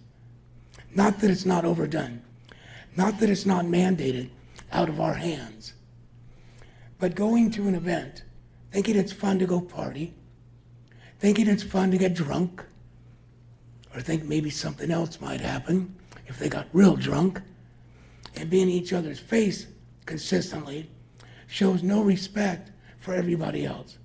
So if nothing else, if we can't at least adhere to a minor inconvenience for a small period of time, and hope we get back local control that we deserved, but this is beyond just our little local realities. Those are individual desires. Those are individual wants. And this, unfortunately, is bigger than just the selfish individual wants. And we can all manipulate numbers. We can all take our own stance based on something. We have a little brain to play that game. But now's not time for games. Time is to get along, to make something happen, and to cure something that probably in the future, unfortunately, is going to exist more because we keep playing with Mother Nature. And we can't beat it. We've got to figure that out at some point. We are not bigger than Mother Nature. Anyway, thanks for all your help, and I'm looking forward to open.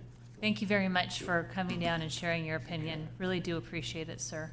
We'll go to the phone lines, please. Good afternoon. Please state your name for the record and give your comments. My name is Joel, and I'll try to be as brief as possible here. I've been listening to this, and I really want to say thank you to Chairwoman Gore for your letter to Governor Newsom. I thought that was an excellent, well-written letter, and I appreciate everything that the board is trying to do to get us back open. You know, I cannot believe that I keep hearing we're following the data and the science, because if we were, we would probably rip our masks off and go back to being Americans again. I mean, I don't know what kind of data we're paying attention to.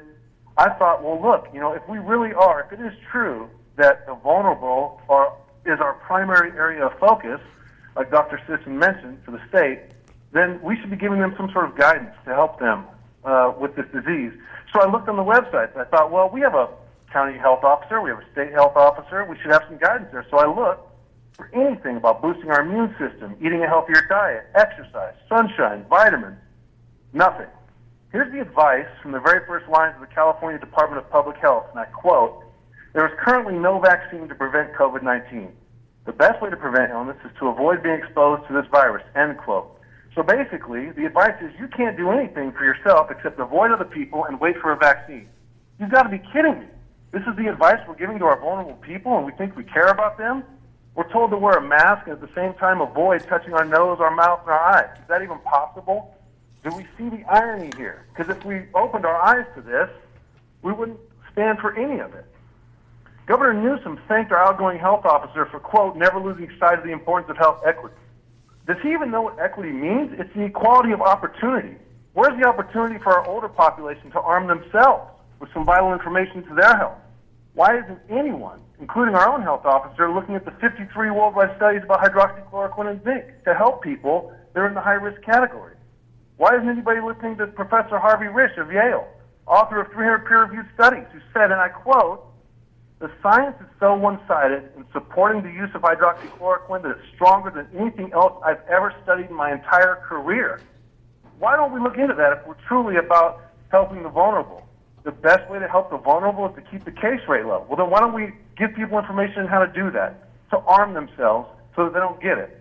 Are we all not afforded equal opportunity, equity, to have information? Or is this information only provided when it matches what our overlords deem necessary for us? I appreciate everything the board is doing. I appreciate your courage. But let's stand up to this ridiculousness and this unfounded claims about this disease and open up Placer County for all of us. Please. Thank you. Thank you. Next caller, please. Good afternoon. Please state your name for the record. Hi, this is Amber. Go ahead. Hi. Thank you, everyone. And I would like to personally thank Beverly Roberts for her valuable time and the support that she's given me over the phone. I emailed Beverly a letter to share with the board on July 20th with the details of how my family's been personally impacted due to the unlawful lockdown. My family's California civil rights, federal civil rights, Patients' Bill of Rights, and basic human rights are being violated by a hospital system, grocery stores, and the government. We've been discriminated against, harassed, and intimidated. No pandemic or public emergency makes this legal. I would also like to personally thank Kirk Euler for sharing the data and the truth about what's really going on in our county. His YouTube video on August 24th breaks down the COVID deaths in our county. And I'm so grateful that you shared that. Over the past 5 months, there have been 1,300 tragic deaths in Placer County. 250 people died of heart-related conditions. 47 tragically died of suicide and drug overdose. 9 people have died of COVID, and if you add the 7, that pneumonia and COVID total goes to 16. That's almost 50% lower than the 33 COVID deaths that have been reported. I believe that these numbers are being falsified to scare law-abiding citizens into compliance with forced masks, temperature checks, faulty COVID testing, unlawful contact tracing, and eventually a forced COVID-19 vaccine. I want to make public announcement that I do not consent to any of these medical interventions. And I would like the board to look up this introduced bill, H.R. 6666. This is the TRACE Act. This bill would give the government the right to remove you or your children from your home on a positive, faulty COVID test or even suspicion of a COVID infection. This would allow the government to put you in a COVID quarantine camp. Believe this. The governor has made public announcement that he's hired thousands of contact tracers. This is government overreach and it's medical tyranny. I have sovereignty over my own body and I choose what's best for my health.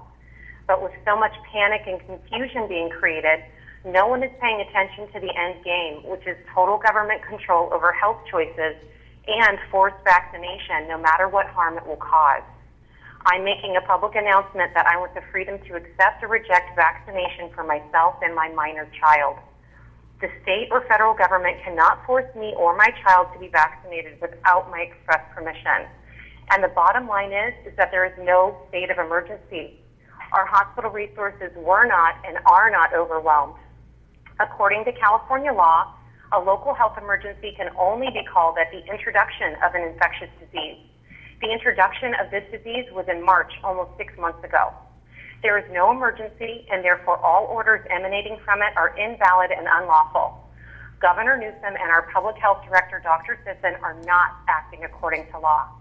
My advice to citizens in our county is to turn off the news and to start doing your own research ASAP before it's too late. And I'm also asking the board to continue to stand up for the rights of your law-abiding citizens, and I appreciate all of the hard work that you're doing. Thank you. Thank you for your comment. Next caller, please. Good afternoon. Please state your name for the record. Is that me? Yes, go ahead, caller. Yes, this is Tony Mateer. I am a franchise owner of Mel's Diner in Auburn, California. And I appreciate the board of directors allowed me to address you. And I also found out that sometimes these meetings aren't a lot of fun, I bet. And also that Mr. Euler drives fast on the speed limit. He admitted it. Anyway, here's my question. Without the state's change of into the tiered system, we would have been off the monitoring and now the widespread purple list effective Wednesday tomorrow. Now it's another week. Here's the big dilemma. This weekend, the temperatures are again predicted to be over 100 degrees. The extreme heat combined with the unhealthy air make it impossible to safely see customers outside. But we are constantly hearing on the news, avoid all outdoor activities. Why can't our county, since the states failed to do so, step up and do a waiver like the schools on the indoor dining ban? When outdoor conditions become so extreme and unhealthy, we hear follow the science, but we aren't. I care deeply about the safety of our customers, employees, and community, and do not understand blindly following a mandate that fails to address such extreme conditions as record heat, record fires, record continued unhealthy air.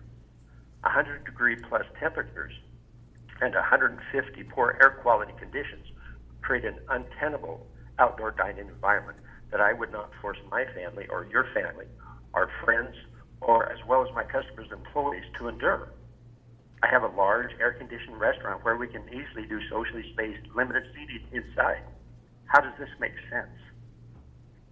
I was told our option was to do takeout only, so we'd be forced to lay off employees again, operate at a very unprofitable level, and not be available to help customers who need a safe place to eat. This comes at a time when we should have been able to partially open already. I feel this new tiered program again fails to address the elephant in the room. When indoor dining is banned and outdoor dining is extremely uncomfortable and unhealthy. Most of California is not forced to deal with this, just the central North Valleys and the foothills. Doesn't anyone care that the one-size-fits-all approach does not make sense in such a unique environment with such extreme conditions? The weather forecaster on KCR Channel 3 just stated, avoid all outdoor activities and try to stay indoors where there's air conditioning. Oh, yes, that's inside the restaurants, not outside, because the current outside conditions are so bad right now. Right now, it's 90 degrees and a 152 unhealthy air quality. What about this week on Sunday? What's predicted to be 105 degrees at very unhealthy air? I believe in following the rules and laws of the land, but this seems so wrong at so many levels. It seems no one's willing to take a stand. Please at least consider a waiver on the indoor dining ban when outdoor conditions are so extreme. To me, 96 degrees plus and unhealthy air should allow us to have some kind of a waiver so we can let people eat inside where it's way more comfortable and safer. Thank you for listening to me. I don't understand why schools can have a waiver and restaurants in Placer County can't. I would love to see our county take a stand rather than blindly follow a state guideline that is one size fits all. Thank you for considering my my requests and for your time. I appreciate it. Thank you very much. Appreciate your comment. As we bring in the next caller, the interesting part is that myself and a group of mayors from this county specifically asked the governor to make some accommodations because of the horrible air quality due to the fires. And we received no response from the governor. And what's very unfortunate is the businesses like this gentleman have an ABC license, which means they have a state license. And dare I point out that most of the businesses that still are not allowed to open up are those that have some type of state license, other than the churches and the gyms. So sorry for my commentary. Next caller, but it is very frustrating. We definitely hear you, sir. Good afternoon. Please state your name for the record. This is Val Houghton. Go ahead, Val. I just had some questions. The woman that spoke previously eloquently stated a lot of facts on everything that's going on, and so I was but that being said, my question is, we are just monitoring COVID silo and not considering all the other things that are going on, specifically in relation to our kids and going back to school. As she was saying about the suicide rate, drug addiction, mental health, other causes, they're all destroying our youth. It's absolutely tragic. I hear at least 2 stories a day of tragedies. And this is not being considered. And if you look at one factor in a silo, no matter what it is, you're not getting a representation of what's going on. And I think we need to start, I don't think COVID's going away, and probably nobody does. So we need to have a plan on how to start living with it instead of sitting on our hands and waiting for it to go away. So I've seen, especially in the colleges, my daughter went to college, even though nobody's in class, all of the kids pretty much either have it or have had it, which I don't know if that's good or bad, but they're all nonchalant about it. They're like, yeah, whatever. Most of them are not sick, or they're sick for a day, and then they're fine. Because we've had 0 deaths under the age of 49 in Placer County. So I don't understand why we are even closed, why these kids suffering and their futures. This trajectory is going to go on forever. The depression, the crushing of all their momentum for school is going to go on for a very long time. And they say that we need to protect our vulnerable. I think our kids are the vulnerable. They are the ones, and everybody's taking a blind eye. And so I just would like to see us figuring out how to live with it, and then instead of pretending for this to go away. Thank you. Thank you for your comment. Next caller, please. Good afternoon. Please state your name for the record. Sean. Go ahead. Hi. So I just want to present to the board. I missed part of your conversation, so maybe you've already discussed this. But we have 400,000 residents, and if we make it to the yellow tier, that means 3 a day or less positive cases. Our current hospitalization rate is 7% of total COVID positive, according to the Friday report that comes out from the county health officer. So at that rate, 30 days would be 900 people. We're looking at 6 hospitalizations a month. 6 hospitalizations a month on the yellow tier. The yellow tier, which is the least restrictive, which, as you guys have pointed out, is 50% capacity for a lot of businesses. As it stands, it'll take Placer County until October 20th at the earliest to arrive at that tier, the least restrictive tier. I would like to consider that maybe the Board of Supervisors take some action to open up sooner. And, I understand people are dying and people are getting sick, and it's a difficult and challenging thing to have COVID. But there are lots of other challenging, difficult things. And there are lots of other vulnerable populations besides just the ones who are suffering from the effects of COVID. So thank you very much for your time, and thank you for your service to the community. I think it's time for some strong leadership, and I'm excited to see what the Board of Supervisors does with all the information that you have. Thank you for your call. Next caller, please. No more callers. All right, thank you. We'll bring it back to the board. Any further conversation? Supervisor Gustafson. I appreciate all the comments and concerns and issues expressed on both sides of this. The one thing that we do have some control over is how we respond with our CARES Act funding and Placer shares. And given the new metrics, I'm just wondering, as we look at the grant requests we get from small businesses, how we factor in those that are continuing to be closed and are closed longer than others.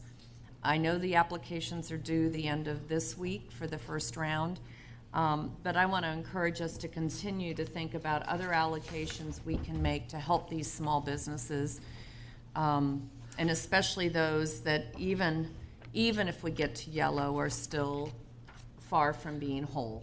And so any advocacy we can do on that part, anything we can do with our future funding, here's an area where we can help. The only other area I can think of that we can help is in our vulnerable populations, and what additional resources we can put in the for the skilled nursing facilities to help their staff stay safe.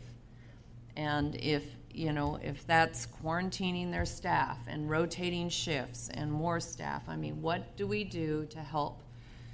Are there other steps, more rapid testing? I was asking about that last meeting. Can we do the instant testing? Are there other things we can do to help protect our most vulnerable in our skilled and congregate care facilities? So I would just ask us to continue.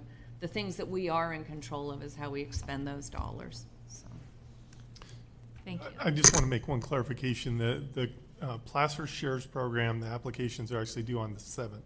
Okay. So they have till basically the end of the day on Monday. Okay. So we have a little more time.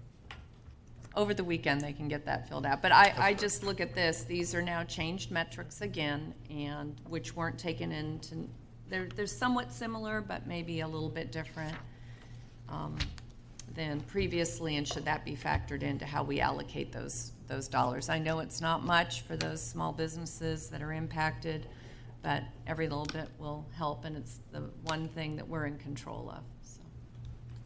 Supervisor Euler? Yeah,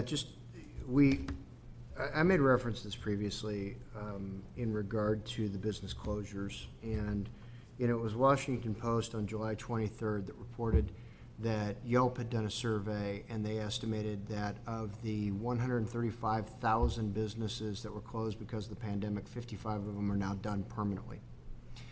And we hear that number and we think, well, gee, that's a shame, but, well, obviously other businesses will just pop up. And this is where we miss the key ingredient of the supply chain that's necessary to provide businesses. And take, for example, our Tahoe area. We have our businesses in the Tahoe area remote that are fed by a supply chain that is not from the community. It comes from outside the community, whether it's Reno or Sacramento. The businesses up there get supplied from outside of the area. Well, you lose half the businesses. What happens to the cost of supplying those businesses within the basin? Now, all of a sudden, it has doubled to those remaining businesses. So those remaining businesses that were holding on by their fingernails see their inventory costs going up just by virtue of their distribution costs having to go up. That assumes that the supply industry, the supply chain, is willing to even to continue to serve into the basin when you lose that many businesses. And so it's more than just, oh, gee, we've lost a few restaurants. We are losing the ability to keep the remaining restaurants alive in Tahoe, and that will only spread from there. So this is far more than we've lost a couple of restaurants. We are losing an entire ecosystem up in Tahoe of our businesses, and we've got to get this county reopened. And this pathetic BS roadmap does not provide for that. I just wish he would say what he really thinks once in a while. I've always been bothered by your lack of straightforwardness, Kirk. I just wanted. So Todd, you and I, building on Cindy's comments, but not disagreeing with Kirk's. You and I have spoken about. Well, I'll back up a little bit. I'm troubled in tracking our mortalities that they have spiked dramatically more recently as compared to early on, something like 3 times more in the last few weeks as compared to the time before that. And it bothers me because I would hope and think that we would get smarter about knowing that the population at risk is very narrow and well-defined. So I guess I'm asking more information like, what have we done as it relates to nursing homes and the population that we know at risk? And then maybe have an inventory of options asking, what more can we do? Because if we can't address that well here in Placer County, it would be really disappointing to me. I think we could probably work with our health department to find out what's happening and other things, measures that could be taken. I think that would be great. We've heard that from a couple of our supervisors. All right, so in front of you, do you all want to affirm the letter that was written last This is August 26th? Well, it's a ratification, so you can choose to ratify it or not, yes. I move ratification of the letter. All right, and second, so motion by Wygant, second by Gustafson. All those in favor? Aye. Opposed? Motion carries. What good that will do, very clear, based on the changing goalposts and challenges to our community. All I right. hope we get a response at some point to one of the letters we've written. It would be great to get a response to one of the letters, many letters that our board has responded. Yeah, that is the response. And to your point, actually, which is really concerning, which I didn't understand, and I appreciate you pointing out, is that even if we get to that yellow, which is almost impossible, then only 50% of our businesses can open up, of those that have licenses. No words. Well, there are words, but we don't want to use those words in public. So we have a 2 o'clock hearing. I think that, I know we've got some staff, but we need a 5-minute break so that we can start on time with our hearing. Thank you, everyone. We'll take a break and be back at 2 o'clock.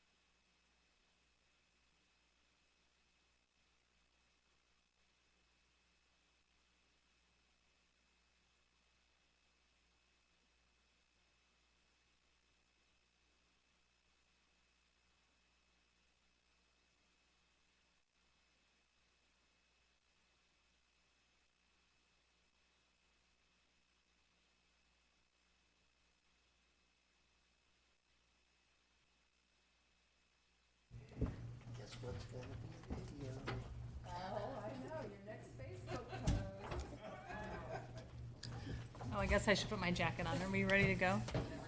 Let me look appropriate, even though it's hot here.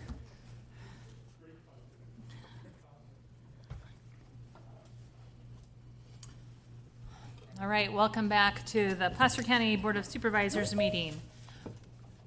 We are on item 6A, which is the Placer County Conservation Program, which was continued from our last week's August 25th board meeting. A long time in coming. Thank you to the folks who had to postpone because of our technical difficulties last week. So with that, Mr. Greg McKenzie, you get to kick us off.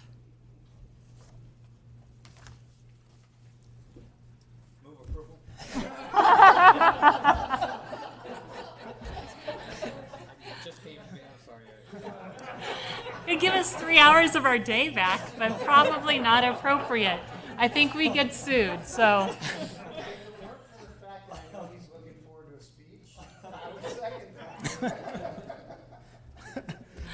So good afternoon, Supervisor Gore, members of the board, ladies and gentlemen. Greg McKenzie, your Placer County Conservation Program Administrator, here today with the long-awaited, much anticipated, often debated over the past 19 or so years Placer County Conservation Program for your consideration. With the chair's consent, we thought today we would start you off with an abbreviated version of the Placer County Conservation Program video.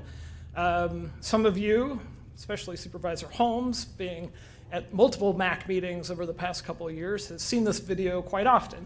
But nonetheless, we thought it would be good for newer board members and for the public to see it one more time.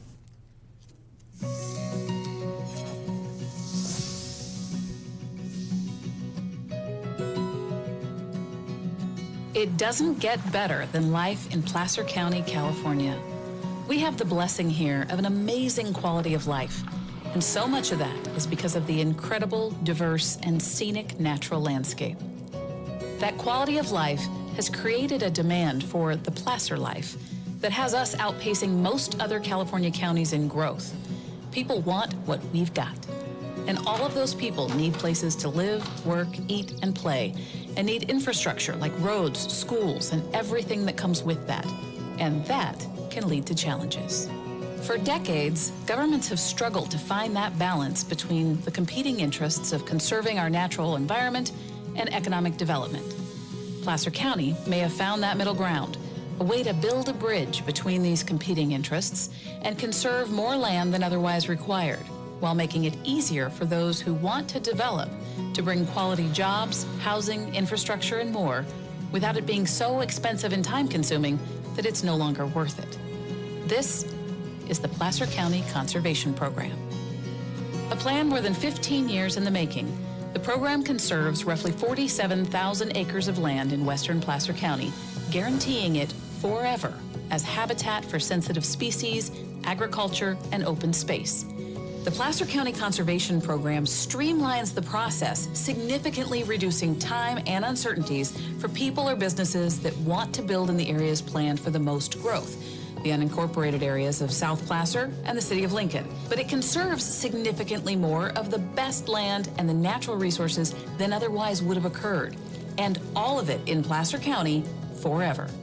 The Placer County Conservation Program protects land by using development fees and grant funding to purchase it, or by purchasing a conservation easement, which compensates property owners for their development rights without actually transferring ownership of the property. In either case, this would only happen with willing sellers.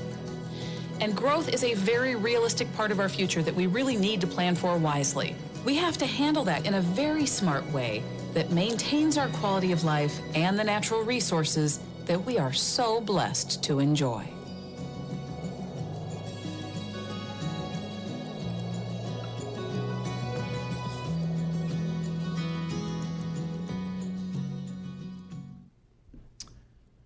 So, we have lots to get through today, and with that I will move right over to the PowerPoint presentation. For the record, I'll start you off with a list of correspondence that we've received after the Planning Commission meeting, between the Planning Commission meeting and your board meeting today, including the meeting from last week, which was continued to today. So correspondence coming in just as of recent, letters from Jean Piet, Michael Garabedian, Jane Wurst. Also, Placer County Association of Realtors, Building Industry Association, Placer Community Foundation, Placer Land Trust, Dry Creek Conservancy, Lincoln Chamber of Commerce, George Kammerer, Darla Gensler, Terry Davis, Sierra Foothills Autobahn, Ed Pandolfino, Friends of Auburn Ravine, and Bob Shattuck, who's also a member of our Biologic Working Group, along with Terry Davis, who are in our audience today, and Marcus DeLuca as well, who are in the audience today, who have been recent members of the Biologic Working Group, helping us through the process. So joining me also in the room today, we have Aaron Gabby with ICF. He will be providing more specific information relative to how the Habitat Conservation Plan, Natural Communities Conservation Plan works. Lauren Clark with Salix, who will be covering the County Aquatic Resources Program. Also, he'll cover the general plan amendments and code amendments associated with the conservation program. We have Bob Spencer, hopefully on Microsoft Teams and the presentation link, to provide an overview of the cost and funding program. We also have on the MS Teams link Heidi Meckelson with ICF, who will be covering the environmental impact statement, environmental impact report, and at the end I'll provide a summary and follow up with a recommendation. So also joining us on the phone today or through the presentation link, representatives from the U.S. Fish and Wildlife Service, U.S. Army Corps of Engineers, California Department of Fish and Wildlife, U.S. EPA, and NOAA Fisheries.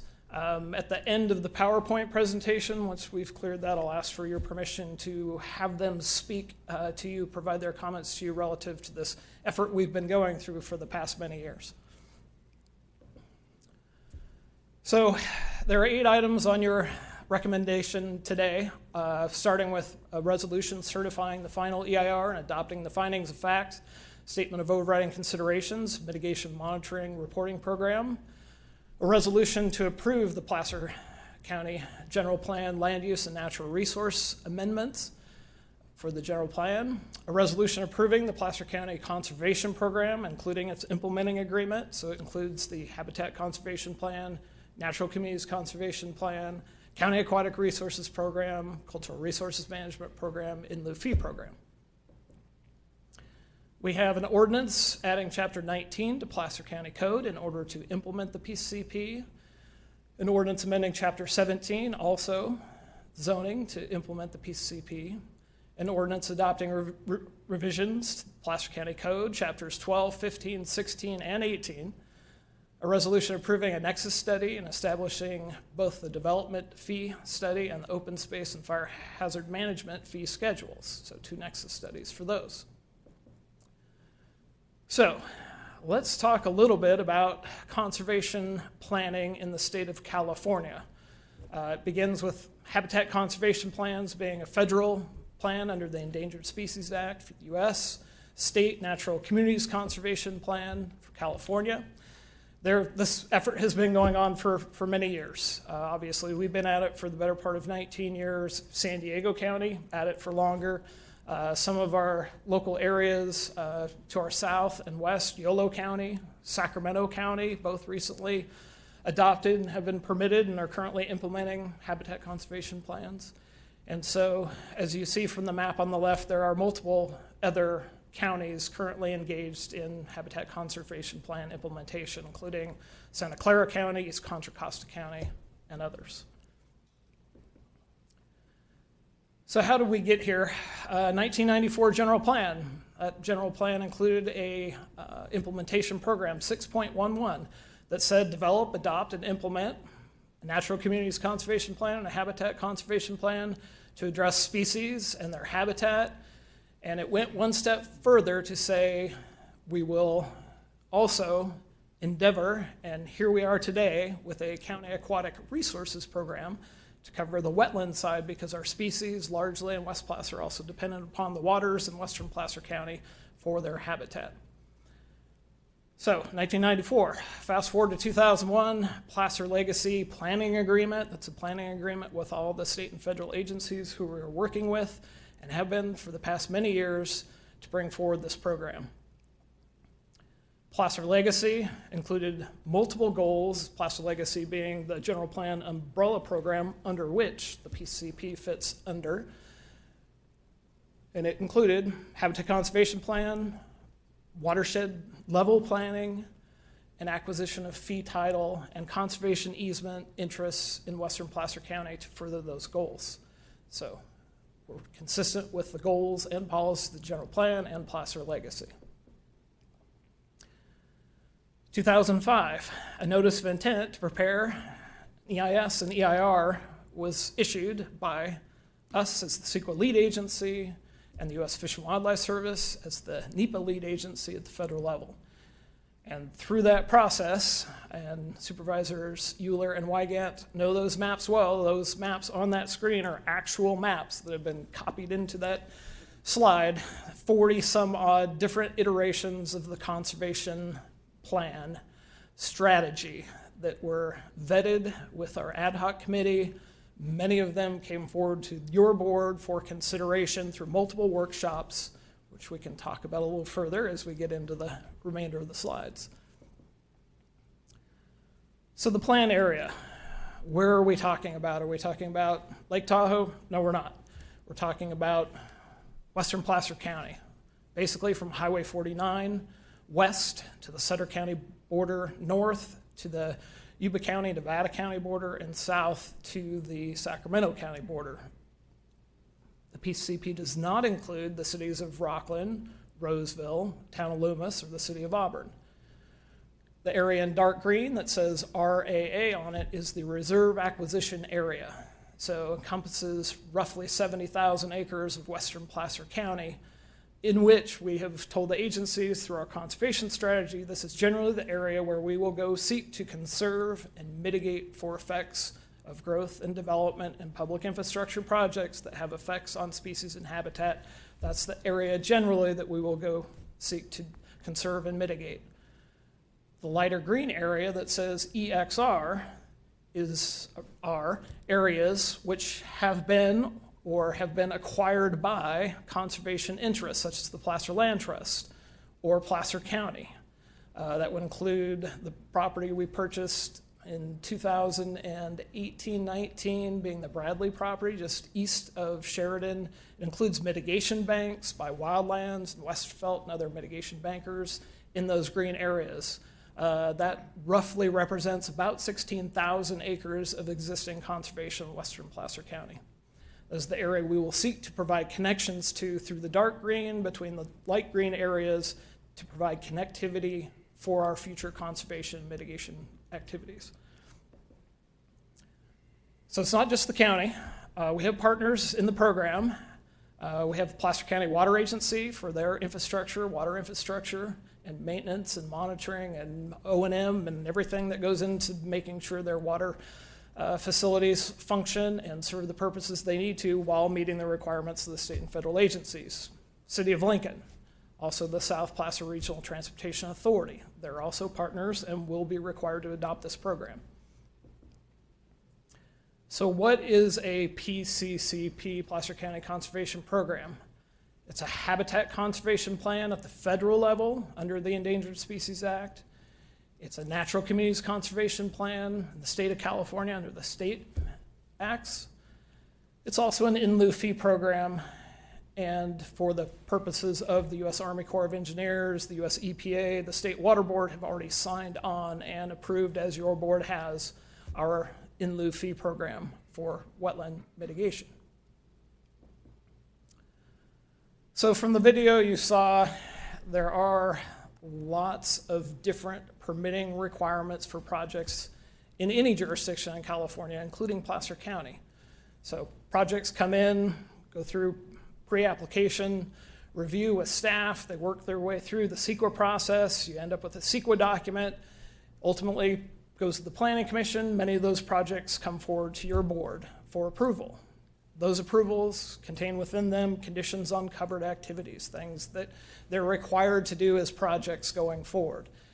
There's also mitigation measures, and typically those conditions and mitigation measures point the applicant, despite your approval, on to another round of entitlements. So then if they have wetlands, they're subject to Clean Water Act, subject to the state board's requirements for 401 certification, water quality certification. Typically, because our species are water dependent in western Placer County, they end up triggering Section 7, sometimes Section 10 under the Endangered Species Acts, streambed alteration requirements from the California Department of Fish and Wildlife, stormwater runoff requirements. If you're triggering CEQA and NEPA, you're triggering Historic Preservation Acts, Section 106 of the National Historic Preservation Act. And ultimately, that project comes back to you all with different conditions, different set of avoidance minimization measures, and it doesn't look like what you approved. And so the applicants get caught in this loop of trying to satisfy multiple different agencies with different agendas, different mitigation requirements. That's where the conservation program comes in to provide a consistent set of conditions on covered activities, a consistent set of avoidance, mitigation measures, minimization measures that apply to projects that are covered activities in western Placer County. We've negotiated all of these conditions, all of these mitigation measures, how the fee program works, how the conservation strategy will work with the state and federal agencies that were on that earlier slide. That should save time, should save money, should make for much more effective conservation and mitigation in a landscape level conservation program. That's where the conservation comes in. So, in the timeline of all things Placer County Conservation Program, I showed you the date. 2001 largely is when we got started. Placer Legacy Group, then on to the Biological Working Group. That was a working group of members representative from environmental groups, to land trusts, to the development community, to attorneys, to the ag community, and multiple others over the years. I actually served on that committee for many years before coming into this role. So I spent lots of time working with my predecessor, Lauren Clark, who will speak to you in a few minutes, working through these many issues to get to this point today. We also had independent science advisors who worked and helped us and the agencies to arrive at the avoidance, minimization, mitigation measures, the conservation strategy for oak woodlands, for vernal pools, for vernal pool grasslands. Had the interagency working group, which is all of the state and federal agencies. And so I actually went back, because we had a week of time, went back and looked at every staff report that came to your board. I stopped at counting at 72 different times over the agency, over the years that the agencies would appear, we would appear, Lauren would bring forward into a workshop different land conservation strategies. So 72 times. I did not include budget adjustments or anything like that, just the kind of the meat and potatoes of the conservation program. So fast forward to a couple years ago. We spent time doing lots of outreach with the MACs, Fish and Game Commission, County Ag Commission, County Planning Commission, City of Lincoln Planning Commission, multiple meetings that were organized by Terry Davis, one of our biologic working group members, with environmental groups and public interest groups. Once we got to the draft EIR, which I'll talk about in a minute, we had multiple workshops, including the City of Lincoln, including at the Planning Commission, PCWA, and finally moved forward to having everything available, ready to roll out. A public review draft was released June 21st, 2019. That was released for 60 days to the public in the Federal Register, State Clearinghouse, and locally with our clerk. All of those documents, all of the draft documents, from the draft EIR, EIS, HCP, NCCP, County Aquatic Resources Program, those are available to the public in the non-COVID times at libraries, at the county, at the City of Lincoln, at PCWA, Sparta. So all the draft documents were out and available for public review. Since then, we have been working with state and federal agencies to respond to approximately 49 different comments that came in during the draft stage. We had Planning Commission hearing to accept comments on the draft EIR, EIS. worked with agencies, responded to those, developed the final EIR EIS, and released it on May 22nd, 2019. Same locations, U.S. Federal Register, the county, city, but with COVID, all those documents had to be released online. So we released those, made those publicly available, sent out links to everyone showing that we had a stacked, searchable, downloadable PDF of all those documents on our website. Ultimately, in July, we ended up in front of the Planning Commission. Planning Commission voted 7-0 to forward a recommendation on to you for approval. That's what brings us here today.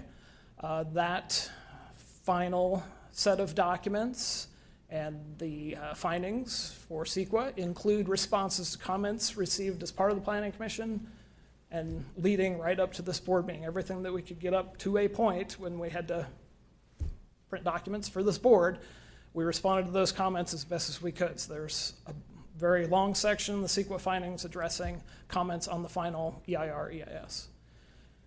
And ultimately, we saw you last week on August 25th, and here we are today. Continued item to September 1st. So with that, I'm going to turn it over next to Aaron Gabby with ICF. He's going to walk you through the particulars of the Habitat Conservation Plan, Natural Communities Conservation Plan. Thank you, Greg. Chair Gore, supervisors, thank you very much for having me today. I've been assisting the county on this plan for 11, almost 12 years now. So it's really, I'm really grateful to be able to present this portion of the PCCP, the Habitat Conservation Plan, Natural Community Conservation Plan to you. It's really rewarding. So thank you for having me. The plan was developed and will be implemented under some basic guiding principles. First and foremost, to protect and enhance the ecological diversity and function of Western Placer County while allowing appropriate and compatible growth. The plan also aims to sustain natural communities and that are representative of the Placer County landscape, and restore and enhance those that have been degraded over time or that will be degraded and lost through covered activities. And the plan will also ensure the stability and sustainability of the population of covered species that rely on those natural communities that will be protected, and maintain connectivity between these habitats across the landscape. Historically, the landscape has been fragmented, and it is important for the ecology of the covered species and the other organisms and biodiversity to be able to move across the landscape. And finally, the plan will address the cumulative impacts of the intensive land use and urbanization that this plan proposes to permit. Greg already talked about the general components of the plan area, so I won't go into details, but I will mention one aspect that he didn't mention, and briefly, that is just how the plan area is divided into the valley and the foothills to reflect the natural differences in the ecosystems and also differences in land uses. And so the plan itself has different guidances for the valley and the foothills. We really talked about Plan Area A, and so the plan area extends a little bit beyond that, just small aspects of the plan. So to the east of Plan Area A, we call these areas that aren't part of Plan Area A, Plan Area B. To the east is the Big Gun Conservation Bank, where some credits were purchased to offset impacts to California red-legged frog. To the west are streams and canals, where some conservation actions will be implemented to benefit the salmonids, or the fish that need to migrate upstream into the plan area, and also the non-participating cities. So Plan Area B, again, is in this darker tan, and there will be the plan will permit some activities to occur in that area, and I'll discuss those in a minute. The plan will provide for the application right now to the U.S. Fish and Wildlife Service and California Department of Fish and Wildlife is for incidental take permits, and those are permits to take covered species. And the covered species, or the species proposed for coverage, are listed here. I won't go through them, but they really include birds, reptiles, amphibians, fish, and invertebrates. And most of these are already listed either under the Federal Endangered Species Act or the State Endangered Species Act. The few that aren't currently, two are under review, and the ones that aren't might become listed over the course of the proposed permit term. And these are species that commonly need to go through the permitting process that Greg described. So thus, they're included as covered species. As a natural communities conservation plan, the plan also addresses these natural communities or ecosystems. We can think of them as habitats that the species live in. The ones that are characteristic of the Western Plan area include grasslands, vernal pool complexes, which are the wetlands and the grasslands together, aquatic and wetland complex, which is kind of a complex term for wetlands and marshes, riverine and riparian, similarly complex term maybe for streams in the riparian woodlands adjacent to the streams, valley oak woodlands, and oak woodlands. The plan also addresses semi-natural communities, such as rice and field crops. These agricultural land uses provide habitat for some of the covered species and are an important component of the plan, and also, of course, for because of the economic importance and agricultural heritage of the Western County landscape. And also included are what we call other agriculture or orchards and vineyards, which provide fewer habitat values, but again, are also important to the agricultural landscape of Western Placer County. So the plan proposes for coverage under these permits activities that are typically implemented or under the jurisdiction of Placer County and the city. Those includes roads, facilities, capital improvement projects, operation maintenance, and other private land development activities, again, that are subject to local discretionary review. The plan also covers the conservation actions that will be implemented by the Placer Conservation Authority, Joint Powers Authority that has been created to implement the plan. Similarly, the plan will also cover Placer County Water Agency, water infrastructure, operations and maintenance of the water system, and also a couple of key projects of SPARTA's. The plan doesn't propose to cover everything, and the plan has to make clear what activities aren't proposed for coverage. Those include the activities under the jurisdiction of the non-participating city. It includes the routine and ongoing agricultural activities, as well as expansion of cultivated agriculture into natural lands. Those projects that already have their federal and or state endangered species permits, they don't need to go through the plan. It also does not cover general plan amendments to rezone for more intensive land uses, either in the valley or the foothills. And there are a suite of minor activities, usually activities on small parcels, that are not also proposed for coverage. At the core of the conservation plan is the conservation strategy, and at the heart of that is the reserve system. Greg mentioned, or maybe it was the video, 47,000 plus acres that will be protected over the permit term in the reserve acquisition area on that map, primarily the dark green area. And the overarching goal is to protect a large interconnected reserve system and enhance and manage those lands to maintain habitat for the covered species in the natural communities. It also addresses the streams that provide habitat for the covered fish and also provide important ecosystem services such as maintaining water quality. And as part of the in-stream or the stream system conservation strategy, the plan will aim to remove or modify barriers to fish migration into and through the Western County Plan area. screen water diversions and improve in-channel features to provide important spawning habitat for the covered fish. The plan also focuses on wetland conservation and restoration to ensure no net loss of wetlands that would be lost to covered activities. And it also includes avoidance and minimization measures that will be applied to specific resources addressed by the plan. So this table of numbers is just a summary, the overarching summary of what will be protected under the plan. In the far left column are the natural communities and semi-natural communities, including agriculture. Moving to the right are acres of each of those natural and semi-natural communities that are already protected. Those are the ones in the very light green on the map. And in the middle column, of numbers, are what will be protected through the plan.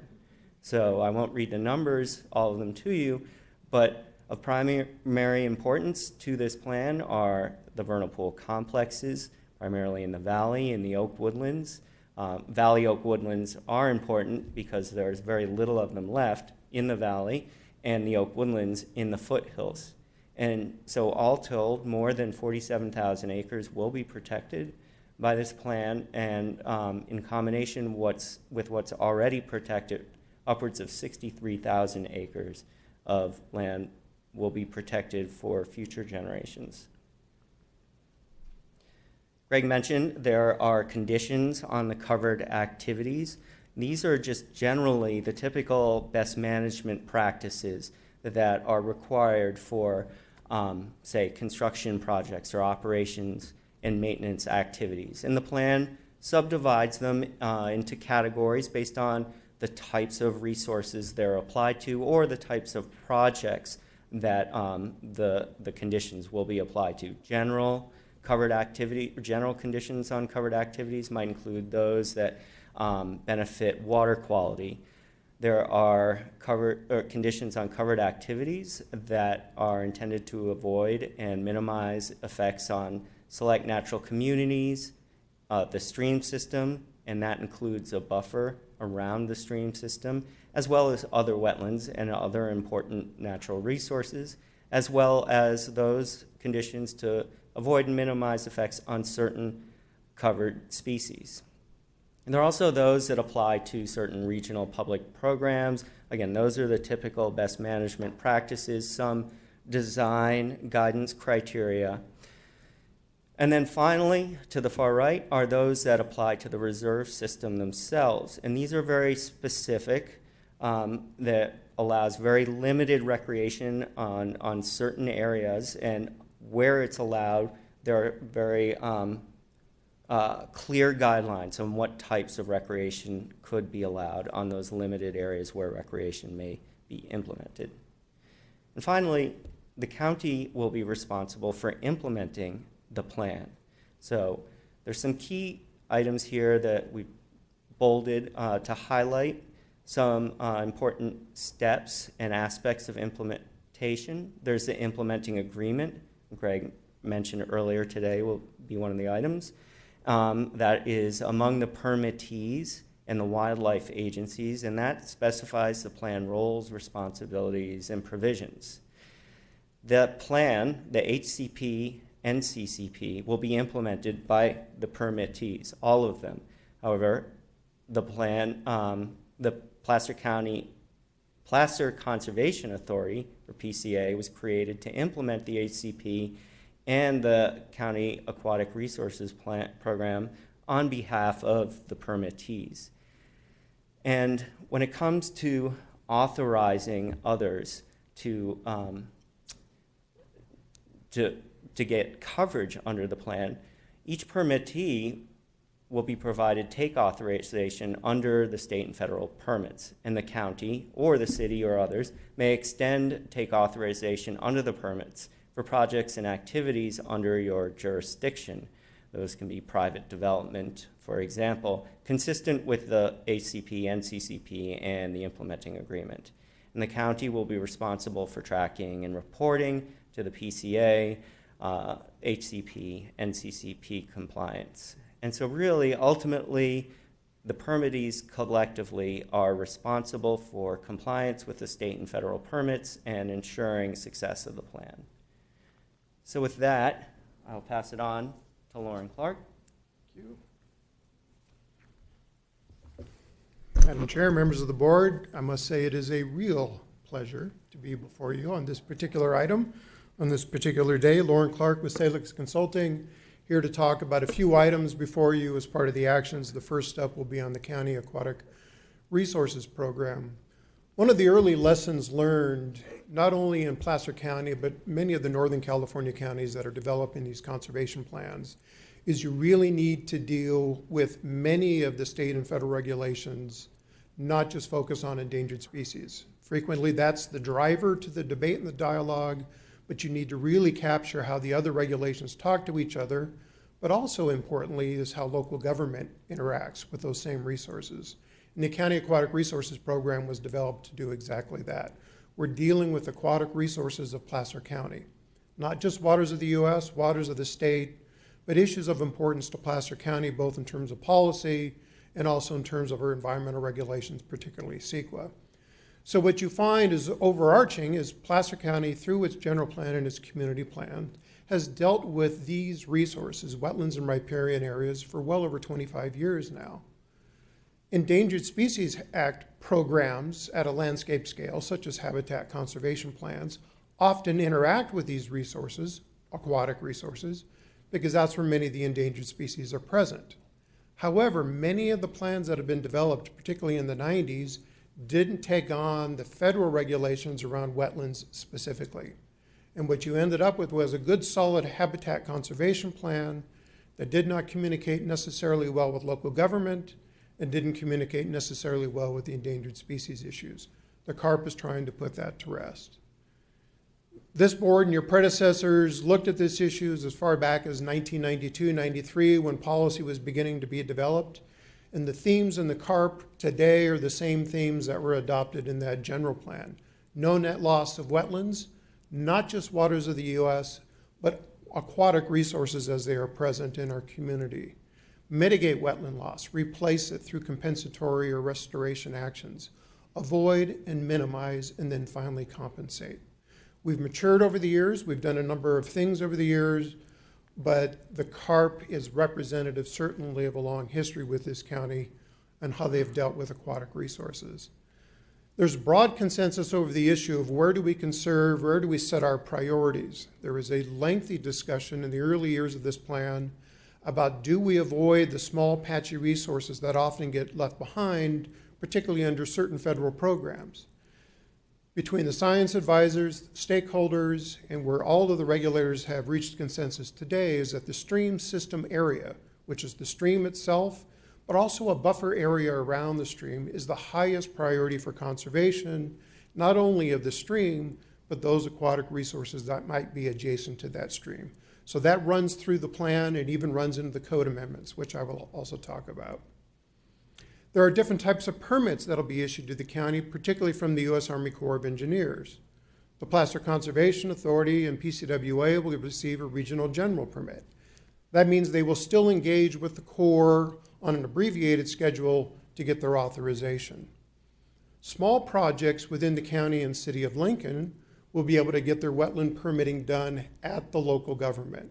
So the county of Placer will be able to issue authorizations to fill waters of the United States through Placer County's process as granted to us through these permits, the programmatic general permit that's coming from the Corps. Larger projects that don't qualify for the PGP will apply for a letter of permission, which again is an abbreviated process over the status quo that will rely upon the conservation strategy of the HCP and NCCP. In terms of the general plan itself, there was a lot of good work done by this board in the 1990s and again in 2013 when you updated the policy document. But now that the PCCP is about to be adopted, we find ourselves in a place where we need to reflect that. So we have a new goal that reflects the idea that the program has now been adopted and that projects need to be consistent with that program. We also have 9 policies in the natural resources chapter that need to be amended. There's some terminology changes, there's approach changes in terms of how we deal with these resources, and these 9 policy amendments will tackle that as well. And then there's the county code itself. From chapters 12 through the new chapter 19, there's a whole series of amendments necessary, so on day 1, this program is ready to be implemented. First up is in chapter 12, 12.16 is where the county's tree ordinance currently resides. It's in the road and highway chapter. What is proposed here is a repeal of that in its entirety and then shifting that to the new chapter 19. Article 15.48 is also known as the grading ordinance. And in this case, and this theme runs through all these code amendments, we're updating definitions. There are brand new definitions that come out of the new chapter 19, as well as the program itself. There's a new grading permit with a different threshold. If you grade within the stream system, it used to be 250 cubic yards, now it's 25 cubic yards.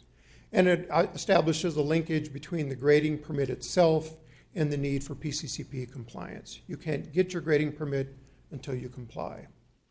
Article 15.60, which is the Cultural Resources Preservation chapter of article of chapter 15. There was a number of changes here. So rather than deal with a messy strikeout and update document is essentially another repeal and replace, but the substantive changes are to reflect the fact that within a program like the PCCP, and in particular federal wetland statutes, there's a relationship to cultural resources impacts that need to be addressed. So we are getting the county code prepared for a point in the future where the county will start to tackle those issues on behalf of the Corps of Engineers. There's also updates, again, in definitions and terminology and departmental responsibilities as they have evolved over the past couple of years. Chapter 16 is the subdivision chapter of county code. Again, definitions, linkages made between approval of tentative maps and parcel maps and minor boundary line adjustments and the need for PCCP authorizations, and also linking any extensions of time on those maps to extensions of time of those PCCP authorizations. Chapter 17, like the others, definition update, an update to the plan development ordinance, because now there's a new form of open space that may be set aside that can factor into the open space calculations of the PD ordinance. A watercourse setback update to differentiate what happens east of the PCCP area from what's happening within the PCCP area itself, which is the stream system boundary requirement now. And again, linking extensions of time to entitlements granted through Chapter 17 zoning, and then also creating a linkage for the enforcement procedures of Chapter 19 in the enforcement procedures of the zoning ordinance. Chapter 18, environmental review, has one substantive non-PCCP change, which is to update the county's environmental review ordinance to deal with tribal consultations. It's something that's been sort of on the back burner that needed to come forward, and there was a good opportunity because we are managing these new cultural resource issues with the PCCP. Again, definitions are being updated. We also found that there were 2 categorical exemptions in state law that were not yet reflected in county code. So again, an update to make sure we're consistent with CEQA.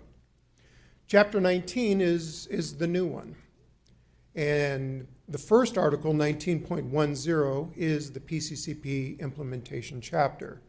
It is the ordinance that puts the county in the position of not only regulating these resources on behalf of the wildlife agencies, but also your ability to collect fees, receive land dedications, and most importantly, and the reason why we are all here today, is the very last bullet on the screen, which is to allow the county to authorize take and impact to aquatic resources for covered activities as well as endangered species.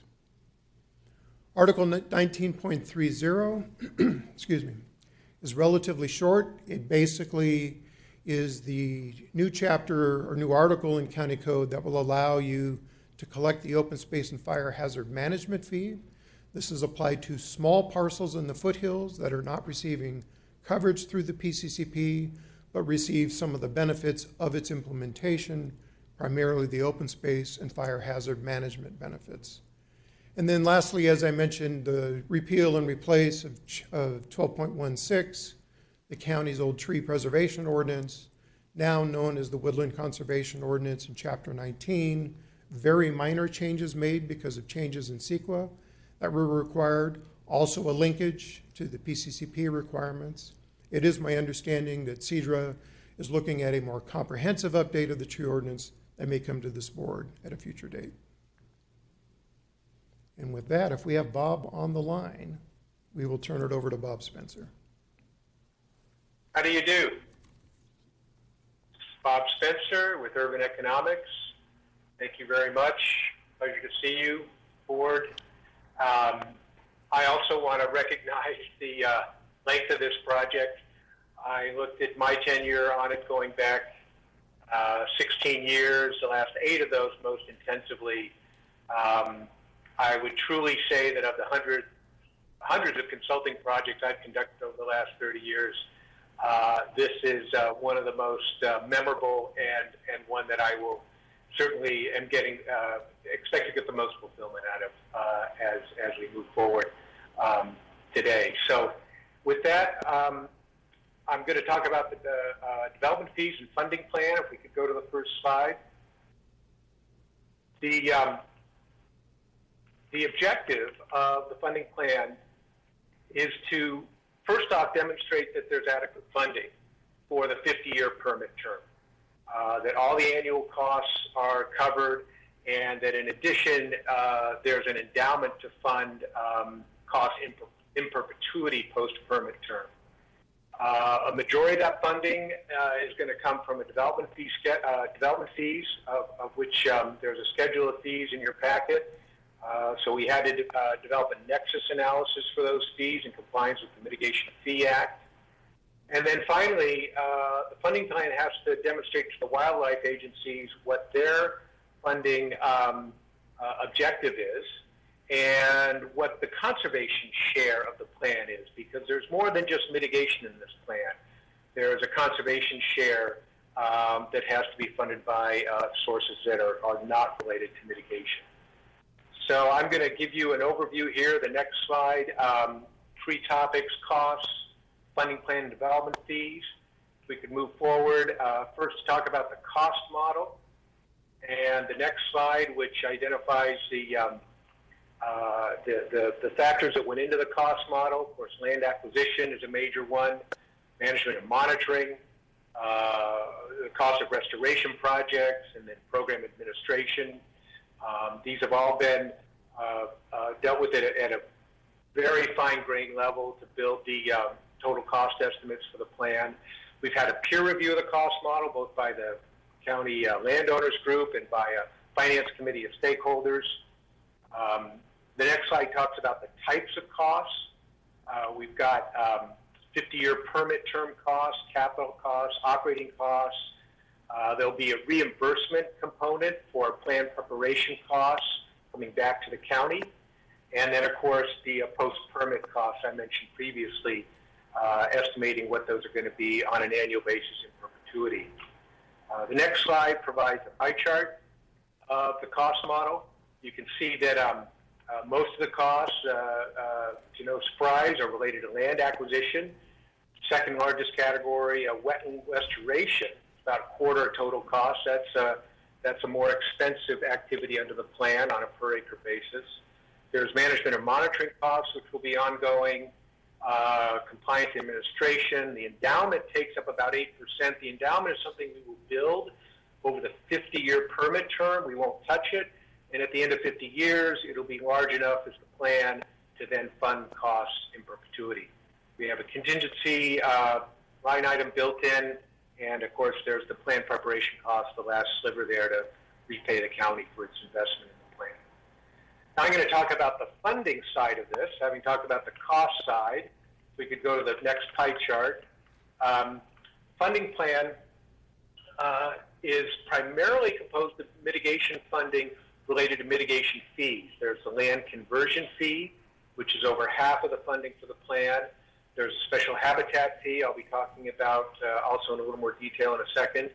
And there's a small amount of other mitigation funding that'll take care of nearly three-quarters of the plan's funding requirements.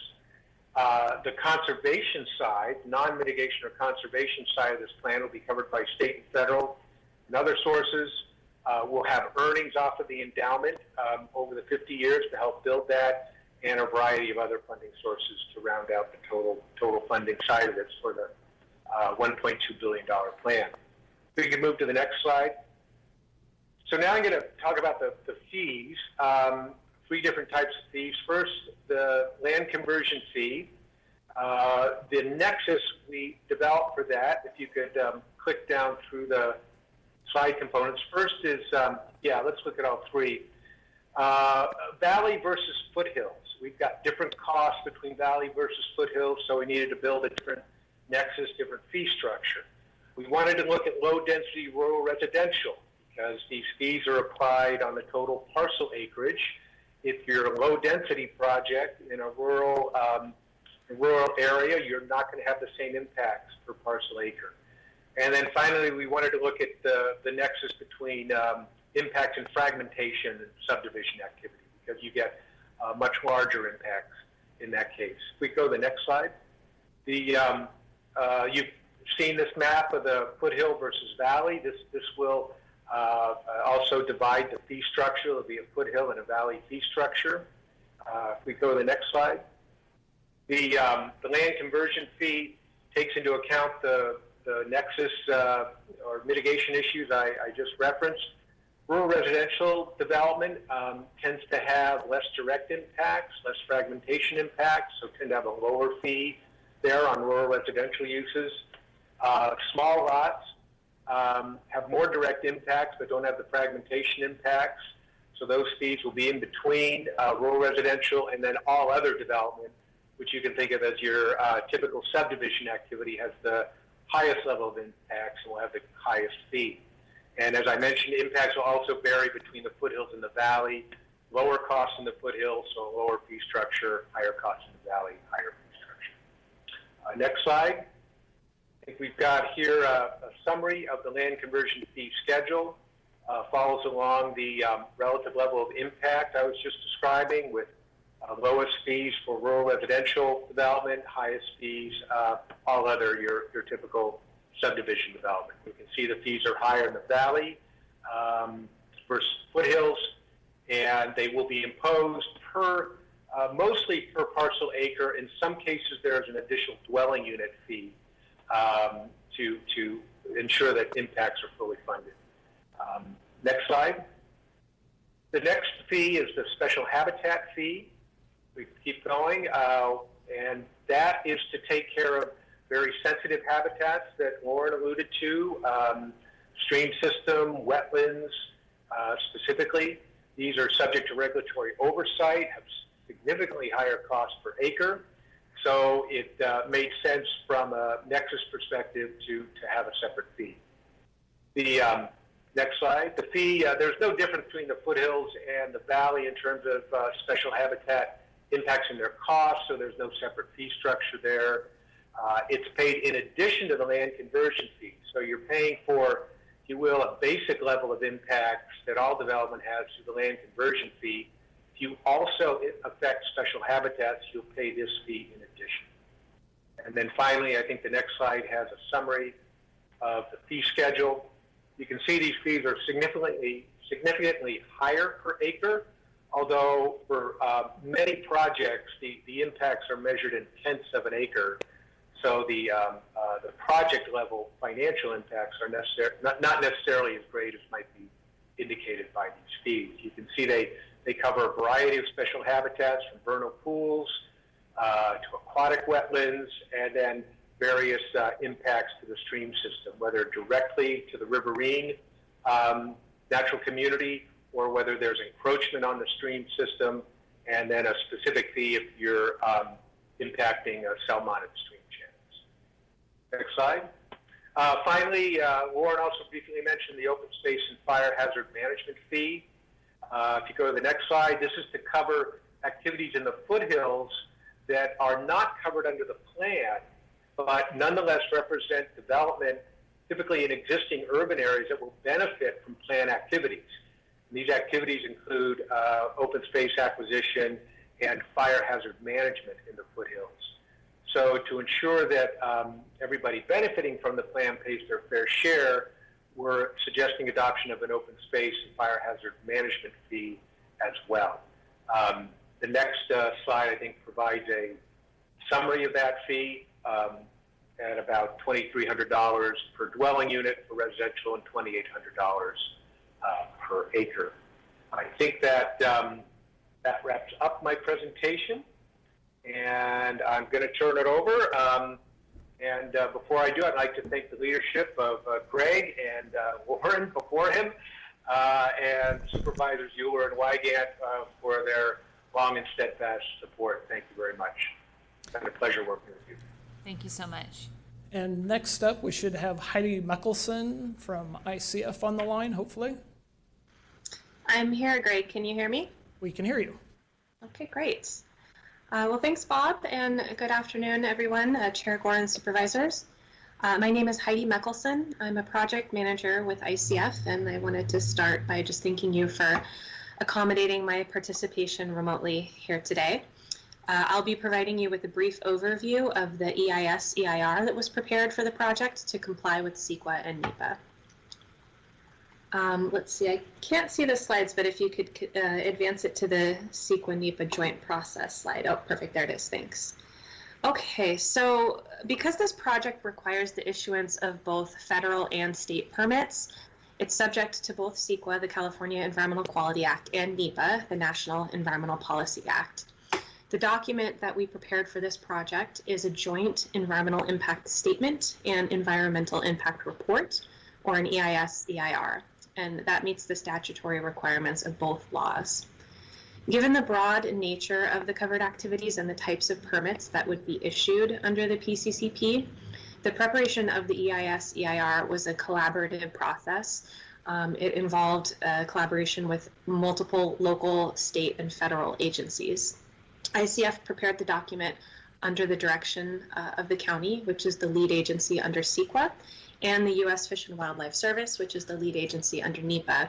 Several other public agencies listed here acted as cooperating, responsible, or trustee agencies and were closely involved in both scoping and reviewing the analysis.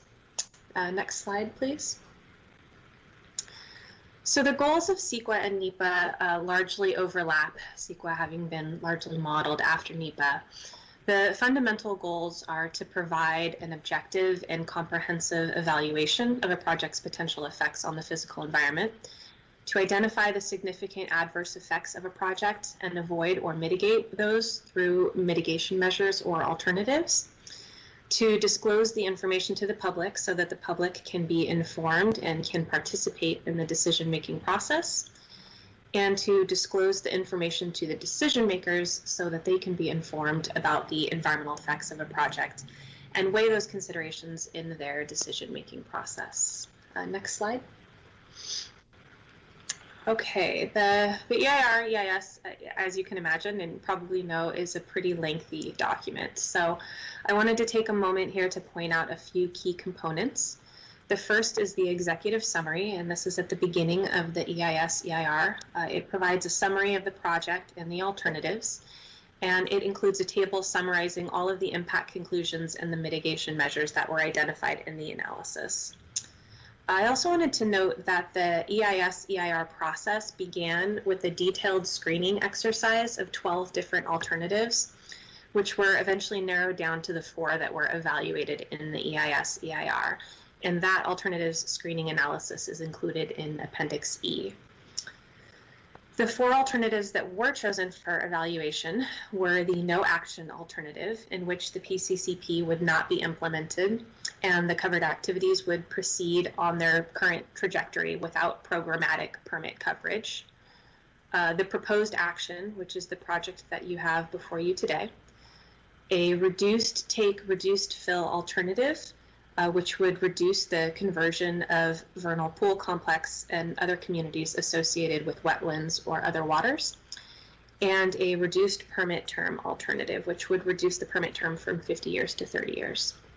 Each alternative was evaluated in an equal level of detail in the EIS-EIR, and for those of you who might be more familiar with CEQA, this equal treatment of alternatives is one of the key differences between CEQA and NEPA, and the reason why this joint document takes this approach. Next slide, please.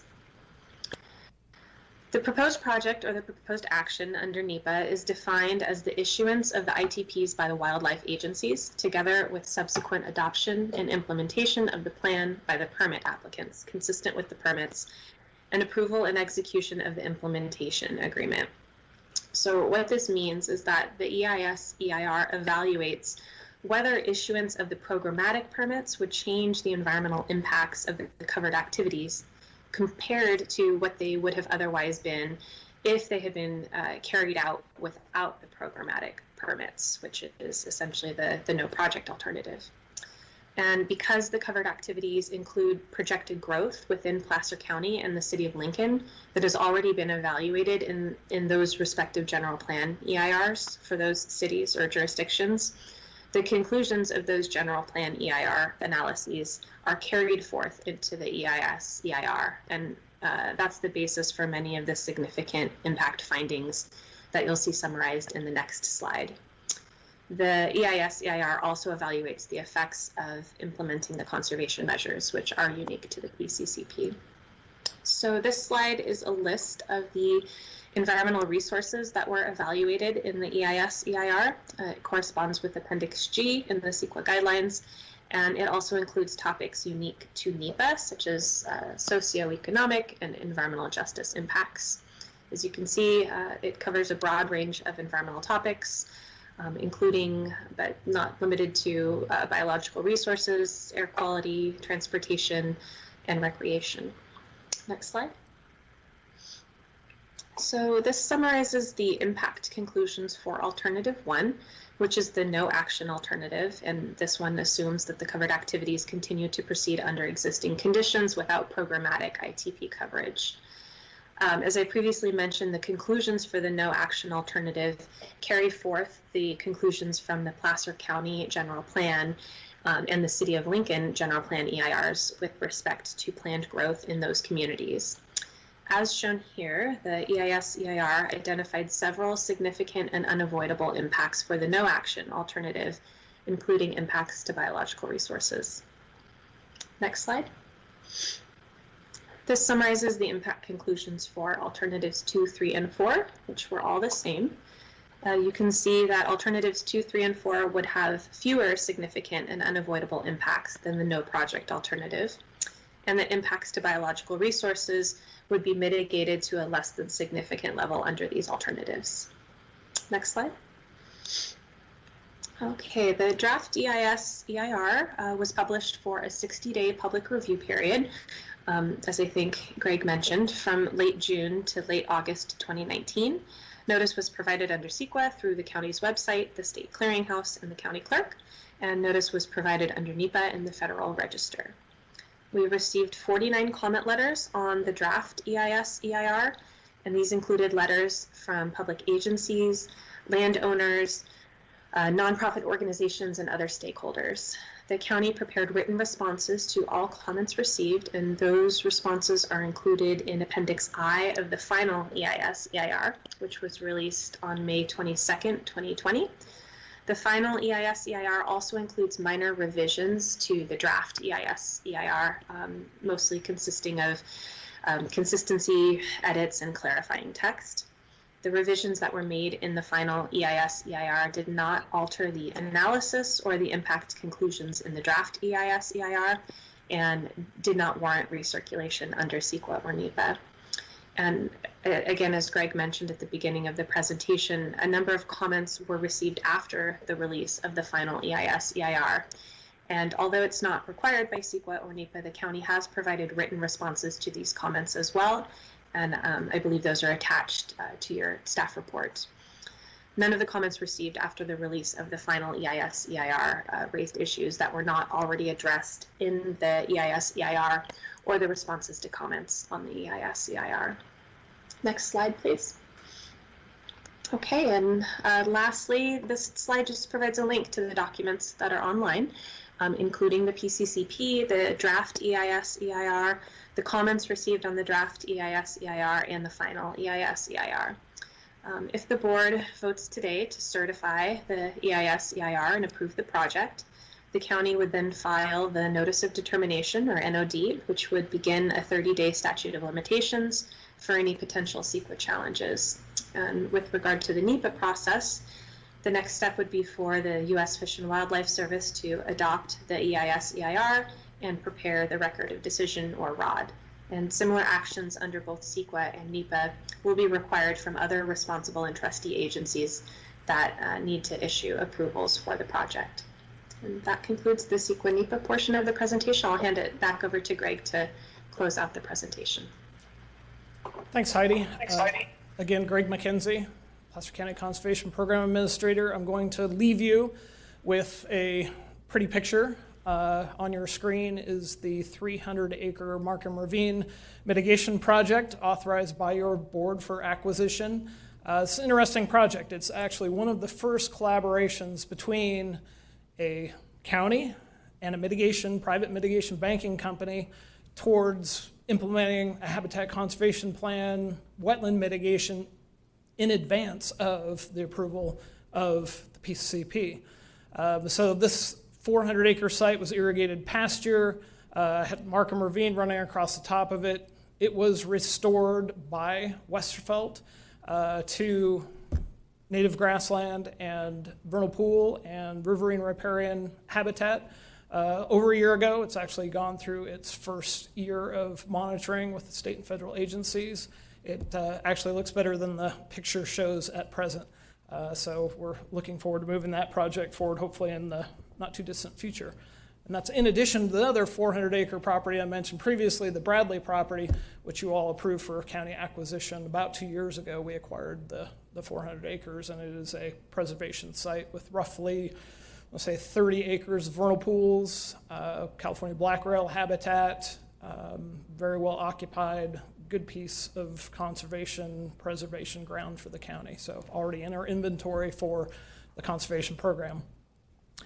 With that, and with the chair's consent, I will invite members of the state and federal agencies to provide you as panelists with their comments relative to the program.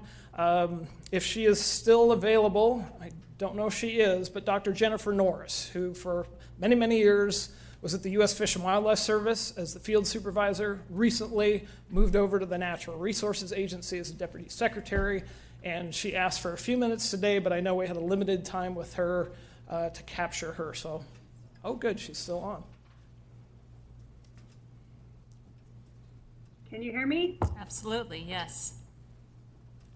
I just wanted to say hello to my old friends and thank you all for your hard work on the PCCP and commend all the staff that worked so hard on this plan. I had the privilege of 7 years of participating with this group, and I'm just really proud. This is the best conservation plan that I've ever been part of. It really demonstrates what can happen when people come together and cooperate.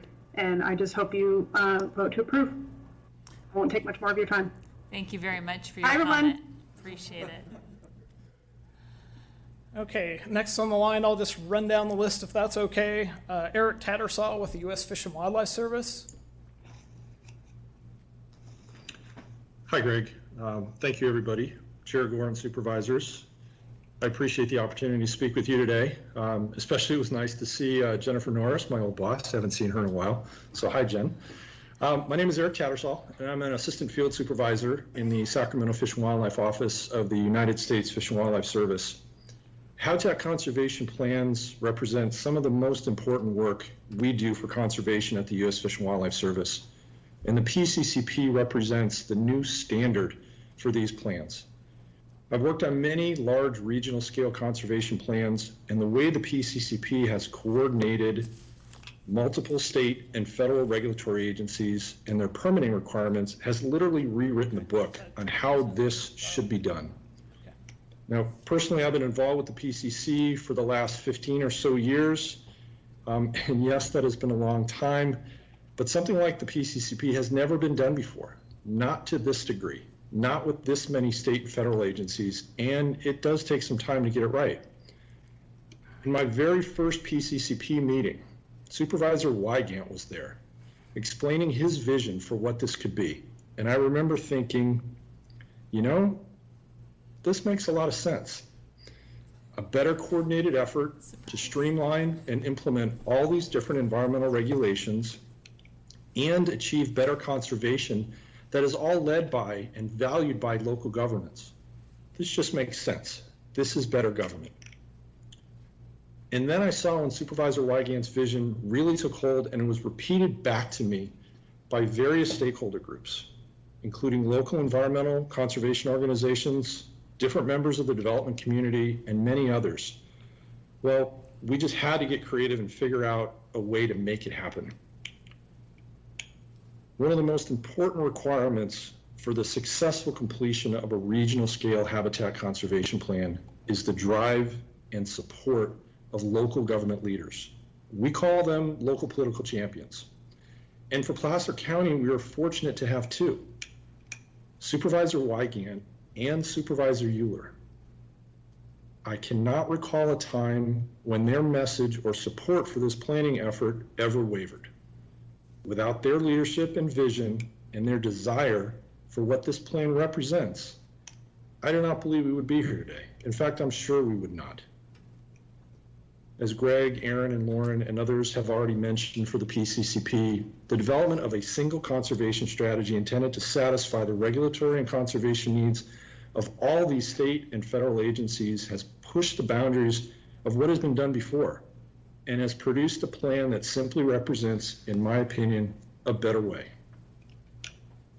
The PCCP is an example of successful collaboration among federal, state, and local governments to balance development and conservation needs during the next 50 years. In closing, I will add that representatives from the Department of Interior in Washington, D.C. have taken notice of this vision in Placer County, have consistently and strongly supported this effort, and are awaiting word of the decisions of this board and that of the other applicants with respect to the final outcome of the PCCP. Thank you for your time. Thank you very much, Eric. Appreciate your comments and your time. Okay, next on the line, hopefully from the California Department of Fish and Wildlife, Jeff Drogensen.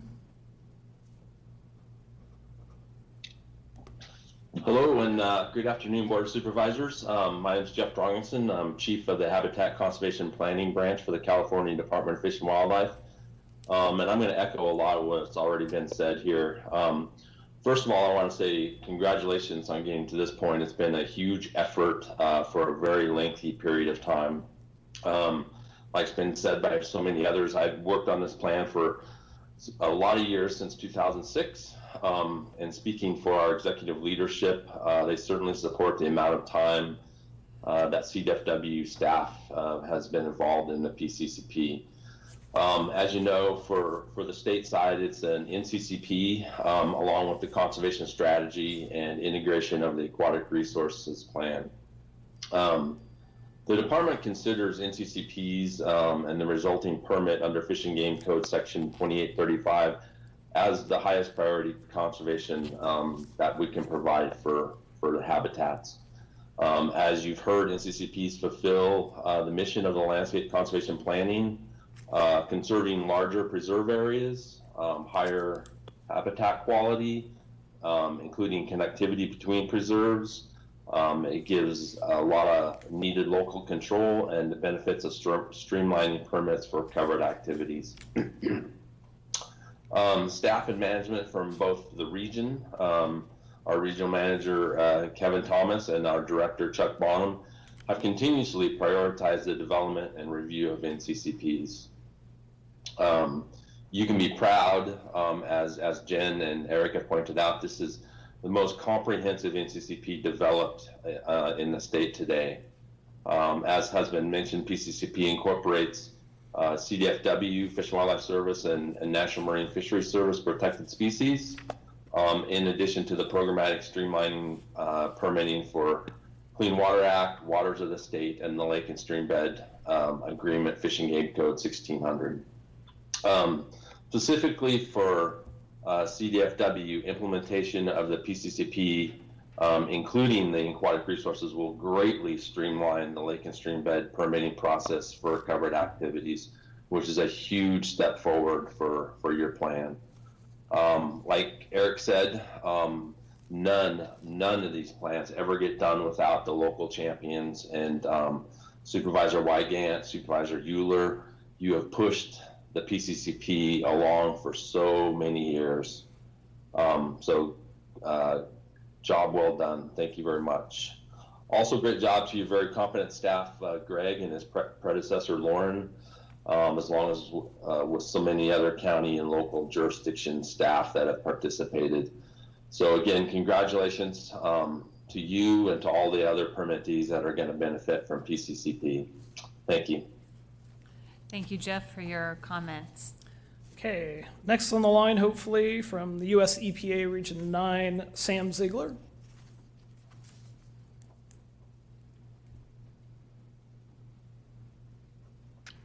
Hey, there I am. Now I just lost my speaking notes, but I've got those too. Good afternoon. My name is Sam Ziegler, and thank you for inviting me to speak on this topic today. I'm assuming you can hear me? Yes. Okay, great. Hey, since 2017, I've been managing the wetlands section in the water division at EPA Region 9 in San Francisco. Before that, I managed our watershed section for 10 years, and as a staff person before that, I worked for EPA on a wide range of water quality programs in California. In all of those positions, a primary goal of mine has been to champion community-based watershed protection. The PCCP is an outstanding, if not one of the best example of community-based watershed protection. While I haven't worked directly on the PCCP, I have long been aware of and excited for this effort. Currently, Joe Morgan of my staff and previous staff, most notably my former colleague Paul Jones, have been heavily involved. EPA has been working to protect vernal pools since the late 1990s. At that time, EPA and 6 other federal and state resource agencies signed an interagency agreement to coordinate on vernal pool protection. And an important focus of that agreement was the effort to advance habitat conservation planning in areas experiencing heavy growth in vernal pool landscapes. Key aspects from the PCCP for EPA have been the development of the In Lieu Fee program and the Clean Water Act 404 permitting strategy. The permitting strategy will provide a significant incentive to developers to adhere to the PCCP avoidance and minimization measures. Region 9 supports the proposed PCCP and integrated aquatic habitat planning, which accounts for multiple community requirements through a rigorous and public process. Successful implementation will rely on frequent interagency communication across all levels, as well as open and transparent public participation. The PCCP is in no way a license to pollute, or under the PCCP, proposed projects will be held to the standards required by regulations under the Clean Water Act. And in closing, I want to reiterate EPA's support and congratulate all of you who have worked for the past 20 years to advance this effort. This is a big deal and an important step for environmental protection through coordinated planning, appropriate development, and local control. So good job and thank you. Thank you for your comments, Sam. Okay, thanks, Sam. Next up, hopefully she's there with the U.S. Army Corps of Engineers, Nancy Haley. Hi, thank you. Thank you, everybody who has worked on this, the agency, the supervisors, We have finally come to quite an end point. Well, almost. As soon as we can get the permits rolling, then we'll be good as gold. USACE is definitely in support of all of the agencies working together toward this multifaceted approach to planning growth and large-scale avoidance in the PCCP watersheds, and support the streamlined permitting. We've been working on this project together for a very, very long time, and it's nice to see something like this come to fruition when you've been with the Corps for 30 years and you all have been around for just as long. It's really nice to see something come to fruition. So thank you and congratulations, everybody, and thank you for your support. Appreciate your comment, Nancy. Thank you. Okay, and last but not least, with the National Marine Fisheries Service, NOAA Fisheries, Ellen McBride.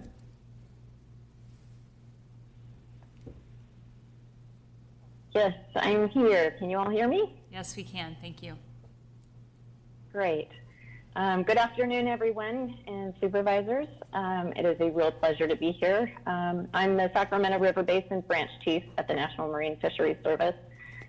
So thank you for being here today to vote on the culmination of 20 years of effort to bring this HCP and CCP to completion. It's my very real pleasure to provide some words of support on behalf of NIMS.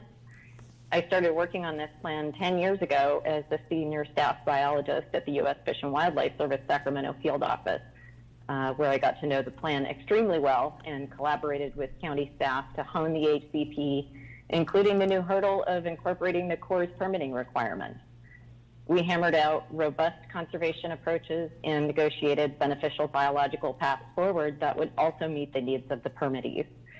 And now, from my position at NIMS, I can say that the PCCP is a great benefit to fish conservation in Placer County, helping us move toward our recovery goals.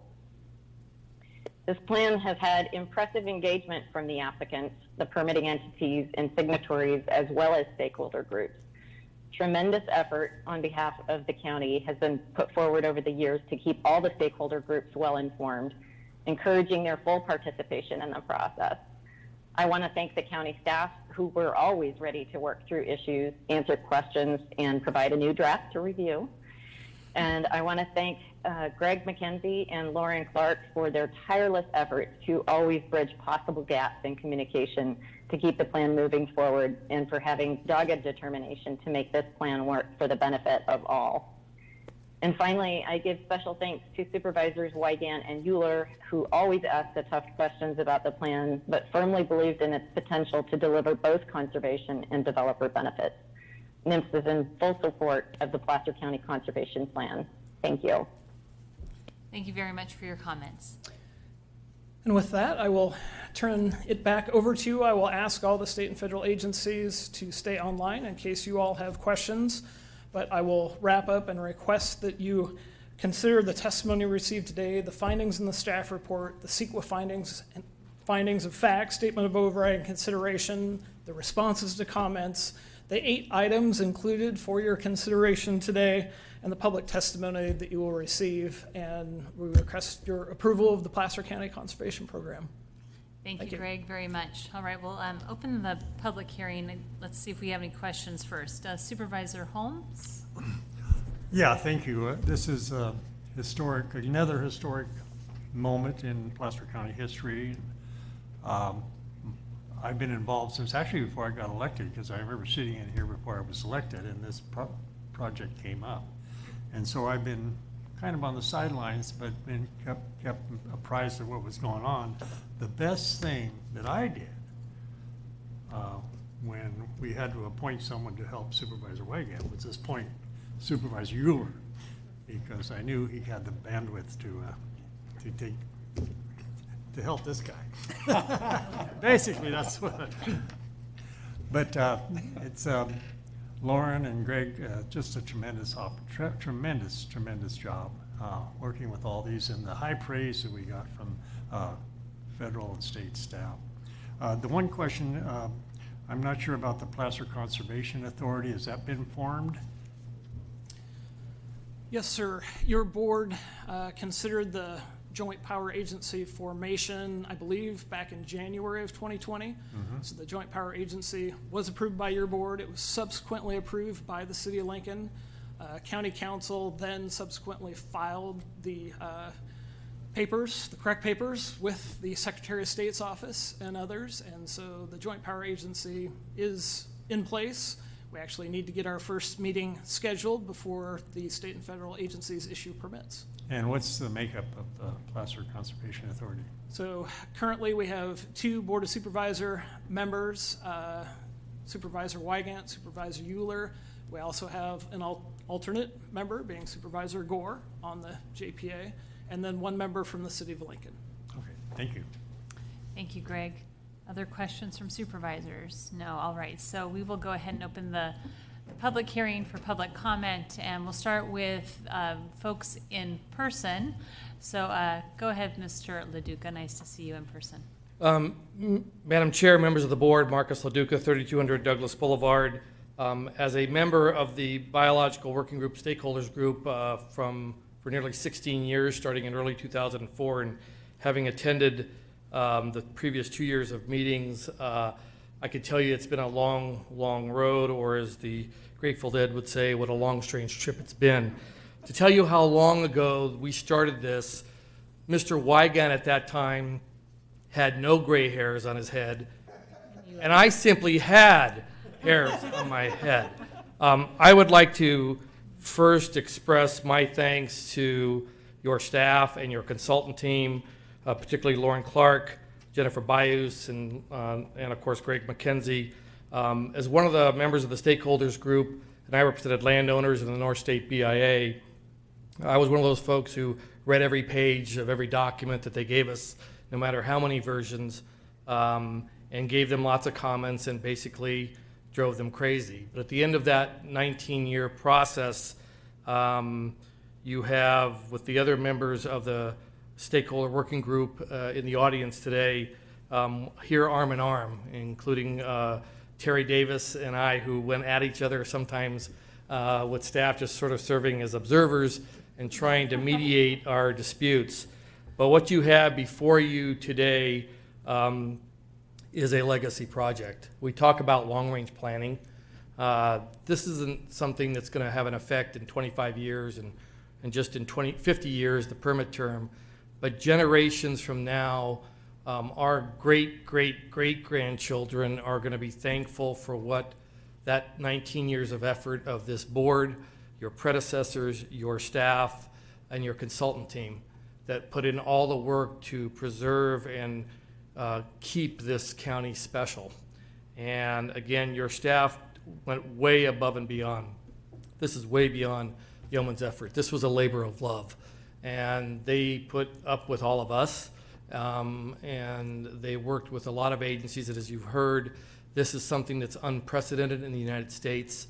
You should be very proud of what is before you, and I urge you today to unanimously support the recommendations of the Planning Commission and your staff and approve the PCCP.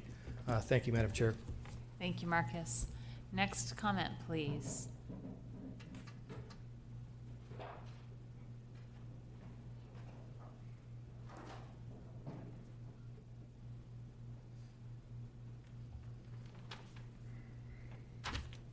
Good afternoon. My name is Terry Davis, and I went to my first PCCP meeting at least 20 years ago. It was hosted by Sierra Business Council, a little outreach to the environmental community in Placer County, talking then, how about an HCP, NCCP?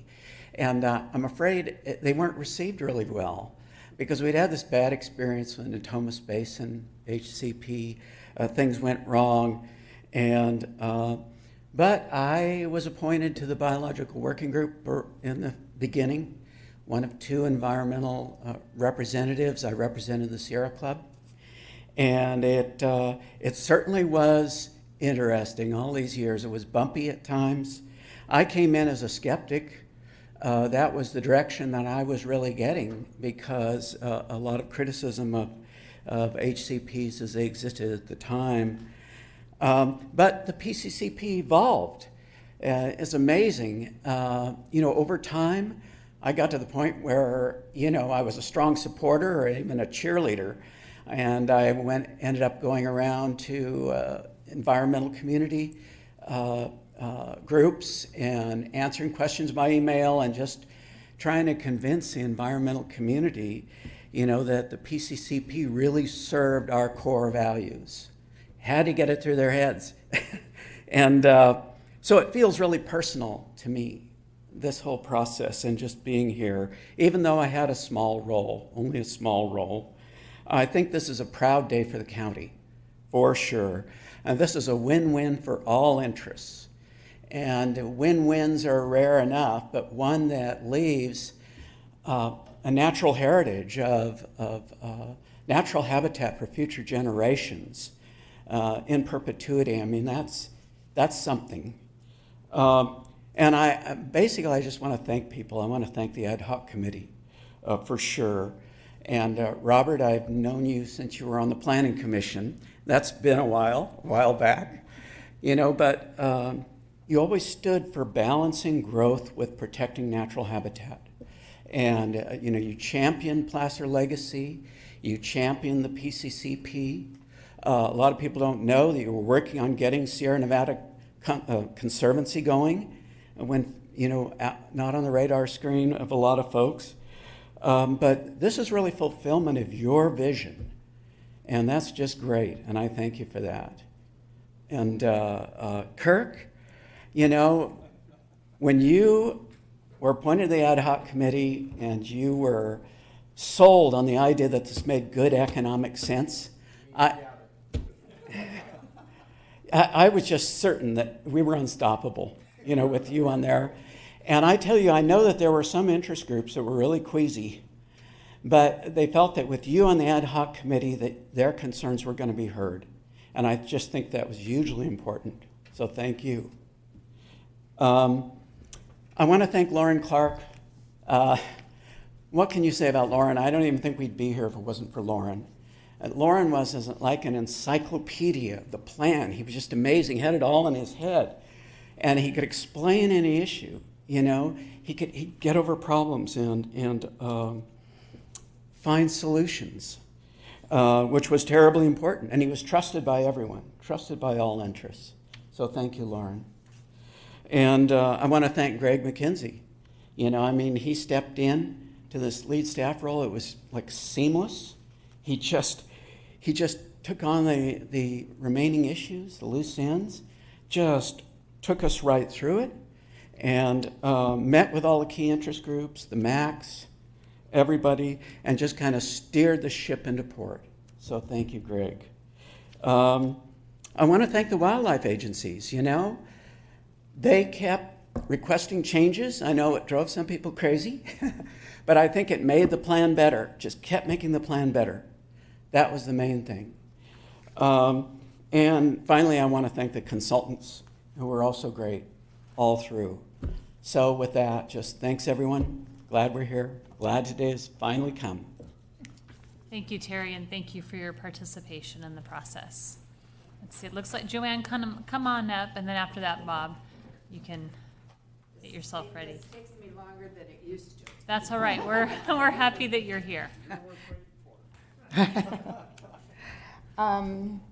Before I even start, I just want to thank everyone in this room, because everyone had something important to do about what we're talking about today. Every person here made a very valuable contribution. And Mr. Holmes, I want to thank you for inviting me to come today. Jim remembered that I've been doing this a long time too. I was chair of the Citizens Advisory Committee for Placer Legacy from 1998 through 2000. That program won the Governor's Award for Environmental and Economic Leadership in 2002. Through Placer Legacy, the county has successfully protected thousands of acres of land, from the rice fields of Western Placer to the shores of Lake Tahoe. You have done well over the past 20 years. Today, the board has an opportunity to begin the implementation of one of Legacy's most important objectives, a program that will protect fish and wildlife in western Placer County through the implementation of a landscape-scale conservation program. The Placer County Conservation, or PCCP, is exactly what we envisioned back in 2000 when Placer Legacy was adopted by your predecessors. I strongly support the staff's recommendation to begin the implementation of this important program. Through the PCCP, the county will continue to demonstrate its environmental leadership while at the same time balancing the need for economic development.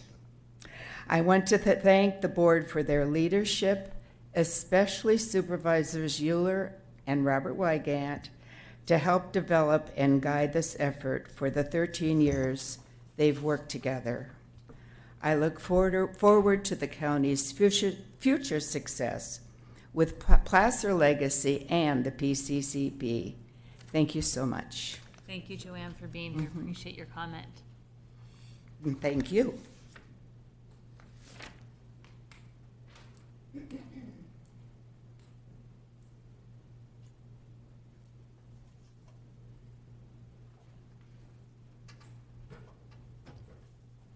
Madam Chairman, members of the board, I'm Bob Shattuck, 6589 Laurel Crest Circle in Roseville.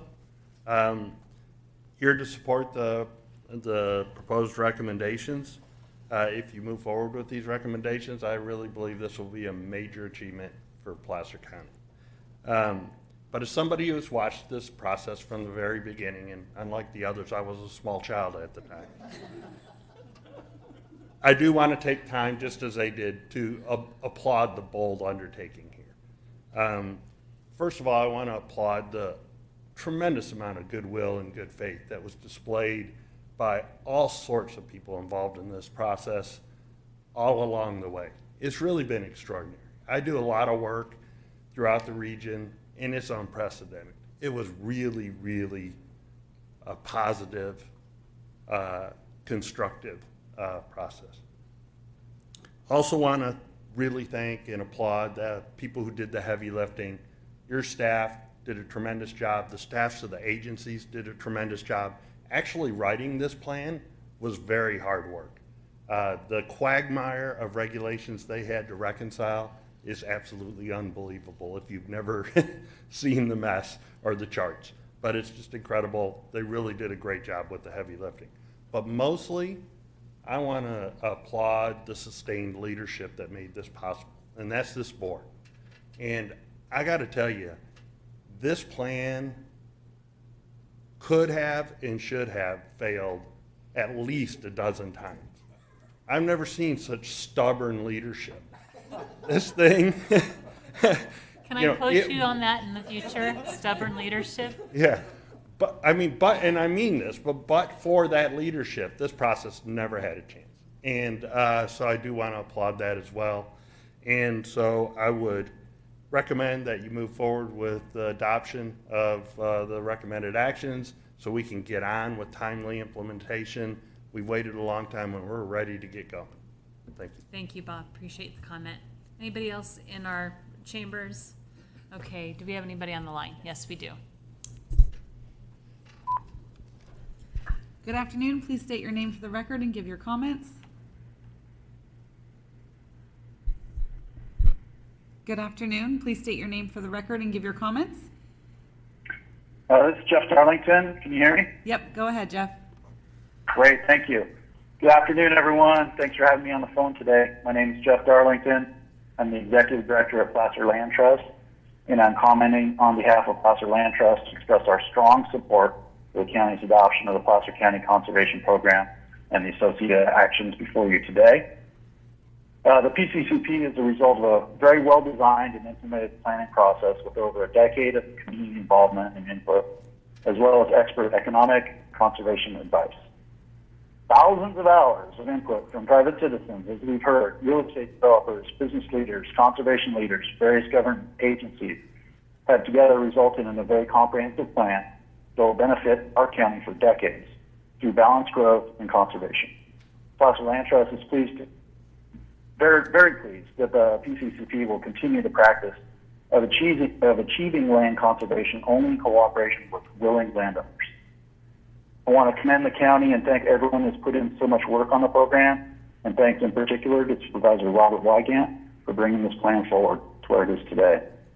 The overall benefit is a streamlined, more certain, more predictable, and less expensive process for both conservation and development projects in Placer County. That is a true win-win. It'll benefit both our local economy in addition to our environment and quality of life. Placer Land Trust and Placer County have partnered for decades to provide public benefit through land conservation, and we remain committed to being a reliable partner to the county in achieving its conservation objectives. So in conclusion, I strongly support the adoption of the PCCP, and we very much look forward to its implementation. Thank you. Thank you, Jeff. Next caller, please. Good afternoon. Please state your name for the record. Good afternoon. This is George Cameron. Go ahead, George. Thank you. Good afternoon, Madam Chair, members of the board. This is George Cameron. I'm a land use attorney who I think many of you know. Been involved in projects like this in the region for close to 30 years. And I apologize for not being able to be there on such a momentous occasion in person today. Although, as many of you know, I've been there in person to testify before you on PCCP several times in the last few years.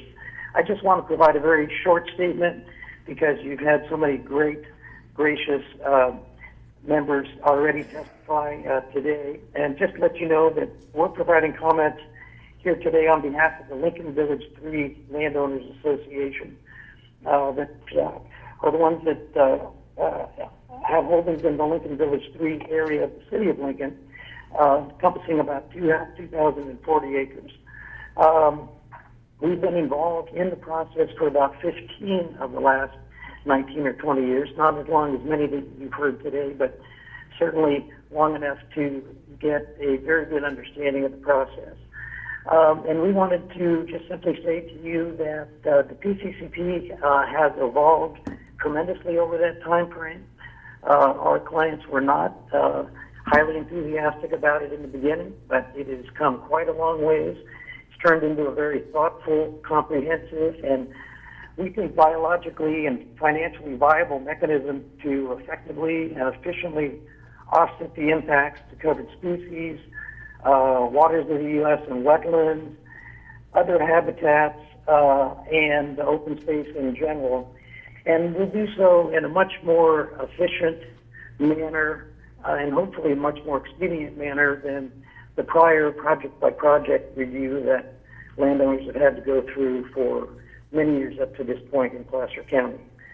So with that, I'd like to just echo the thoughts said earlier to commend you and especially Supervisors Wygant and Mueller for their patience in the process and their leadership in the process and their dogged determination, to quote Bob as well, too. And also thank your staff, Greg McKenzie and Lauren Clark in particular, who've been involved in the process for so many years as well, too. And of course the staff of all the other agencies that have had input on the process and have, of course, permitting authority and very important roles in this process overall.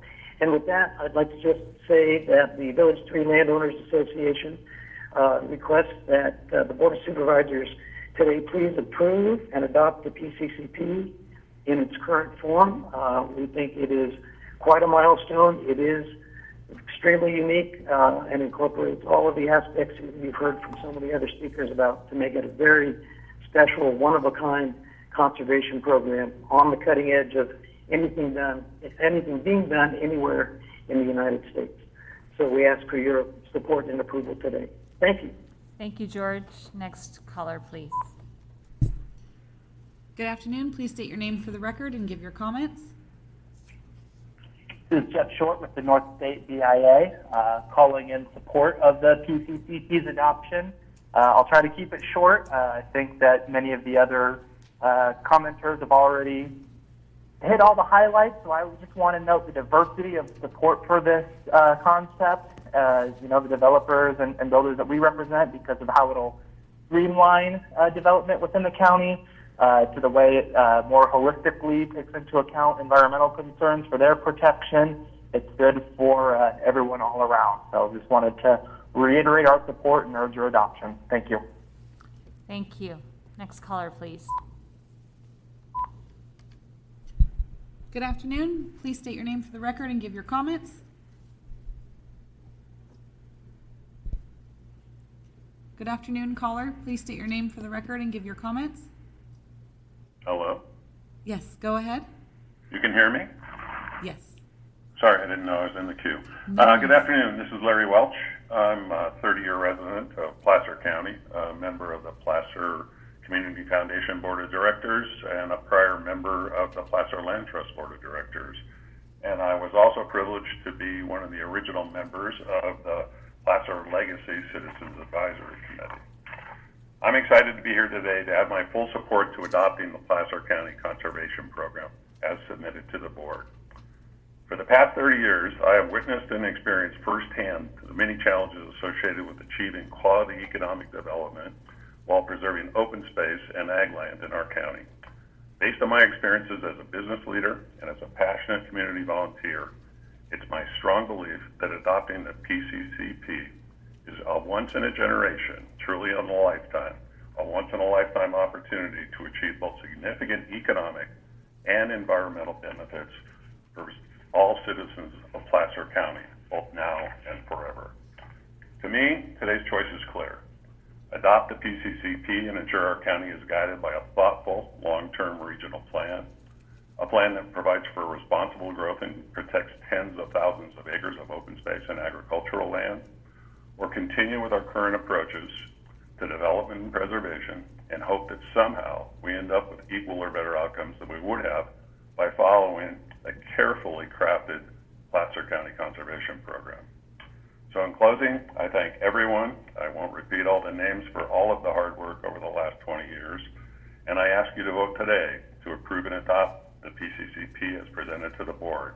It's our best chance to grow responsibly while preserving the county's natural wonders forever. Thank you. Thank you, Larry. Next caller, please. Good afternoon. Please state your name for the record and give your comments. Good afternoon, caller. Please state your name for the record and give your comments. Hello, this is Cheryl Berkman. Can you hear me? Yes, go ahead. Hi. I am in support of the PCCP. I am a program manager, and my only concerns are that there were no issues whatsoever. A 20-year program, and nothing's been called out for issues. I have several concerns. One is that the timing of this during a pandemic where the public has not really been socialized, no news media. The public largely does not know this program is happening. The oversight of the program, the implementation, I think, is the actual problem with the PCCP. Currently, the Sunset Area Plan and the PCCP were developed in parallel. The concern that was never even mentioned is that the Sunset Area Plan Placer Ranch is currently under lawsuit by the Center for Biological Diversity, largely due to the wetlands that are the wetlands vernal pools that are going to be destroyed. So in a program that's supposed to preserve, the very first act is to destroy thousands of acres of vernal pools. So I have a concern about that. Also the significant and unavoidable, those things add up. There's a cost to them in both the environment and to the taxpayers. CDI has currently not been a very good steward of protected resources and endangered species in Placer County, yet they'll be implementing the program. They've undervalued the cost and restoration of protected trees in the county for the in lieu fees, and by several times. What this does is it costs both the environment and taxpayers. We are actually being cheated out of the value of these resources. The CDRA also has failed to report on tree preservation and restoration. Why would we end up going to a huge program without knowing how many of our current trees have been destroyed? What's the plan to restore them?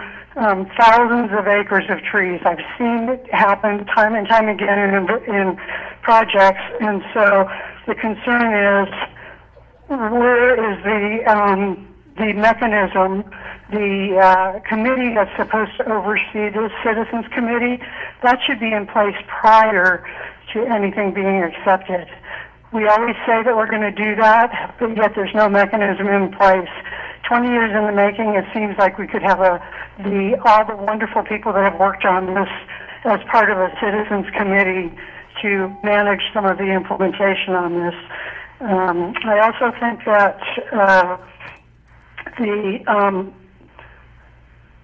agreements with the permittees, so the regional transportation is a conflict of interest. It seems like Placer Parkway approval, they're not a wildlife agency, they're being measured on putting transportation in place. Why would we have a transportation agency be a permittee who is being judged on implementing transportation? That doesn't make sense, and I think that moving forward on the Sunset Area Plan and all of the corresponding projects that go with it are really what's happening in the background. It's a shame that was put into place, because it really doesn't belong there. I would urge the permittees to be wildlife agencies and not potential conflicts of interest. So I hope that there will be more thought to the mitigations, the monitoring, and enforcement of current procedures before we look at things where we have multiple agencies now. I think CDRA should be managing this themselves, actually. Thank you very much. Thank you for your comment. Next caller, please. Good afternoon. Please state your name for the record and give your comments. Marilyn Jasper, can you hear me? Yes, go ahead. Good afternoon. Marilyn Jasper, speak on behalf of Public Interest Coalition. First, gratitude galore to all who stayed the course with the PCCP. I echo Terry's gratitude for both Lauren and Greg's amazing work and their diplomatic handling of difficult situations. Second, there's one aspect of the PCCP that I did not hear mentioned today. Apologies if I missed it. During a few meetings of the Biological Working Group, there was some language that dealt with enforcement. It might not be called that now, but it was along the lines that should the decision makers, I'll say the Conservation Authority, make mistakes, or shall we say be unduly influenced in a unhealthy or inappropriate manner in their managing the PCCP, that there can or may be strong consequences of action taken by the federal or state regulatory agencies. Maybe that oversight enforcement was deleted, but if it's still in place, if there's time, a short mention of it might be helpful. Thank you. Thank you, Marilyn, for your comment. Next caller, please. Good afternoon. Please state your name for the record and give your comments. Good afternoon, caller. Please state your name for the record. Hi. Am I the next caller? Yes. Is there someone else in front of me? No, go ahead. Hi, my name is Leslie Warren. I'm calling as a resident of Placer County. There's three issues that I addressed in the draft and final EIR that I do not think were resolved, and the response to comments were woefully inadequate with regard to these subject areas. So I'm bringing them forward in the public hearing in hopes that there can be some remedy before the Board of Supervisors takes action. One of them is the fact that significant wildlife corridors pass through the Placer County Conservation Plan area, and the plan area is bisected by a 1,000-foot wide barrier called Placer Parkway. In my comments, I asked that the Placer County Conservation Plan specifically address methods necessary to allow wildlife passage through, over, and under that parkway. And the EIR consultants have studiously avoided addressing this, as has the county. But I feel like unless it becomes an integral component of the PCCP itself, for cost-saving measures or other reasons, the Placer Parkway will become a barrier, essentially making two conservation plan areas and not integrating them into one whole, which I think is essential to it having values that we are wanting it to have. Number two is the fact that conservation and recreation are being merged in parts of the PCCP, and I believe that a conservation area should be exclusive of human, dog, bicycle, equestrian influence, so that we don't bring in noxious weeds, we don't disturb wildlife that may be nesting or migrating or living there. I think we should not include any properties as part of the PCCP that are proposed to be recreation, even if it's, quote, passive recreation, because human passage through a wild space is shown to affect wildlife behavior for over 2 weeks. So it could cause a nesting bird to abandon the bird, and it would be nest failure, something of that nature.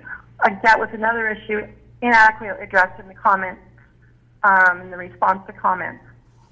And my third issue is that the formulas for implementation of the conservation plan are onerously complicated. And I think before the methodology for bringing properties into the PCCP and establishing cost per property, there should be some literal tryouts where it's not a staff person like Greg and Lauren can recite this in their sleep, but a successor staff person that might be taking this over would try to implement this formula and see if it's practical, or if there's some other methodology that might be applied that will make this PCCP more user-friendly. As it is, I feel like it's interpretations by different staff that may succeed. Greg and Lauren could result in unequal application of fees and etc. So those are my comments. Thanks for your time, and I hope the EIR consultant will be instructed to go back to work and better respond to not only my comments, but many of the comments in the EIR I think were very superficially addressed, and we need a thorough response because those are concerns of citizens who took the time to comment. So thanks again for your time. Thank you, Leslie. Next caller, please. No more public comment. All right. Thank you, Sue. We'll close public comment. Appreciate everyone's input. Greg, if you want to come back up, or you can stay there because you've got a microphone. You don't need to move. Any questions that were raised that you want to go ahead and address? I look to council if there are any in particular that I may miss, but relative to public engagement, public involvement in the process, as the one speaker raised, the good news is we're able to get the draft EIR, EIS, all the draft documents out pre-COVID, and so those were out. They were available and still are available actually today on our website.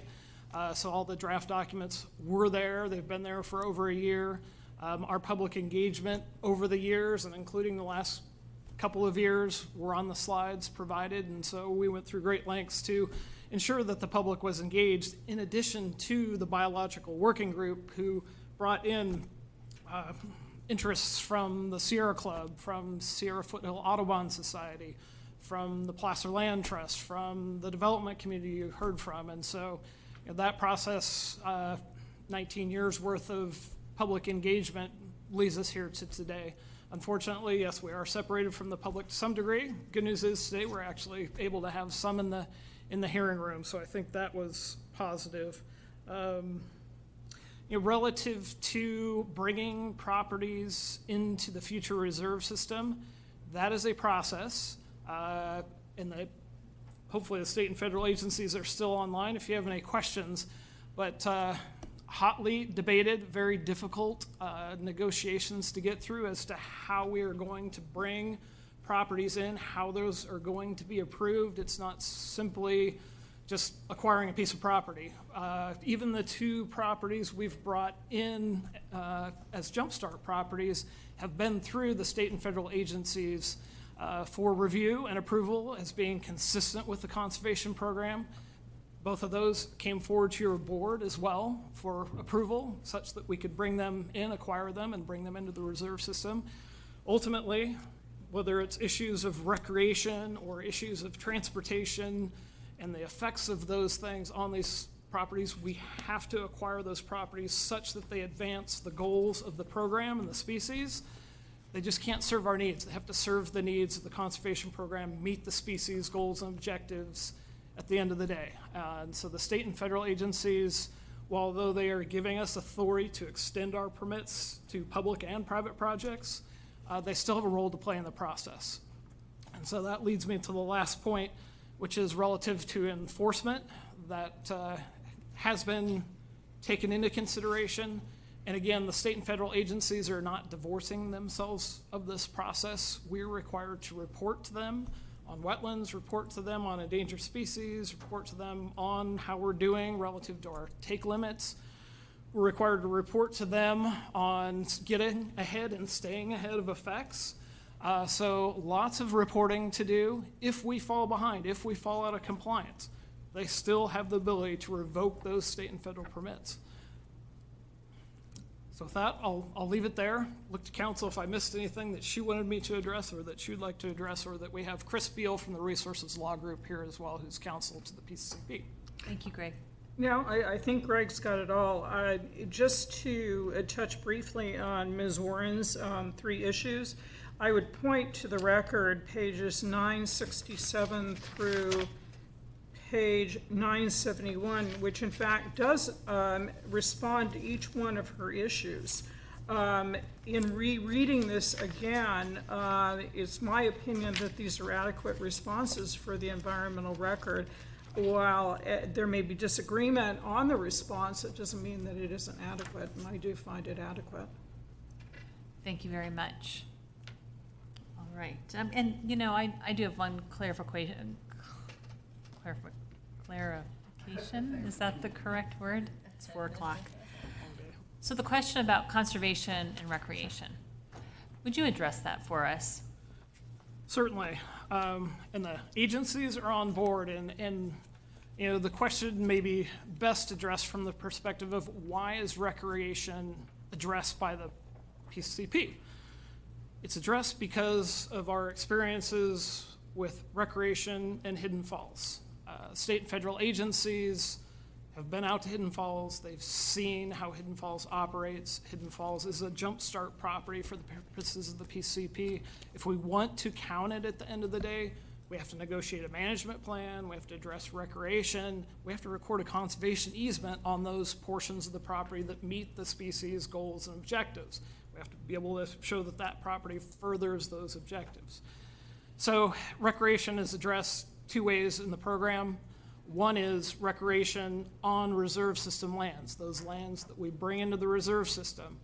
Working with the agencies, after taking them out to Hidden Falls, after they experienced it as just general public out on Hidden Falls, we have a long list of what can and can't be done within the reserve system.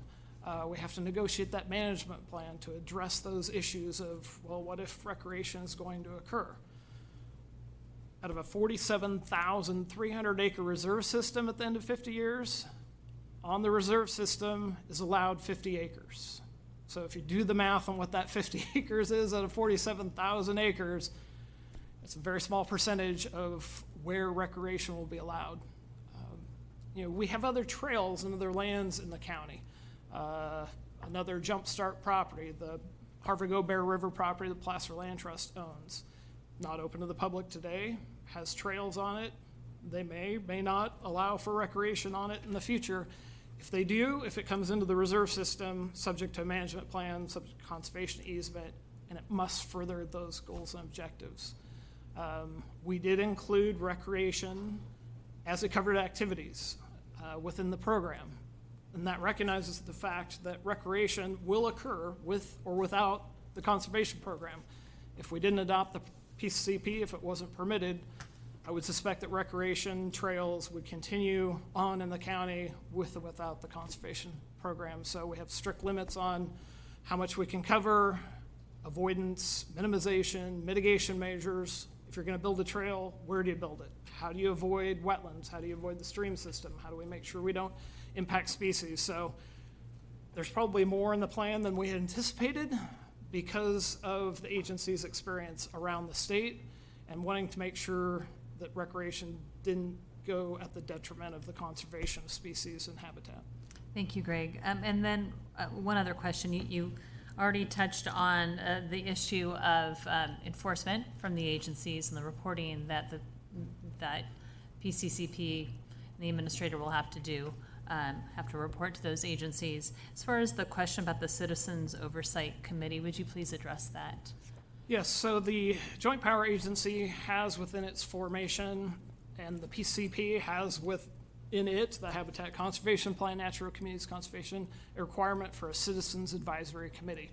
12-member Citizens Advisory Committee, much like the Biologic Working Group, divided between different interest groups throughout the plan area, be it ag, be it recreation, be it landowners in general, be it development interests, environmental community, who will come and help the JPA look at the program, implement the program, help us along with science advisors who will continue on in the future to look at issues of, hey, how are we doing relative to keeping up with the pace of development? Are we ahead of that pace?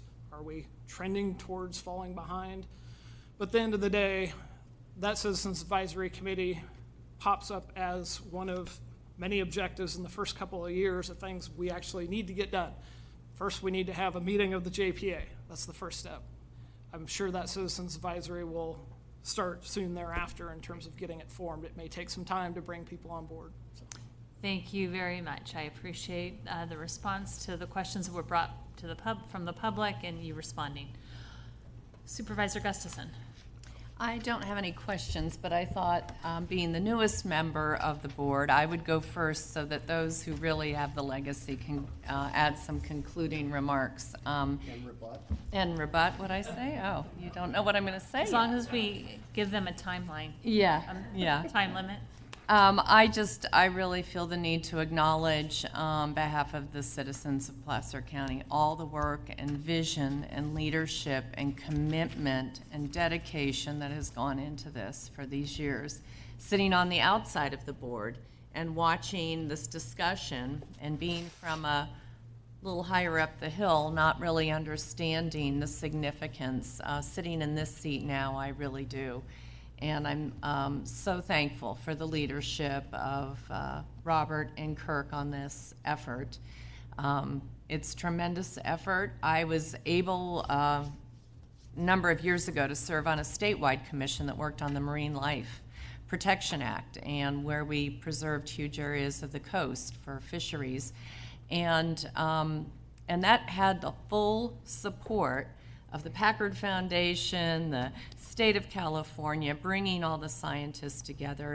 And we had huge resources to travel the state and do that. When I look at what we've done here in Placer County without all of that financial support, but through the vision and leadership of this Board of Supervisors and my predecessors, I'm just so proud to be here. And on a day where we started the morning under a lot of attack for our lack of vision and leadership, I want to end it with just commending so much of my peers and what they've done here. So good job. Thank you, Supervisor. Thank you, Supervisor Gustafson. Supervisor Wygant.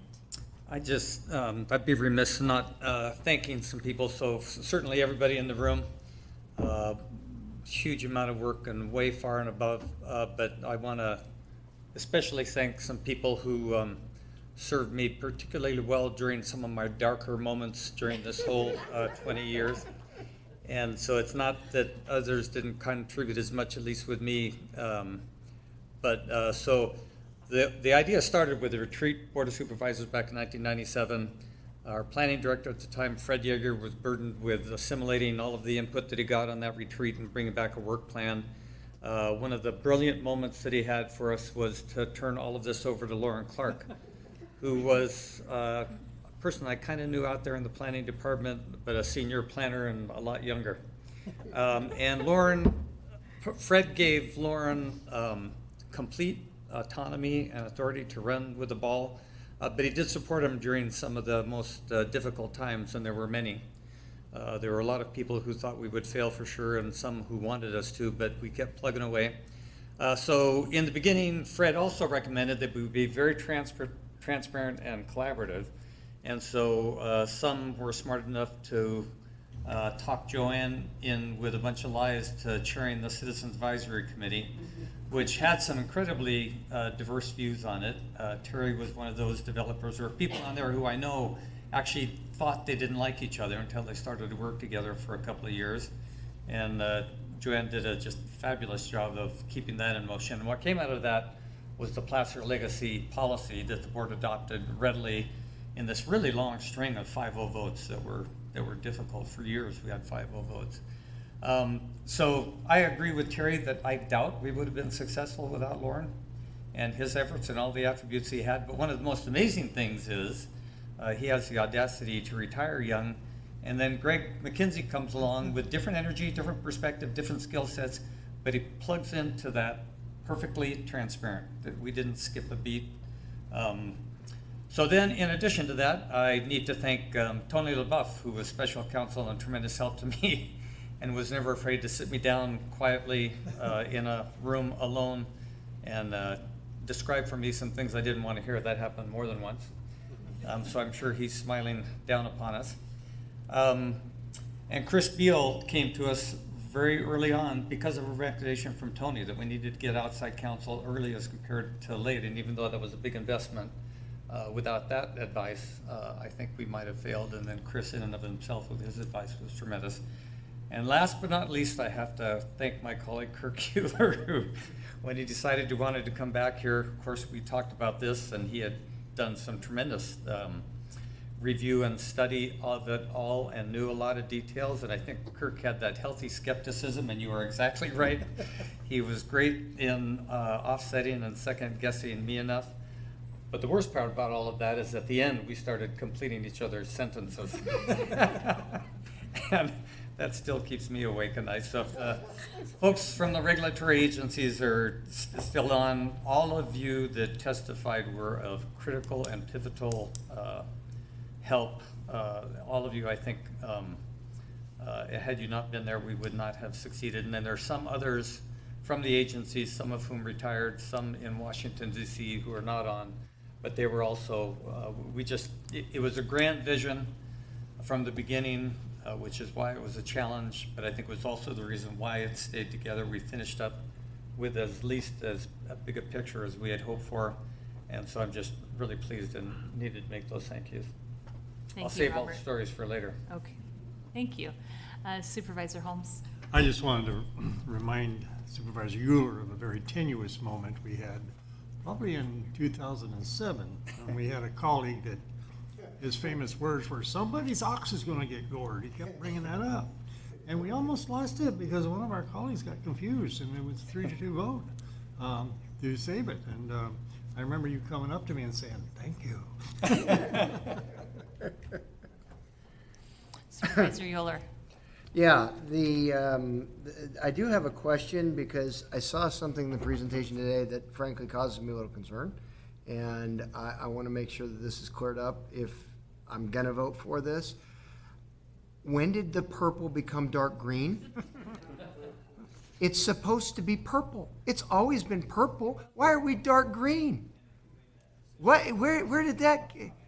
Thank you for wearing your purple shirt today. Purple Every tie. PCCP related meeting for the last 13 years has had the purple tie and the purple shirt, and there's no purple on the damn map. So to address your question specifically, when I started taking over for Lauren, plus or minus about 5 years ago now, the first thing I did was to go, okay, I think we've let the purple map live its existence. It's been hotly contested, debated, lots of board workshops. If you go back through the staff reports, you will see all of those debates about the purple map. Every map still in my office is purple.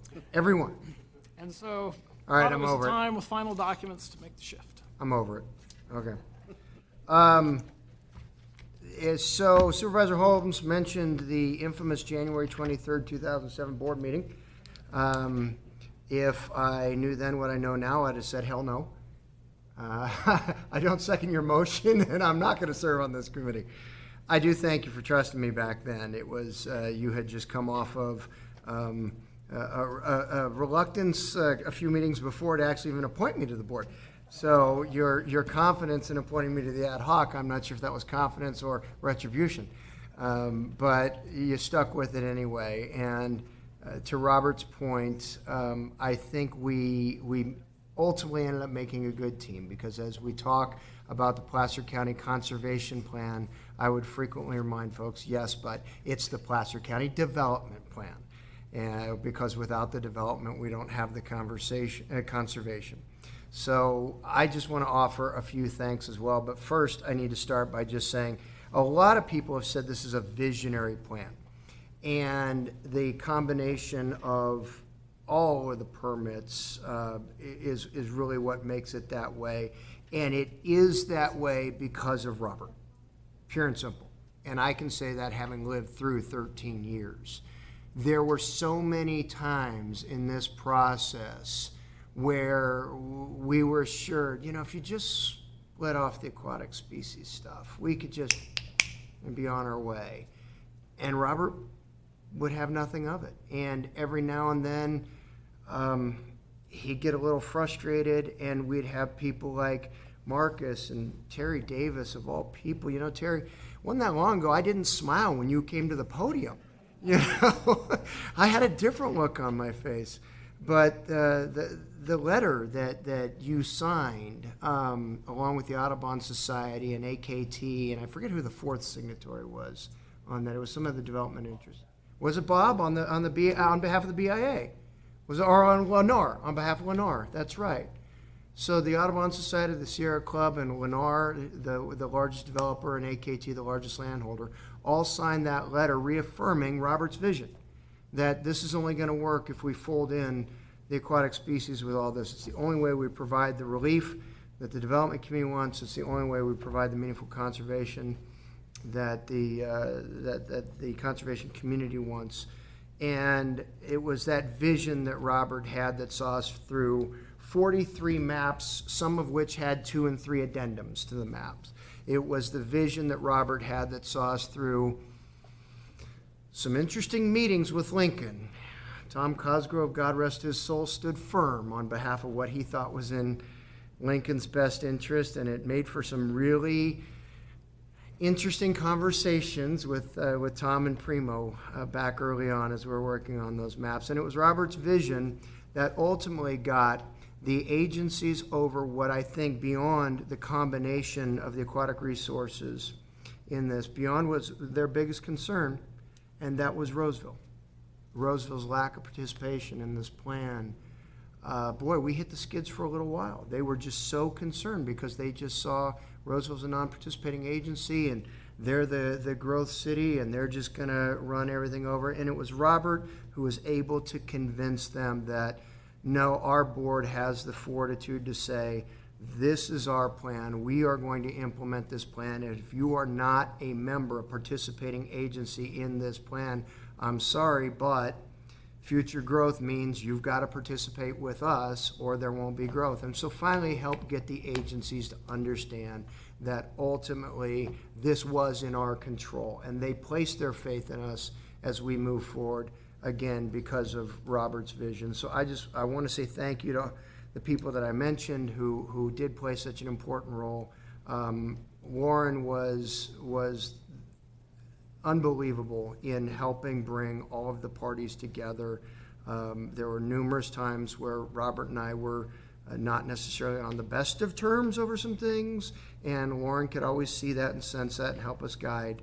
And I thank Chris Beal, but we've thanked him enough through the checks we've written. So I'm not even going to. No, Chris has been invaluable in the legal advice that he has dispensed as we've moved forward. And I know I joke about how much you cost us, but I do believe the advice we got from you ultimately saved us millions in the end as we go to implement this plan. I'm very confident of that, so thank you for that. With that, Madam Chair, I have no other comments other than to say I want to thank all of my colleagues, both on this board and past boards, for their faith in Robert and me to move this thing forward to this point. Thank you, Supervisor Euler. All right. It looks like we have an opportunity to move this forward. So who wants to, we're going to take each of the motions separately. So who wants to read and who wants to second? Be happy to read. Oh, turn your, it's on. And maybe we could split them. That would be good. I move we adopt a resolution to certify the Placer County Conservation Plan final environmental impact report, environmental impact statement, prepared pursuant to the California Environmental Quality Act, and adopt the mitigation monitoring and reporting program supported by the finding of fact and statement of overriding considerations. Motion and a second. All those in favor? Aye. Opposed? Motion carries. Adopt a resolution to amend the Placer County General Plan to revise sections 1 for open space, habitat, wildlife resources, section 6 for wetland and riparian areas, fish and wildlife habitat, vegetation and open space for the preservation of natural resources. Is there a second? Mr. Euler, just second and enjoy it. Share it. All right. Motion and a second. All those in favor? Aye. Aye. And opposed? Motion carries. Adopt a resolution to approve the Placer County Conservation Plan consisting of the Western Placer Habitat Conservation Plan, Natural Communities Conservation Plan and Implementing Agreement, Western Placer County Aquatic Resources Program, Cultural Resources Management Plan, Western Placer County In Lieu Fee Program, ILF. Second. All those in favor? Aye. Opposed? Motion carries. Move we adopt the Western Placer County In Lieu Fee Program. I did that, I'm sorry. 4, we adopt an ordinance to add Chapter 19 to the Placer County Code in order to implement the PCCP and establish the Placer County Conservation Development Fee, establish the Open Space and Fire Hazard Management Fee, replacing Chapter 12, Article 12.16, in Chapter 19, Article 19.50. All those in favor? Aye. Opposed? Motion carries. Adopt an ordinance to amend the Placer County Code, Chapter 17, in order to implement the PCCP. All those in favor? Aye. Opposed? Motion carries. Adopt an ordinance to amend Placer County Code, Chapters 12, 15, 16, and 18 in order to implement the PCCP and render terms and provisions of code consistent with the PCCP. All those in favor? Aye. Opposed? Motion carries. Move we adopt a resolution to approve the Nexus Study and the fee schedule for the Placer County Conservation Program development fees. All those in favor? Aye. Opposed? Motion carries. And finally, move we adopt a resolution to approve the Nexus Study and the fee schedule for the Placer County open space and fire hazard management fees. All those in favor? Aye. Opposed? Motion carries. Look at that. We got it passed.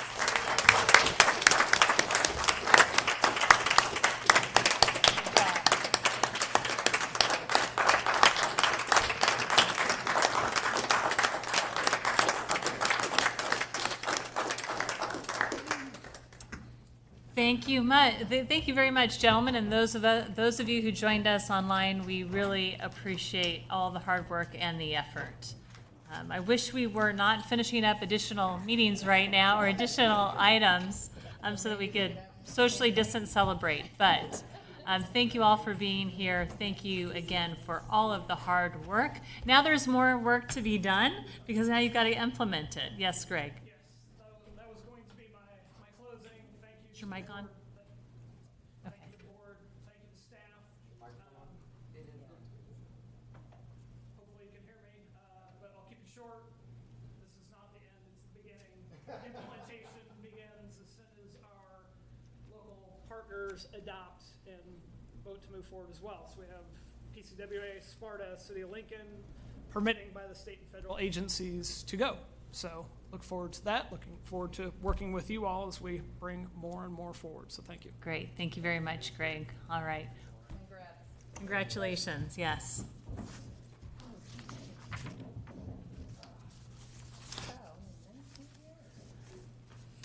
All right, let's move to some of our department items. So we'll move to item number 9A, and that is the bridge replacement project on Dowd Road over Raccoon Creek. Award consultant contract to Knight Construction Management. And Kyle, are you on the line? You are. Okay, we'll bring you in and we'll take your presentation.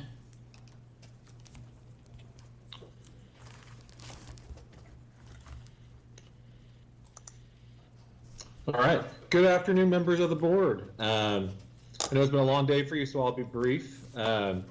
My name is Kyle Friedrich. I'm in the Department of Public Works, and I'm assigned to the project for the Dowd at Raccoon Bridge Replacement Project, and I'm here today to request that we adopt a resolution awarding RFP number 20046 for contract number 1237 to Knight Consultant or Construction Management for project inspection, material testing, survey, environmental, construction management services for the Dowd at Raccoon Bridge Replacement Project in the amount of $937,174. Execute the agreement and authorize the Director of Public Works or designee to execute any amendments in compliance with the Placer County or with the Public Contract Code up to 10% of the original contract amount. This project is located in rural Lincoln. The bridge that we're replacing is roughly 80 years old and is classified as functionally obsolete. This classification makes it eligible for the Highway Bridge Program funding. The estimated $6.4 million for construction is 100% reimbursable through this program, and the county anticipates beginning construction of this bridge in spring of 2021. For the CM services for this project, the county utilized the procurement department and solicited it out for a global solicitation of proposals. 7 were received. A panel of 5 members of the county Public Works Department, as well as 1 member from Sac County, participated in the evaluation. In the end, 3 firms were interviewed, and after input from all the panel members, Knight Construction Management was selected and recommended for this project. So at this time, I'd like to open it up if you guys have any questions for me. Thank you, Kyle. Looks like there are no questions. We'll open it up to the public if there aren't any comments from the public. We will close public comment and bring it back to our board.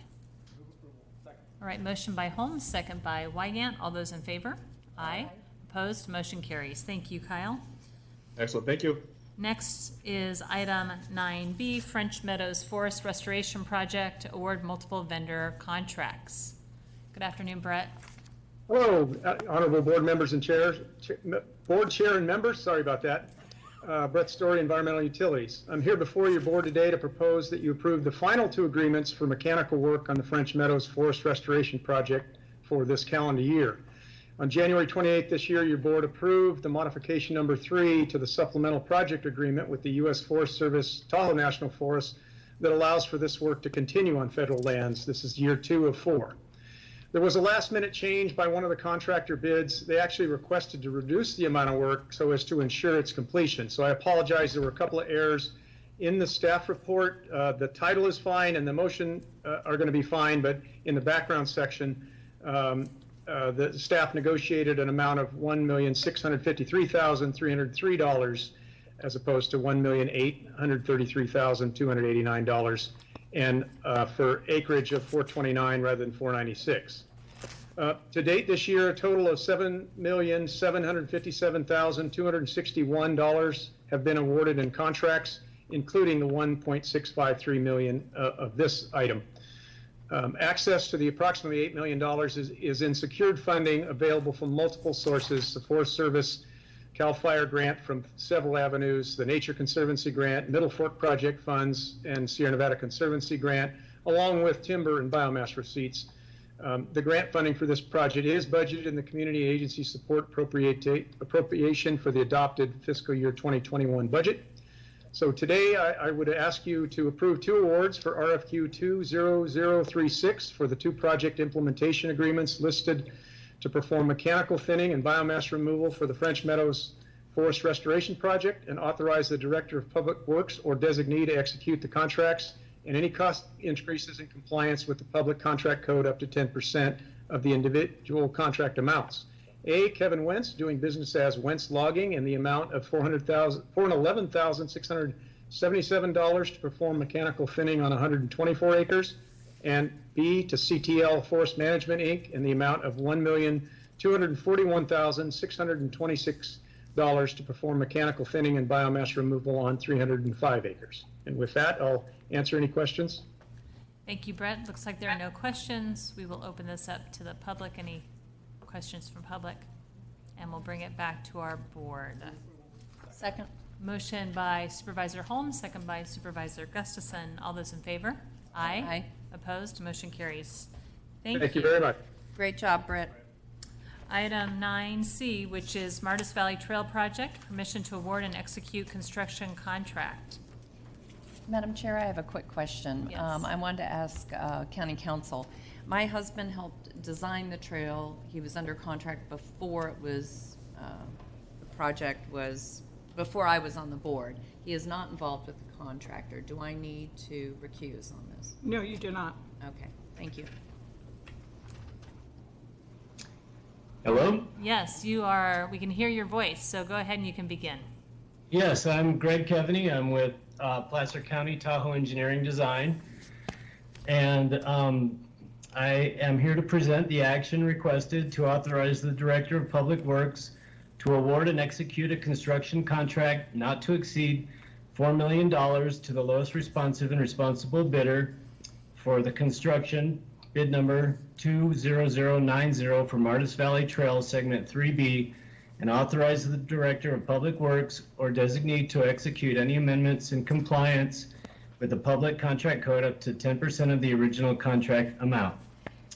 This, for a little background, this is part of the Martis Valley Trail project. It's just over a 3-mile segment that we would request to have awarded as soon as possible. We have an apparent low bidder on deck and ready to go. Have not determined that they are the actual bidder at this stage, but we're working on that. So we hope to start this season. And the funding at the current stage consists of CMAQ funds, TOT funds, and Parks funds. And again, we just asked to authorize the Director of Public Works to award. Thank you very much, Greg. Looks like there are no questions from our board. Any questions from the public? All right, we'll bring it back to the board. Move approval. All right, I have a motion from Supervisor. Just under discussion, a quick comment. Yes. I think since trails actually introduce humans into nature, we shouldn't build any trails. And we have to separate humans from nature. So I don't know that I can support this item. I just let you know. You got me into trouble.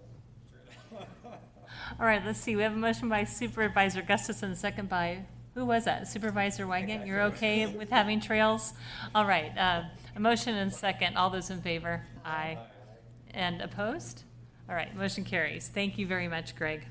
Thank you. Next, item D, or excuse me, 9D, Tree Mortality Removal Project 11, authorized purchase order with P31 Enterprises, Inc. Good afternoon. I believe this is Alice. Good afternoon. Are you able to hear me? Yes, we are. Oh, great. Okay. Good afternoon, Madam Chair and members of the board.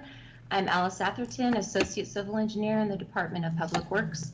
I am requesting the board adopt a resolution authorizing a purchase order under an existing master services agreement with P31 Enterprises Incorporated for the removal of dead or dying trees in an amount not to exceed $840,543 and authorizing the purchasing manager or designee to take all actions necessary to execute and implement the purchase order and to execute change orders in an amount not to exceed $84,055. There are 1,176 trees in bid package 11. These trees are located in all 17 divisions within the county, and this work will be performed on private properties within the county right-of-way and in the Tahoe National Forest. The average price is $715 per tree. With a 75% reimbursement from the state, this gives us a cost of approximately $536 per tree to the state and approximately $179 per tree for the county. Work will begin immediately and will be performed this summer and fall within 60 calendar days upon notice to proceed and the contractor beginning work. With that, I'm happy to answer any questions you may have. Thank you, Alice. Looks like there are no questions from my colleagues. I do. Oh, you do have a question. Go ahead, Sorry. Cindy. My question, Alice, and it's really not to you as much as it is to Todd. It would be great to summarize all the financing, grant funding, and projects we have done in the forestry realm, because we do it through various departments. And with California on fire, I think it's so important for us to be able to report to our constituents how much we're doing in this regard, because it's sometimes hard for me to keep track of all the various contracts and the various departments. So it's not a question to you, Alice, it's just you'll probably end up having to do some work to get it to Todd, so. And if I could just echo that, I strongly support that also, but in terms of the Excel vision, that really a cost benefit. I know there's going to be a range of costs, but if we could start building a recovery plan here for Placer County, maybe that can set an example for the state. Yes. Thank you. All right. Questions from public? No public comments. We'll bring it back to the board for a motion. Move approval. Second. Motion by Gustafson, second by Wygant. All those in favor? Aye. Opposed? Motion carries. Thanks, Alice. Thank you. Item 10A, Collins Drive Property Tax Revenue Exchange Agreement. Vanessa Lieberman. Hi, Vanessa. Hi. Good afternoon, Chair Gore, members of the board. My name is Vanessa Lieberman, and I'm a management analyst in your CEO's office. The item before you today is a resolution to approve a property tax revenue exchange agreement between the County of Placer and the City of Auburn for the Collins Drive annexation area, and to authorize the CEO to execute the agreement. On July 22nd, 2019, the City of Auburn approved a resolution authorizing the filing of an application with the Placer County Local Agency Formation Commission, LAFCO, to annex the Collins Drive annexation into the city's boundaries. The annexation area is approximately 45 acres that includes 4 parcels. 2 parcels will be subdivided into 69 lots for the development of 65 single-family residential units. In an effort to discourage unincorporated islands, the 2 remaining parcels include the vacant Auburn Public Cemetery District parcel and the Union Pacific Railroad parcel. Prior to LAFCO consideration and pursuant to state law, the county and city must agree to the apportionment of revenues to support delivery of services once annexation occurs. Staff and consultants from both the county and city engaged in fiscal modeling discussions to determine an appropriate share of property tax revenue. At full build-out, the city and county are fiscally neutral, with both jurisdictions having a surplus at a property tax sharing percentage of 50-50. The City of Auburn took the tax share agreement to their council on August 24th, and it received unanimous approval. This concludes my presentation. I'm happy to answer any questions that you may have. Thank you for your time. Thank you, Vanessa. My only question is, could we make all tax sharing agreements this easy? Probably not. All right, so no other comments from my colleagues. Anybody from the public? All right, we'll bring it back to the board for a motion. Second. A motion by Holmes, second by Gustafson. I'm just wondering, would it sweeten the deal or screw it up if we threw in the domes? I could try. It's not too late. That'll be next. All right, all those in favor? Aye. Opposed? Motion carries. Thanks, Vanessa. Thank you. And Jane is in person. We have item 10B, which is Placer Shares, the fiscal 2021 budget amendment. And, I'm sorry, Bonnie, I just Yes. need to, I announced that I'm going to have to recuse myself. I'm on the Sarah Business Council Board. Oh, all right. You will recuse yourself. Thank you. Go ahead, Jane. Good afternoon, Madam Chair, honorable board members. Jane Christensen from the CEO's office, here today as a follow-up to the July 28th board action authorizing Placer Shares, the county's CARES-funded small business and nonprofit grant assistance program. It's recommended the board approve a few technical steps needed to execute the program. One, approve any requisite budget amendments for the $8 million Placer Shares program.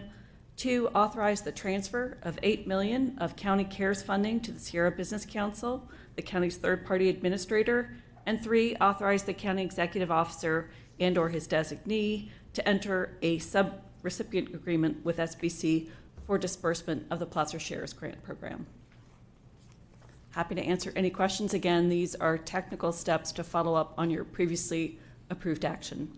Thank you, Jane. Cindy, comment, please. Yes, earlier today when we were doing the COVID update, Jane, and we have new metrics from the state on reopening, and some of those business reopenings are even further challenged. So I just suggested that it was one thing that we are in charge of is how we distribute this money to businesses and to, I suggested that we keep an eye on those that are now further impacted and maybe longer impacted again in our criteria, and working with SBC to consider that as those projects. Certainly. In a 2:30 check-in this afternoon, what we're finding is the grants are largely coming in the areas that the board designated as being amongst the most needy, but we certainly are well aware that that need continues. And for the board's information, as of this afternoon, we have 756 applications in, and applications are being accepted through Monday, September 7th. So please apply.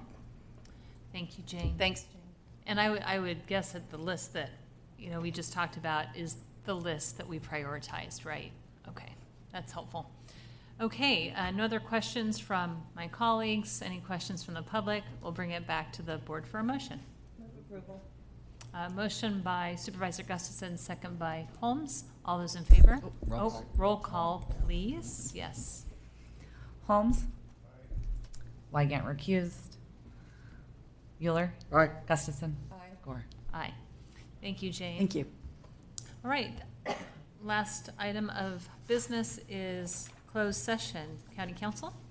The board will now adjourn to closed session to consider 2 items of existing litigation, 1 item of anticipated litigation, and 1 item of real property negotiations. All right, I have no idea how long this will take, and then I think we have 1 final public comment at the very end of the meeting. So we will come back to take that comment after we finish with closed session. Thank you.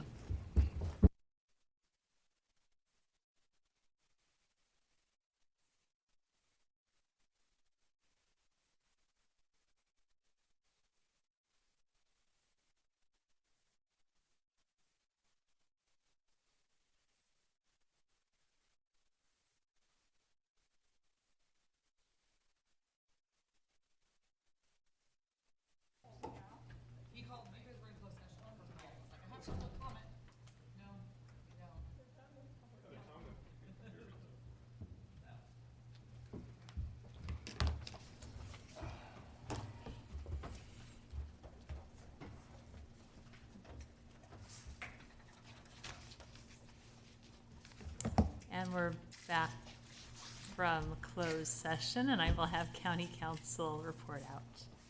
The board met in closed session to consider 2 items of litigation, existing litigation. In both items, the board heard a report. No action was requested and no action was taken. On the initiation of litigation, the board heard a report and provided direction. On real property negotiations, the board heard a report and provided direction. This concludes the report out of closed session. Thank you, Karen. With that, we will conclude our meeting and adjourn to our next regularly scheduled meeting, which is next Tuesday, September 8th, here at the lovely Placer County Board of Supervisor Domes. Have a nice evening, everyone.